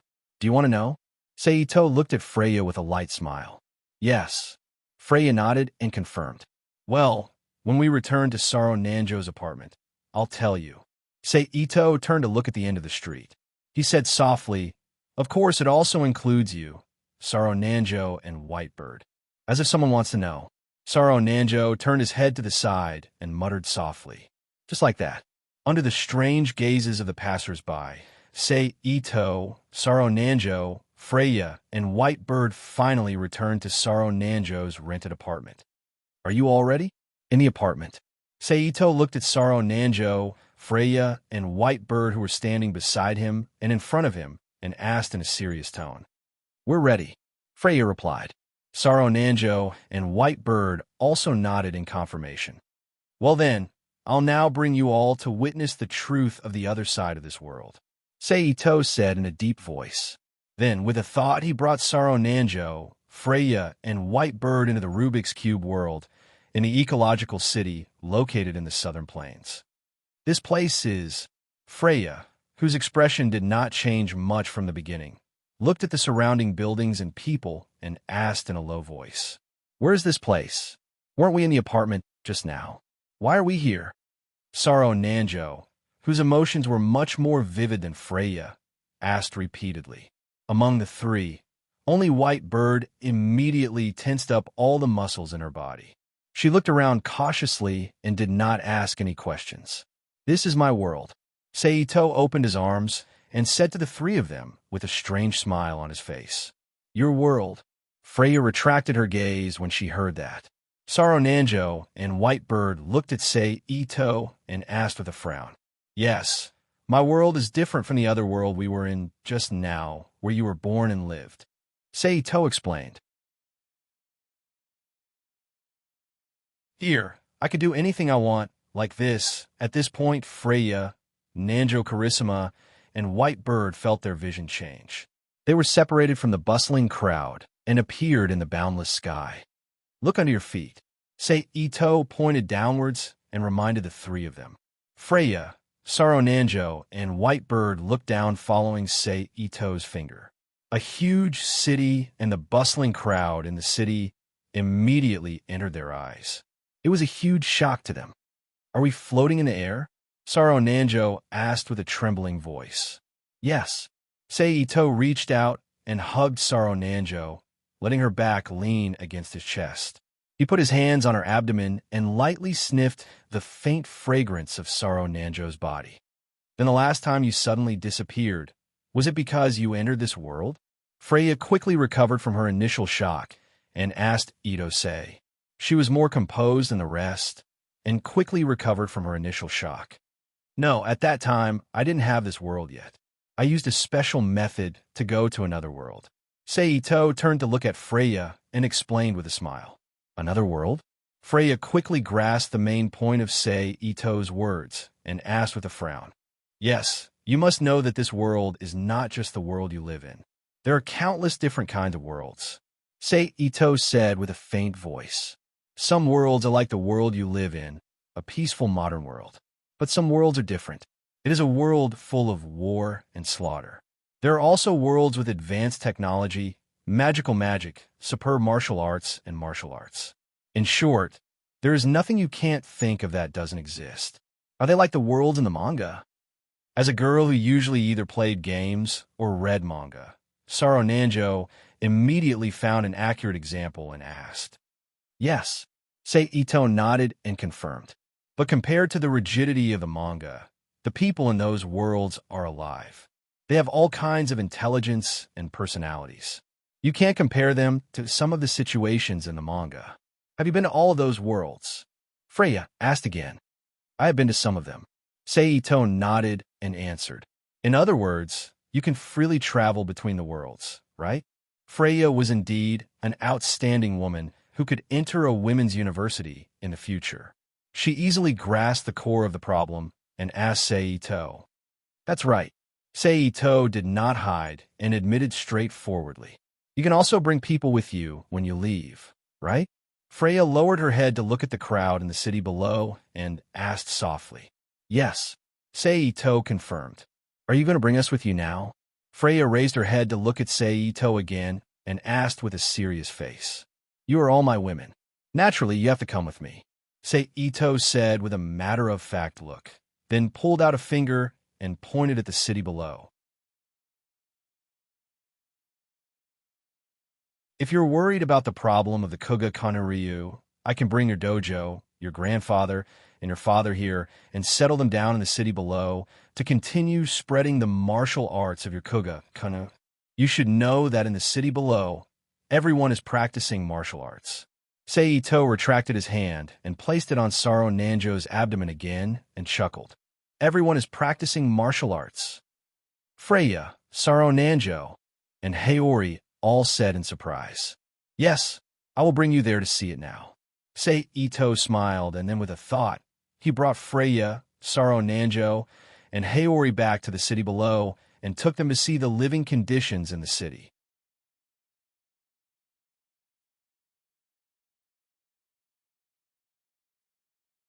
Chapter 643. What do you think? The life in this city is what you want, right? None. In a private room in a Chinese restaurant, Sei Ito said to Freya, Nanjo Carissima, and Whitebird. Freya, Nanjo Carissima, and Whitebird did not say anything, but the expressions on their faces clearly expressed their emotions. Seeing this, Ito Senari didn't say anything. He smiled and greeted the three of them to eat. Are you going to take us away now? During the meal, Nanjo Carissima raised his head and looked at Sei Ito with a hesitant expression. Of course not. Ito Mori shook his head with a smile and said, Let's not talk about the fact that you haven't said goodbye to your family yet. Even I have something to do in that world. I can't leave right away. What are you going to do? Compared to Freya, who was quiet and could control her curiosity well, and Whitebird, who did everything without asking, Nanjo Carissima seemed to be unable to hold back his words. After listening to Sei Ito's explanation, he asked curiously. Hearing Nanjo Carissima's question, Freya and Whitebird raised their heads and looked at Sei Ito, listening to his answer. During the tour of the city, did you notice any problems? Sei Ito smiled when he saw the three of them looking at him. He did not immediately answer Nanjo Carissima's question, but took the initiative to ask. Problems? Nanjo Carissima repeated with a frown, not understanding. There are no masters. No, it should be said that there are no martial arts masters. Freya suddenly said after a moment of silence. That's right. Ito Mori looked at Freya with a face full of praise, and then explained, if we exclude the nearly 140,000 students and staff in the Academy City, the population of the entire city is about 450,000. But these 450,000 people only have a little more than 40 martial arts teachers. The disparity of almost 10,000, one between teachers and students, is too great, and it completely affects the martial arts training progress of the city's residents. Naturally, it also delays the production of martial arts masters and the increase of new teachers. Since the internal cause is insufficient, then I can only use external forces, and the best way is to bring ready-made martial arts masters here, as a catalyst to accelerate the changes here. Seito shrugged and said calmly, But is it so easy to find martial arts masters? Freya asked with a face of doubt. Of course it's not easy, but the situation now is different. Seito smiled. Your world is currently in a turbulent period of great changes. A large number of martial arts masters will appear in front of you. This is my opportunity. Are you saying that our world is about to undergo a great change? Freya furrowed her brows as she asked. If it was before entering the Rubik's Cube world, if Seito said that, Freya would only think that he was joking. She would not take these words to heart, but after entering the Rubik's Cube world and seeing all kinds of magical things here, she no longer dared to treat some of the things that Sei Ito said as a joke. She believed that Sei Ito must have his reasons for saying that. Yes, it is enough to affect the entire world. Sei Ito nodded and admitted. Then, he changed the topic and comforted Freya, Nanjo Carissima, and Whitebird, who looked worried. Don't worry, if I use the right method, I might be able to eliminate the great changes in your world. Phew! Hearing Sei Ito's words, Freya, Nanjo Carissima, and Haori breathed a sigh of relief at the same time and slightly relaxed. At this time, in their understanding, Sei Ito, who had a world, was basically a heaven-defying existence. If he said that it could be eliminated, then it could be eliminated. If even Sei Ito could not eliminate it, then it was useless for them to worry. However, for your own safety, I will train you during the time that we stay in that world. You will undergo intensive training in order to obtain a certain degree of self-protection. Ito Sei continued. Then he winked at Nanjo Carissima and Haori and laughed. Of course, medicinal baths are indispensable. Hearing Sei Ito mention medicinal baths again, Nanjo Carissima and Haori's cheeks turned red, and they looked flustered as they buried their heads in the food in front of them. What medicinal baths? Freya looked curiously at Sei Ito, Nanjo Carissima, and Haori. You'll know later. Sei Ito smiled mysteriously. Seeing this, Freya did not say anything else. She also buried her head in the food in front of her. More than half an hour later, the four of them finished their lunch. Little Yao, didn't you want to know what medicinal baths are? I'll show you now.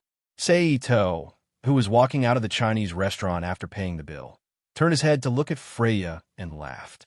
Then with a thought, he brought Freya, Nanjo Carissima, and Haori to the northern part of the central area, the villa that was used to store the Black Sphere. You guys rest here first.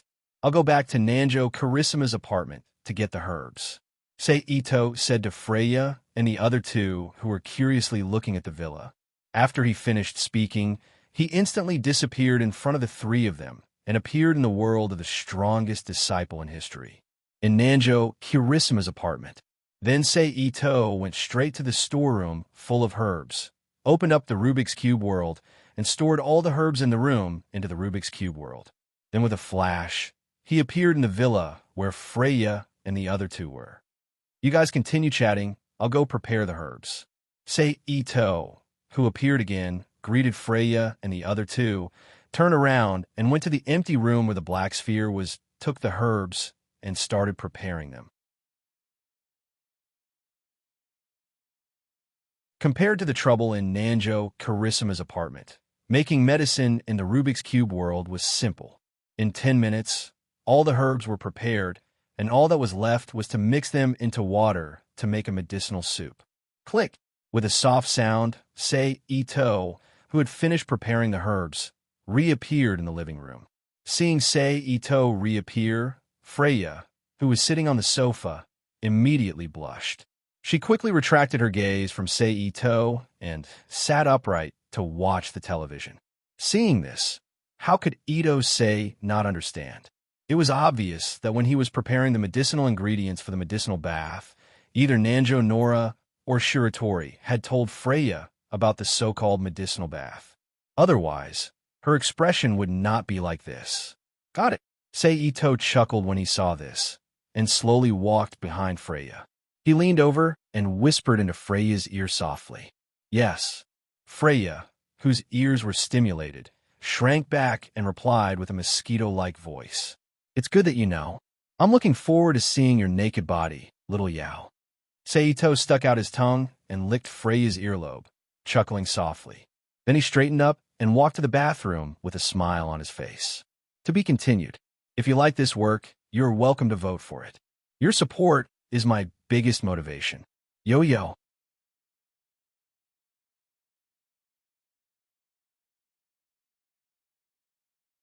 Chapter 644. P.S. Thank you to NXCX, Cloud Ice, and Always Late for their precious monthly votes. Thank you to Nickfany, 157747860, and NXCX for their tips. All right, little Yao, come in. 10 minutes later, Sei Ito walked out of the bathroom and called out to Freya, who was watching the television absent-mindedly. Oh. Freya, who instinctively turned to look at Sei Ito, was stunned for a moment before her face turned red. She lowered her head and replied in a voice as soft as a mosquito. She stood up from the sofa and took small steps to the bathroom.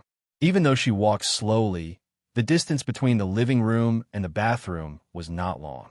Even if she took her time, she still reached the bathroom door after a few minutes. Don't think too much. Since we're already here, I won't leave you behind. Leave everything to me. Sei Ito held Freya's hand and led her into the bathroom as he spoke gently to her. Okay. Freya took a deep breath and nodded when she heard Sei Ito's words. She then calmed down and gently pulled her hand out of Sei Ito's grasp.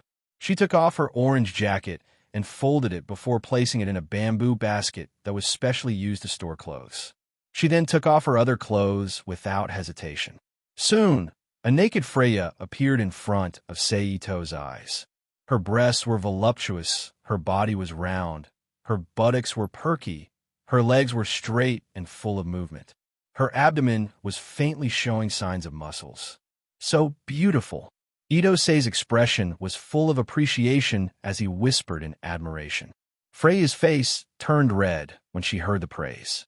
She subconsciously spread her hands apart, one of them covering her breasts and the other covering her lower body. She turned her head to the side, not daring to meet Sei Ito's gaze. "Little Yao, you should have learned how to use ki by now." Sei Ito smiled and reached out to grab Freya's arms that were covering her breasts. He asked softly as he gently pushed them away from Freya's body. "Why, yes."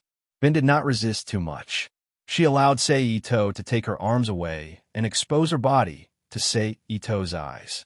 She answered in a slightly hurried tone. "Then you have to be careful when you soak in a medicinal bath later. The medicinal bath will greatly stimulate the activity of the qi in your body. If you can endure the external stimulation of the medicinal bath during the process, you will be able to withstand the external stimulation. If you can resist the external ki's resistance, you will be able to achieve the release of ki in the process. Understand?" Sei Ito used his left hand as he gently kneaded Freya's breasts with his left hand. He said softly as he looked at Freya's blushing face. "I got it," Freya said while panting slightly. "All right, then go in." Idosei's left hand slowly moved down Freya's almost perfect waist until it finally left her body. He said softly, "Don't worry. All right." Freya let out a sigh of relief when she sensed Idosei's strange hand leaving her body and replied in a low voice. She then walked slowly to the bathtub filled with pale blue medicinal liquid and stepped into the bathtub. She slowly sat down. Asterisk splash. Asterisk as Freya entered the bathtub. The medicinal liquid that was almost overflowing immediately gushed out of the bathtub and fell onto the ceramic floor like a small waterfall, producing a crisp sound. There are two types of ki in your world. Sei Ito lowered his body and sat at the edge of the bathtub after Freya's entire body was submerged in the medicinal liquid. He reached out his hands to support Freya's slightly raised head and explained softly. The first type is the calm ki that condenses ki in the body and explodes it in the body. The other type is the ki of motion that explodes ki outside the body through emotional fluctuations. From your personality and the way you use your martial arts, you should belong to the calm ki type. "Calm ki, huh?" Freya repeated softly. "Yes." Sei Ito's thumbs gently stroked Freya's cheeks as he said. People who have the calm ki are the type that can calmly deal with any danger they encounter.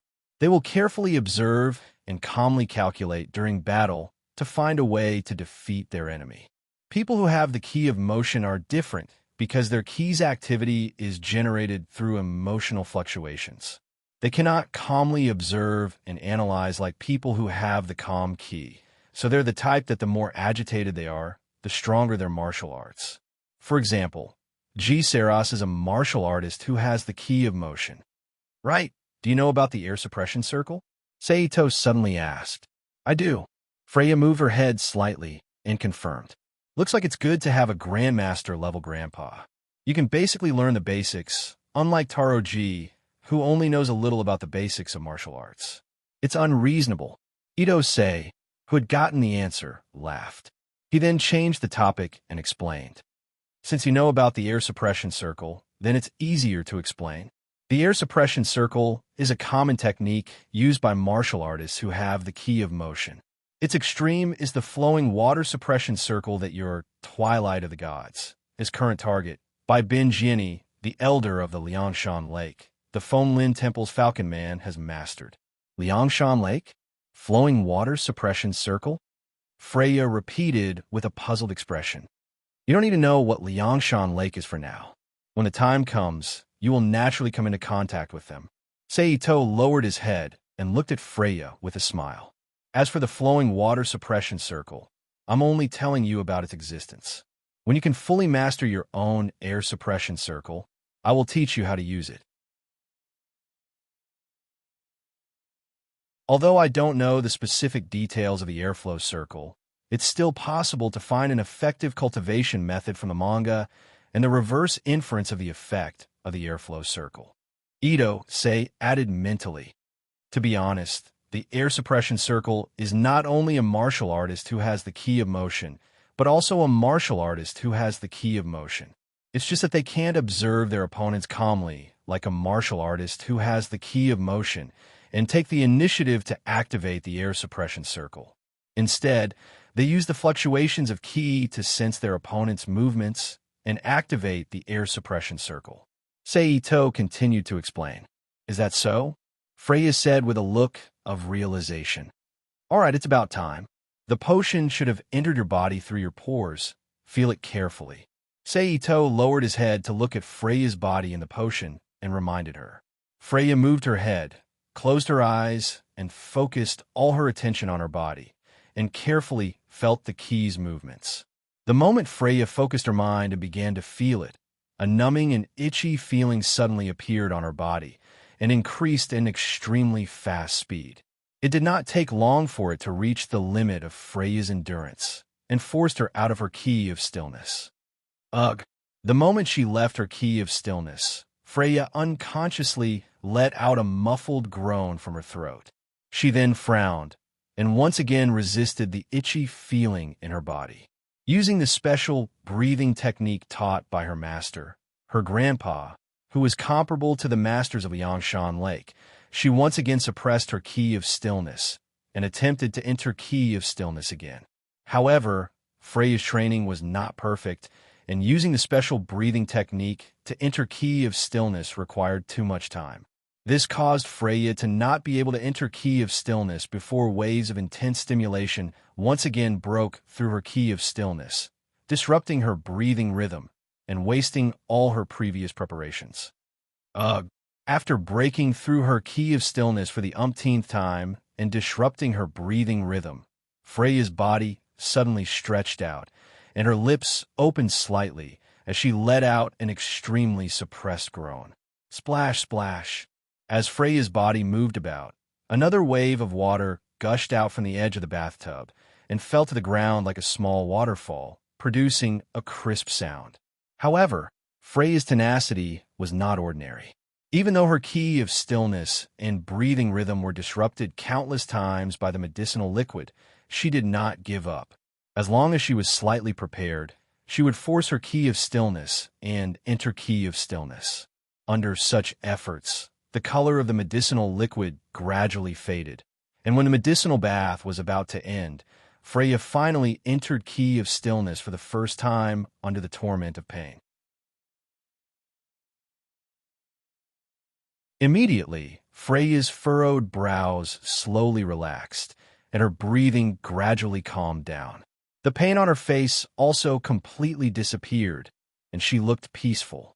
At this moment, a strange key of stillness gradually appeared on Freya's body. As expected of someone with outstanding talent and perseverance, to be able to sense ki in such a short time. I believe that after a few more medicinal baths, she will be able to completely grasp the flow of ki and complete the key of stillness that all warriors dream of. Ito praised in his heart as he quietly felt the key of stillness from Freya's body. Just like that, the noisy bathroom once again returned to its peaceful state, with only two faint breathing sounds echoing in the quiet bathroom. All right, Lil Yao, you can come out now. After a moment, when the medicinal liquid had completely returned to its clear state, Ito called out softly with a smile. Is it done? Hearing the call, Freya immediately came out of the silent state brought by the special breathing technique. She slowly opened her eyes and said to Ito, Yes, come out. Ito let go of his hands that were supporting Freya's head and stood up from the edge of the bathtub, looking at Freya, who was sitting up. He then chuckled. You are now much stronger than Saro-ji and Bainyao. You must know that when they finished their first medicinal bath, they did not even have the strength to move their hands, let alone stand up from the bathtub by themselves. In the end, I had to help them wash their bodies and carry them back to the bedroom. Of course, if you want to experience the same treatment as them, I don't mind. Ito then winked at Freya and teased her.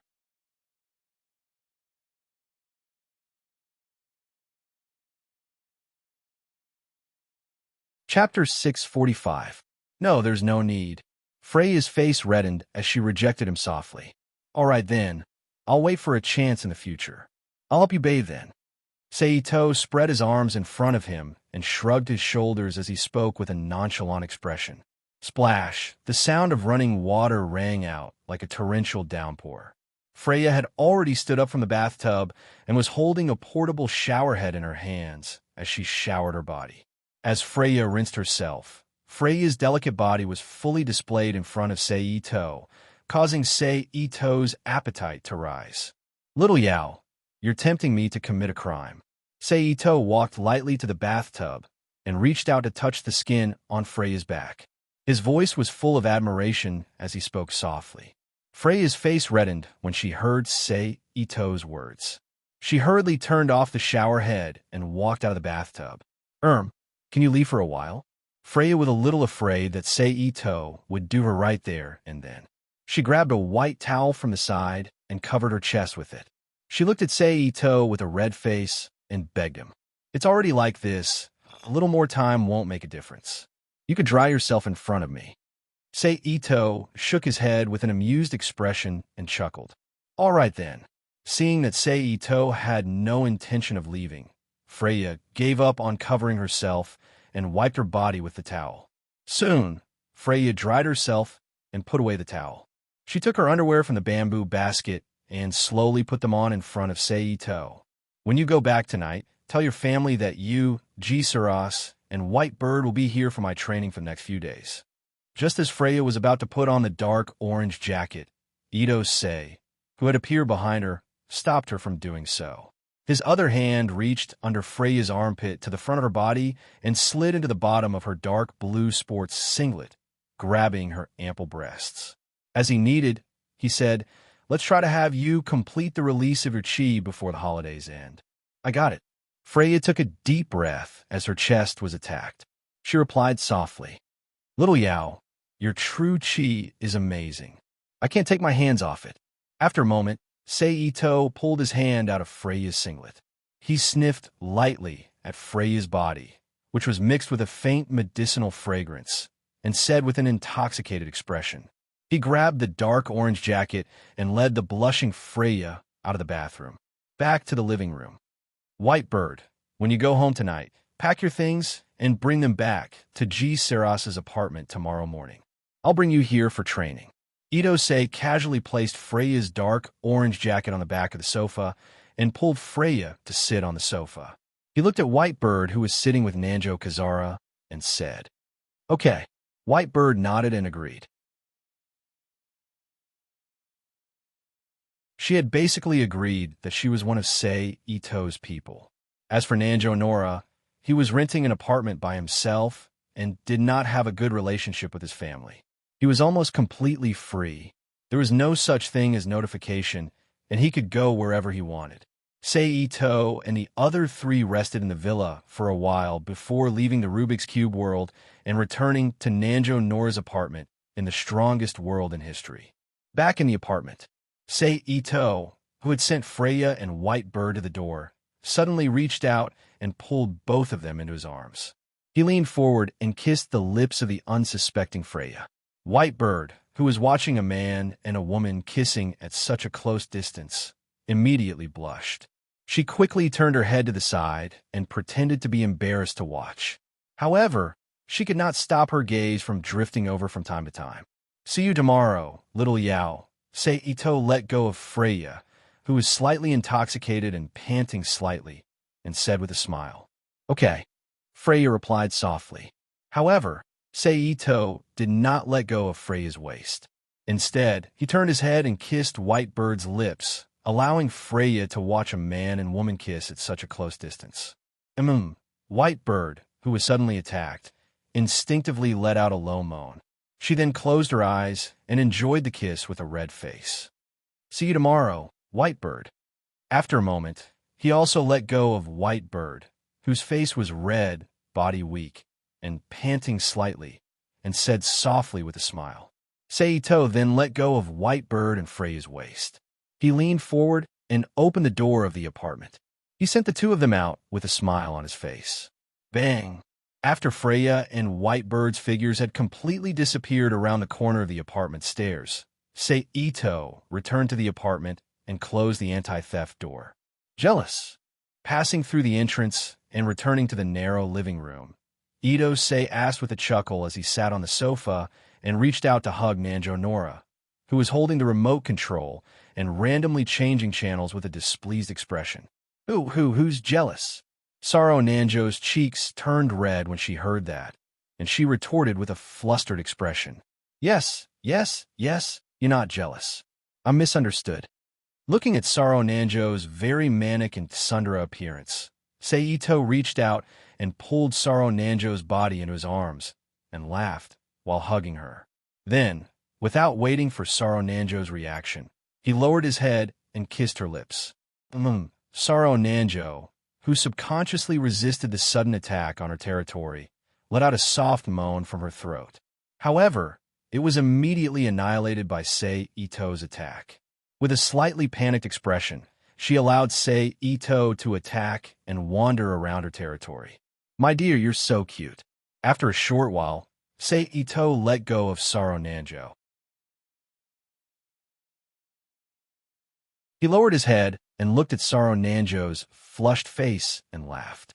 With the comfort of this kiss, Sorrow Nanjo no longer threw a tantrum. She allowed Sei Ito to hug her in his arms and watched a TV program with Sei Ito out of boredom. It wasn't until 10 o'clock in the morning that the two went to the bathroom to wash up and then returned to the bedroom to rest. However, this time, Sei Ito didn't return to the utility room that had been vacated. Instead, he went straight to Sorrow Nanjo's bedroom, and under her startled cries, he crawled into Sorrow Nanjo's bed. Get down quickly. In the dark room, Sorrow Nanjo's arms were pressed against Sei Ito's chest, and she said in a low voice with a slightly panicked expression, Why do I have to get down? Sei Ito reached out and grabbed Sorrow Nanjo's palm that was pressed against his chest and moved it behind him. His body leaned against Sorrow Nanjo's body, and he stared into her eyes and chuckled.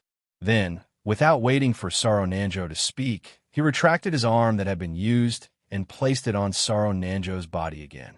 He hugged her body and pulled her into his arms and said softly, Other than the last step, we have already done everything that needs to be done. What are you still afraid of? But Sorrow Nanjo opened her mouth to speak, but was immediately interrupted by Sei Ito's words. There are no buts. You can't escape anymore. Then Sei Ito chuckled and kissed Sorrow Nanjo's forehead and said, And it's not just you, Freya, Haori, and the others can't escape either. And I won't let go of you. So let go of the worries and hesitation in your heart, and be at ease as I, Sei Ito's woman. Hearing Sei Ito's slightly overbearing words, Sorrow Nanjo's breathing stopped, and then she no longer resisted Sei Ito's bed and quieted down. This is my dear Sorrow Nanjo. Noticing Sorrow Nanjo's change, Sei Ito smiled and hugged Sorrow Nanjo tightly in his arms and said softly, All right, go to sleep. You still have to train tomorrow. Sei Ito's palm gently stroked Sorrow Nanjo's back and said softly with his eyes closed, Sorrow Nanjo responded softly and closed her eyes to rest. The next night was silent, and in the blink of an eye, it was the next day. Good morning, my dear. Sei Ito smiled as he lowered his head to greet Sorrow Nanjo, whose eyelids were trembling in his arms. You bastard, quickly take your hand away. Sorrow Nanjo opened her eyes and glared at Sei Ito with a face full of shame and anger. What's wrong with that? We're already a family, and you're still shy. Ito Sei moved his hand away from Nanjo Kira's chest, which seemed to be buried in a small head, and teased with a playful face. Humph. Sorrow Nanjo surprisingly did not refute Sei Ito's words of family, but directly sat up from the bed with a light snort.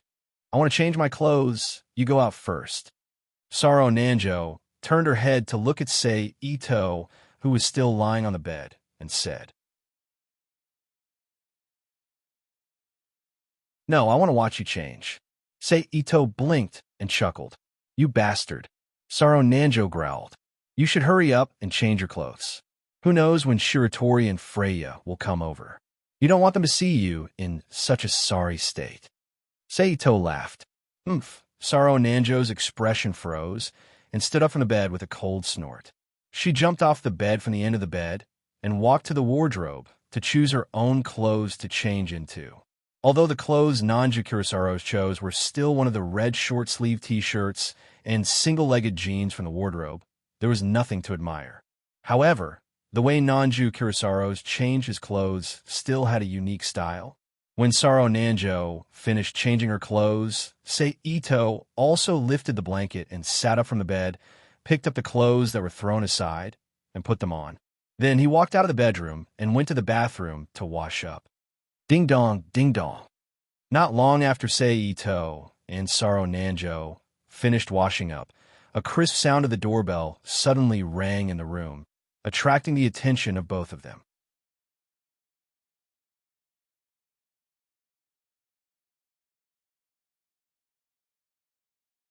Chapter 646. P.S. Thanks to cute girl is ignorant for her high reward.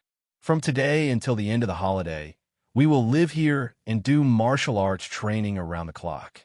Standing in a very Japanese-style wooden building, Seito said to Nanjo, Karissima, Freya, and Hakutori in front of him. Now, put down your things. I will take you to familiarize yourself with the surrounding environment.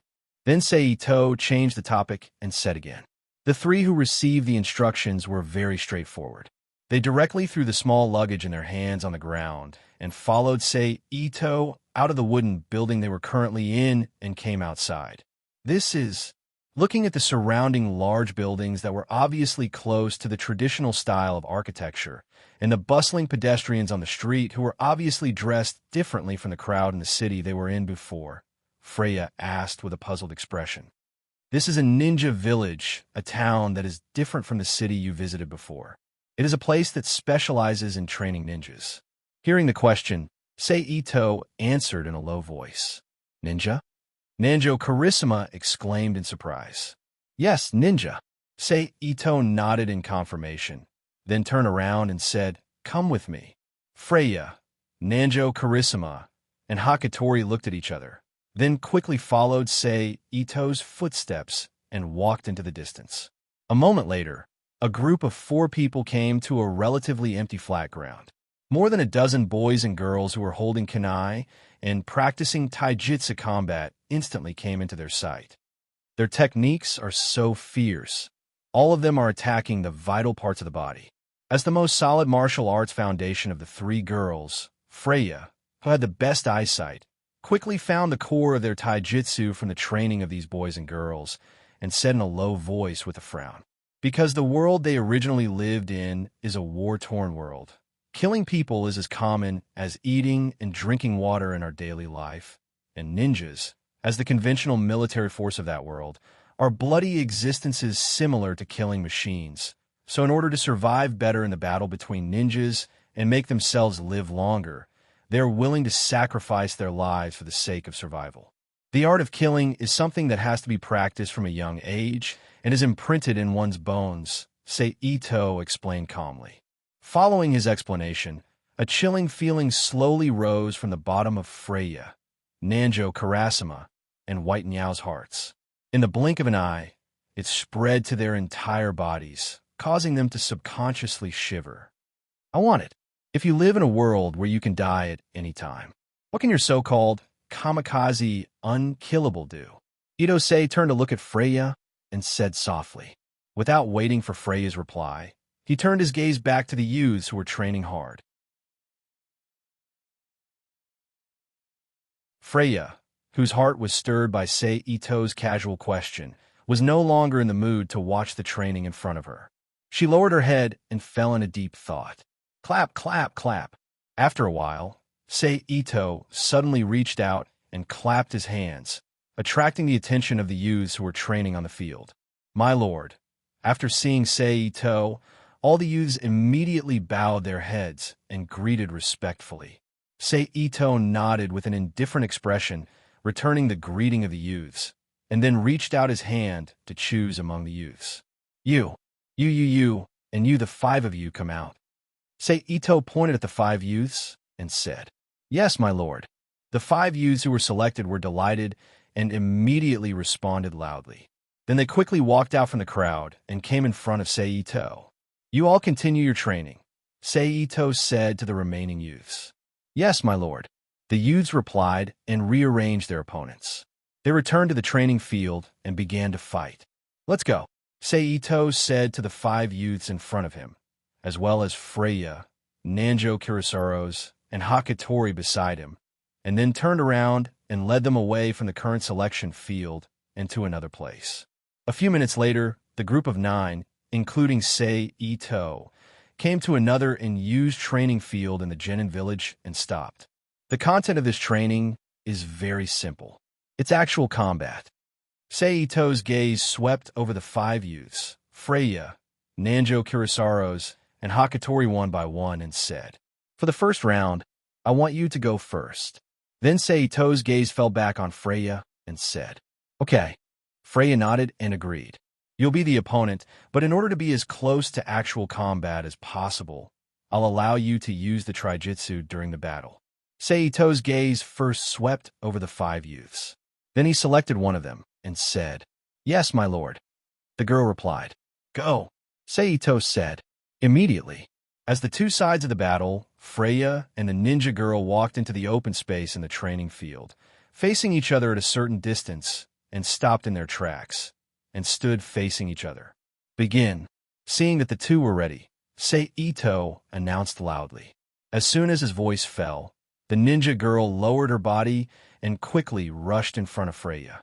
As for the ninja girl's taijutsu, Freya more or less had some idea in her heart when she observed the youth's training, so she immediately struck with her staff and stabbed towards the ninja girl. The ninja girl moved her body and immediately dodged the attack of the staff, and rushed along the inside of the staff towards Freya at high speed. Even though Freya's attack missed and the ninja was closing in on her, she did not panic. She immediately swung her left leg backwards, and her body turned with her waist, and her arm swung the staff, sweeping it towards the ninja girl from behind.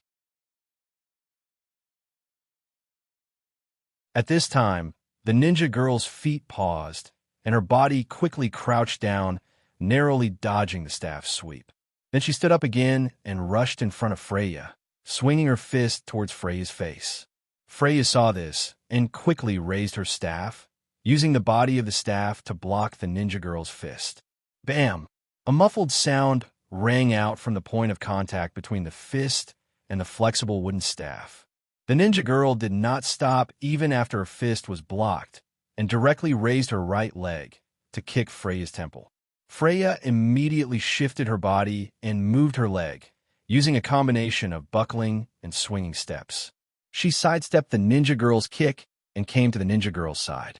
She extended her leg and kicked the ninja girl's hamstring, causing her to fall to the ground. However, a ninja's taijutsu had always been unconventional, so the moment the ninja girl was about to fall, she immediately used one hand to support herself on the ground and kicked the leg that she had not retracted back towards Freya's head. Freya saw this and retracted her staff, leaving only a small portion of the staff in her hand, and swung her fist with the staff to hit the ninja girl's leg. Bam! A muffled sound rang out, and the ninja girl's leg was retracted at a faster speed than when she kicked it, and, at the same time, the ninja girl flipped and landed on the ground again. However, the ninja girl's brows were tightly furrowed, and the corners of her eyes were twitching. She looked like she was enduring the pain. It was obvious that the attack with the staff had made her very uncomfortable. At this time, the ninja girl turned her head to look at Seito, and her expression became firm. She raised her hands in front of her and quickly formed 3 basic hand seals. After that, there was a soft boom sound, and 3 identical ninja girls appeared in front of Freya. "So, this is ninjutsu." Freya frowned and thought to herself as she looked at the 3 identical ninja girls. "What is that?" Looking at the sudden change in the field, Sorcerous asked in surprise. "The cloning jutsu of the 3 basic ninjutsu." In order to not ruin the competition with his explanation, Seito did not go into detail about the cloning jutsu's specific effects and drawbacks. He only told the name of the cloning jutsu to Sorcerous and Bai Niao. Ah! At this time, the ninja girls let out a low cry and quickly rushed towards Freya from the left, middle, and right sides. When they were close to Freya, one of them suddenly jumped up high, and together with the other two ninja girls on the ground, they attacked Freya together. Freya took a deep breath when she saw this, and suddenly twisted her hands towards the staff.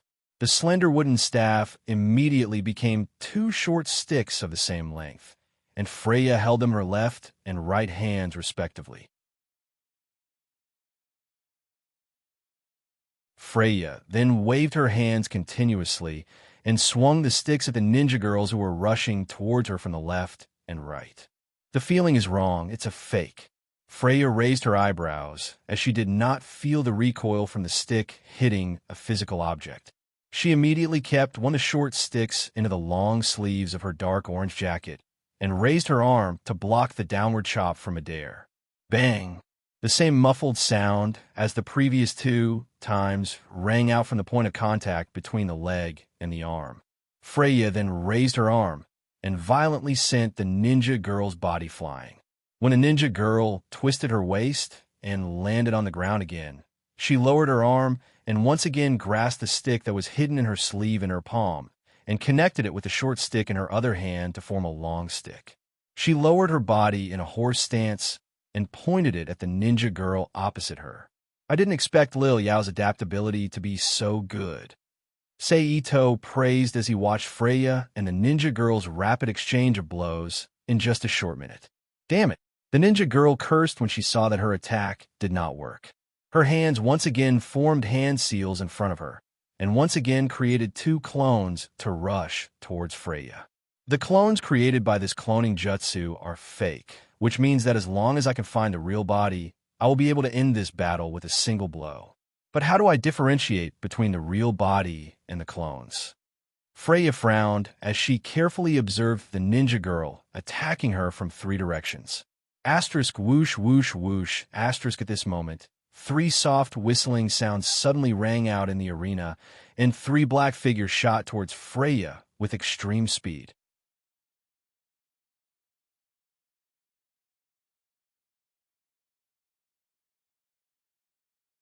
Chapter 647.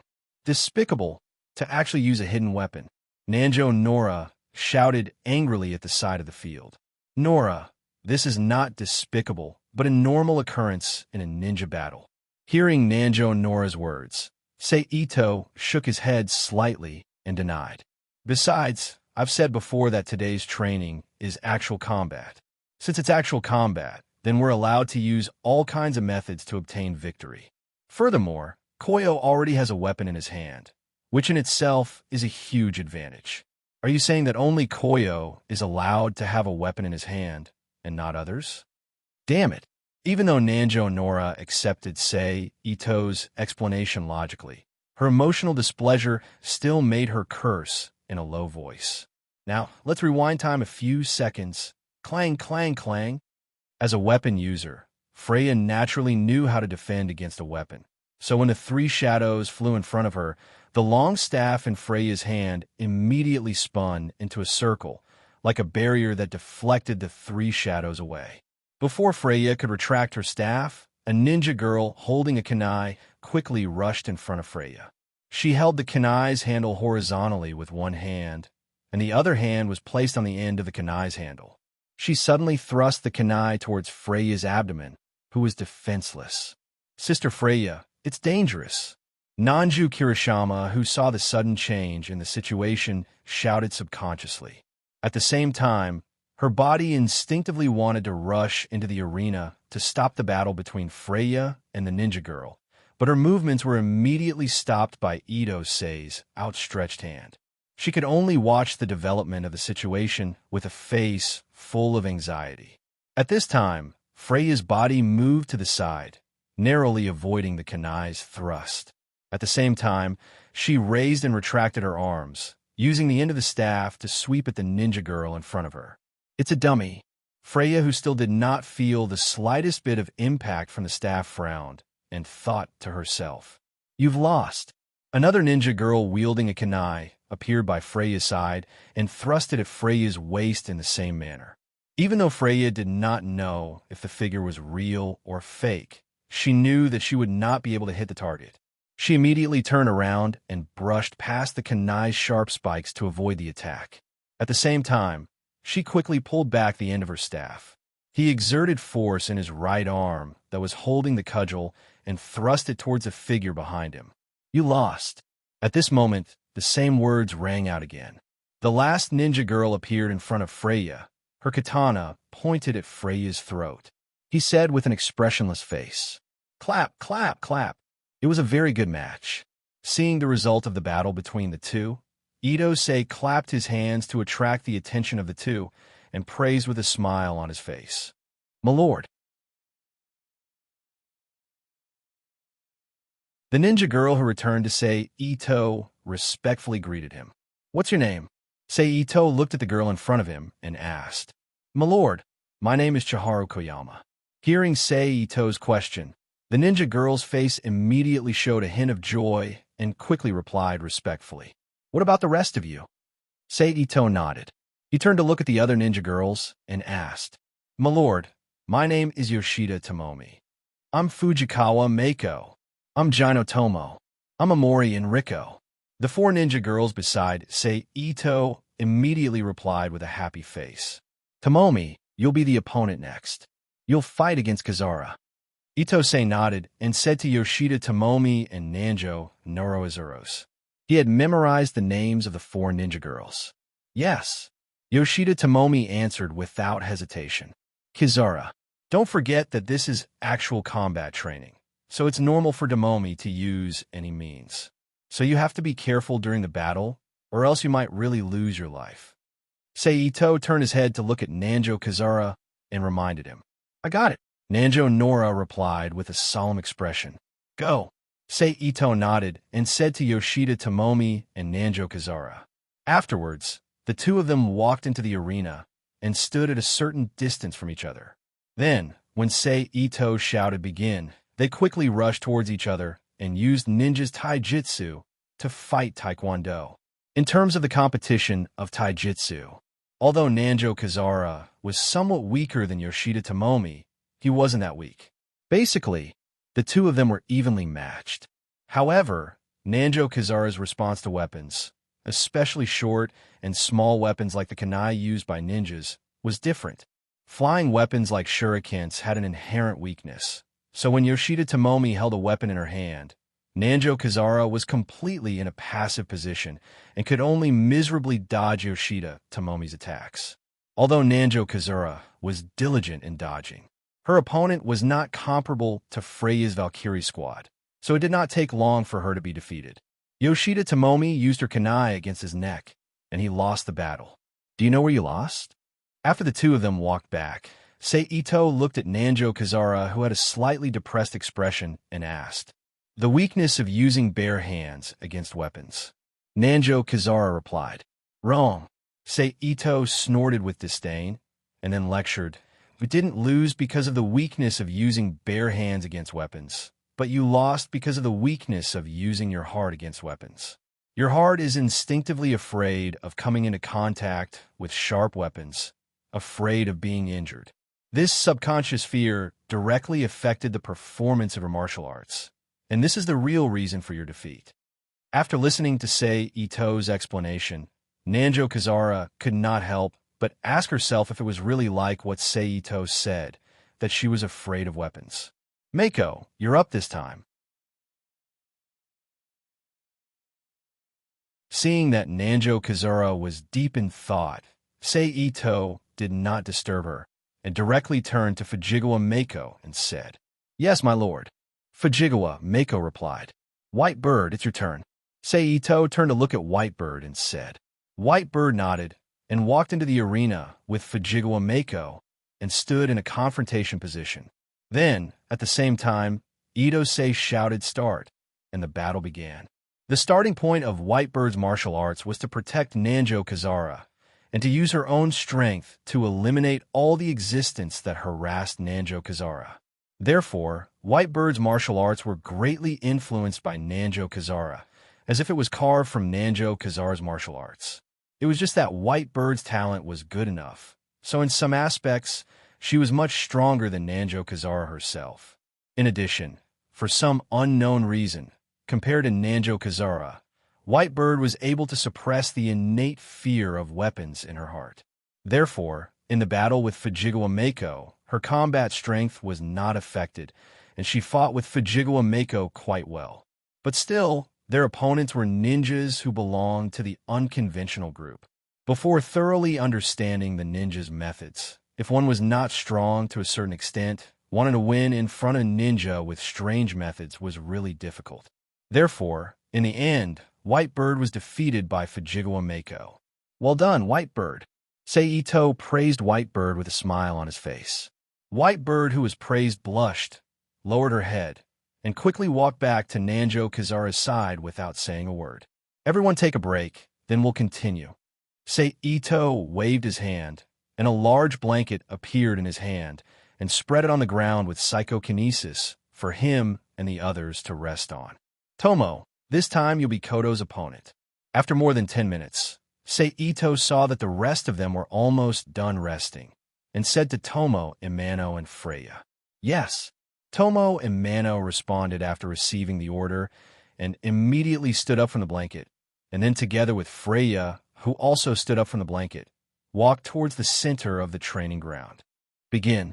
When the two of them were ready, Seito opened his mouth and shouted loudly. Tomo, Imano, and Freya's figures moved at the same time, and began to fight in the center of the training ground. Just like that, when one failed, the other stepped up. After all three of them failed, they rested together and then began again. Just like before, Freya, Nanjo Kazura, Whitebird, and the 5 ninja girls were almost constantly fighting in the training ground. And in this kind of high-intensity battle, Freya, Nanjo Kazura, and Whitebird's martial arts skills were improving at a speed visible to the naked eye. Among them, Nanjo Kazara, who originally had an innate fear of weapons, gradually overcame some of his fear and gradually normalized his combat strength when facing weapons. Freya and Nanjo Kazara are indeed important characters in the original manga. They have super strong potential in the field of top fighters. Just this kind of strange speed of improvement is amazing. Although this is only because they have accumulated enough strength. It is an inevitable result after undergoing intensive training. Once their potential is fully released, their speed will once again return to normal. Even so, this short burst of speed is still amazing. Seito, who saw the changes in Freya, Nanjo Kazara, and Whitebird's side of his heart, especially Whitebird, I didn't expect that someone who wasn't considered an important character in the manga would have such outstanding talent. It's really surprising. Then Seito's gaze fell on Whitebird, and he sighed in his heart. After a few hours of this, all right, let's stop here for today. Seeing that it was about time, and that everyone's stamina was almost exhausted, Seito said.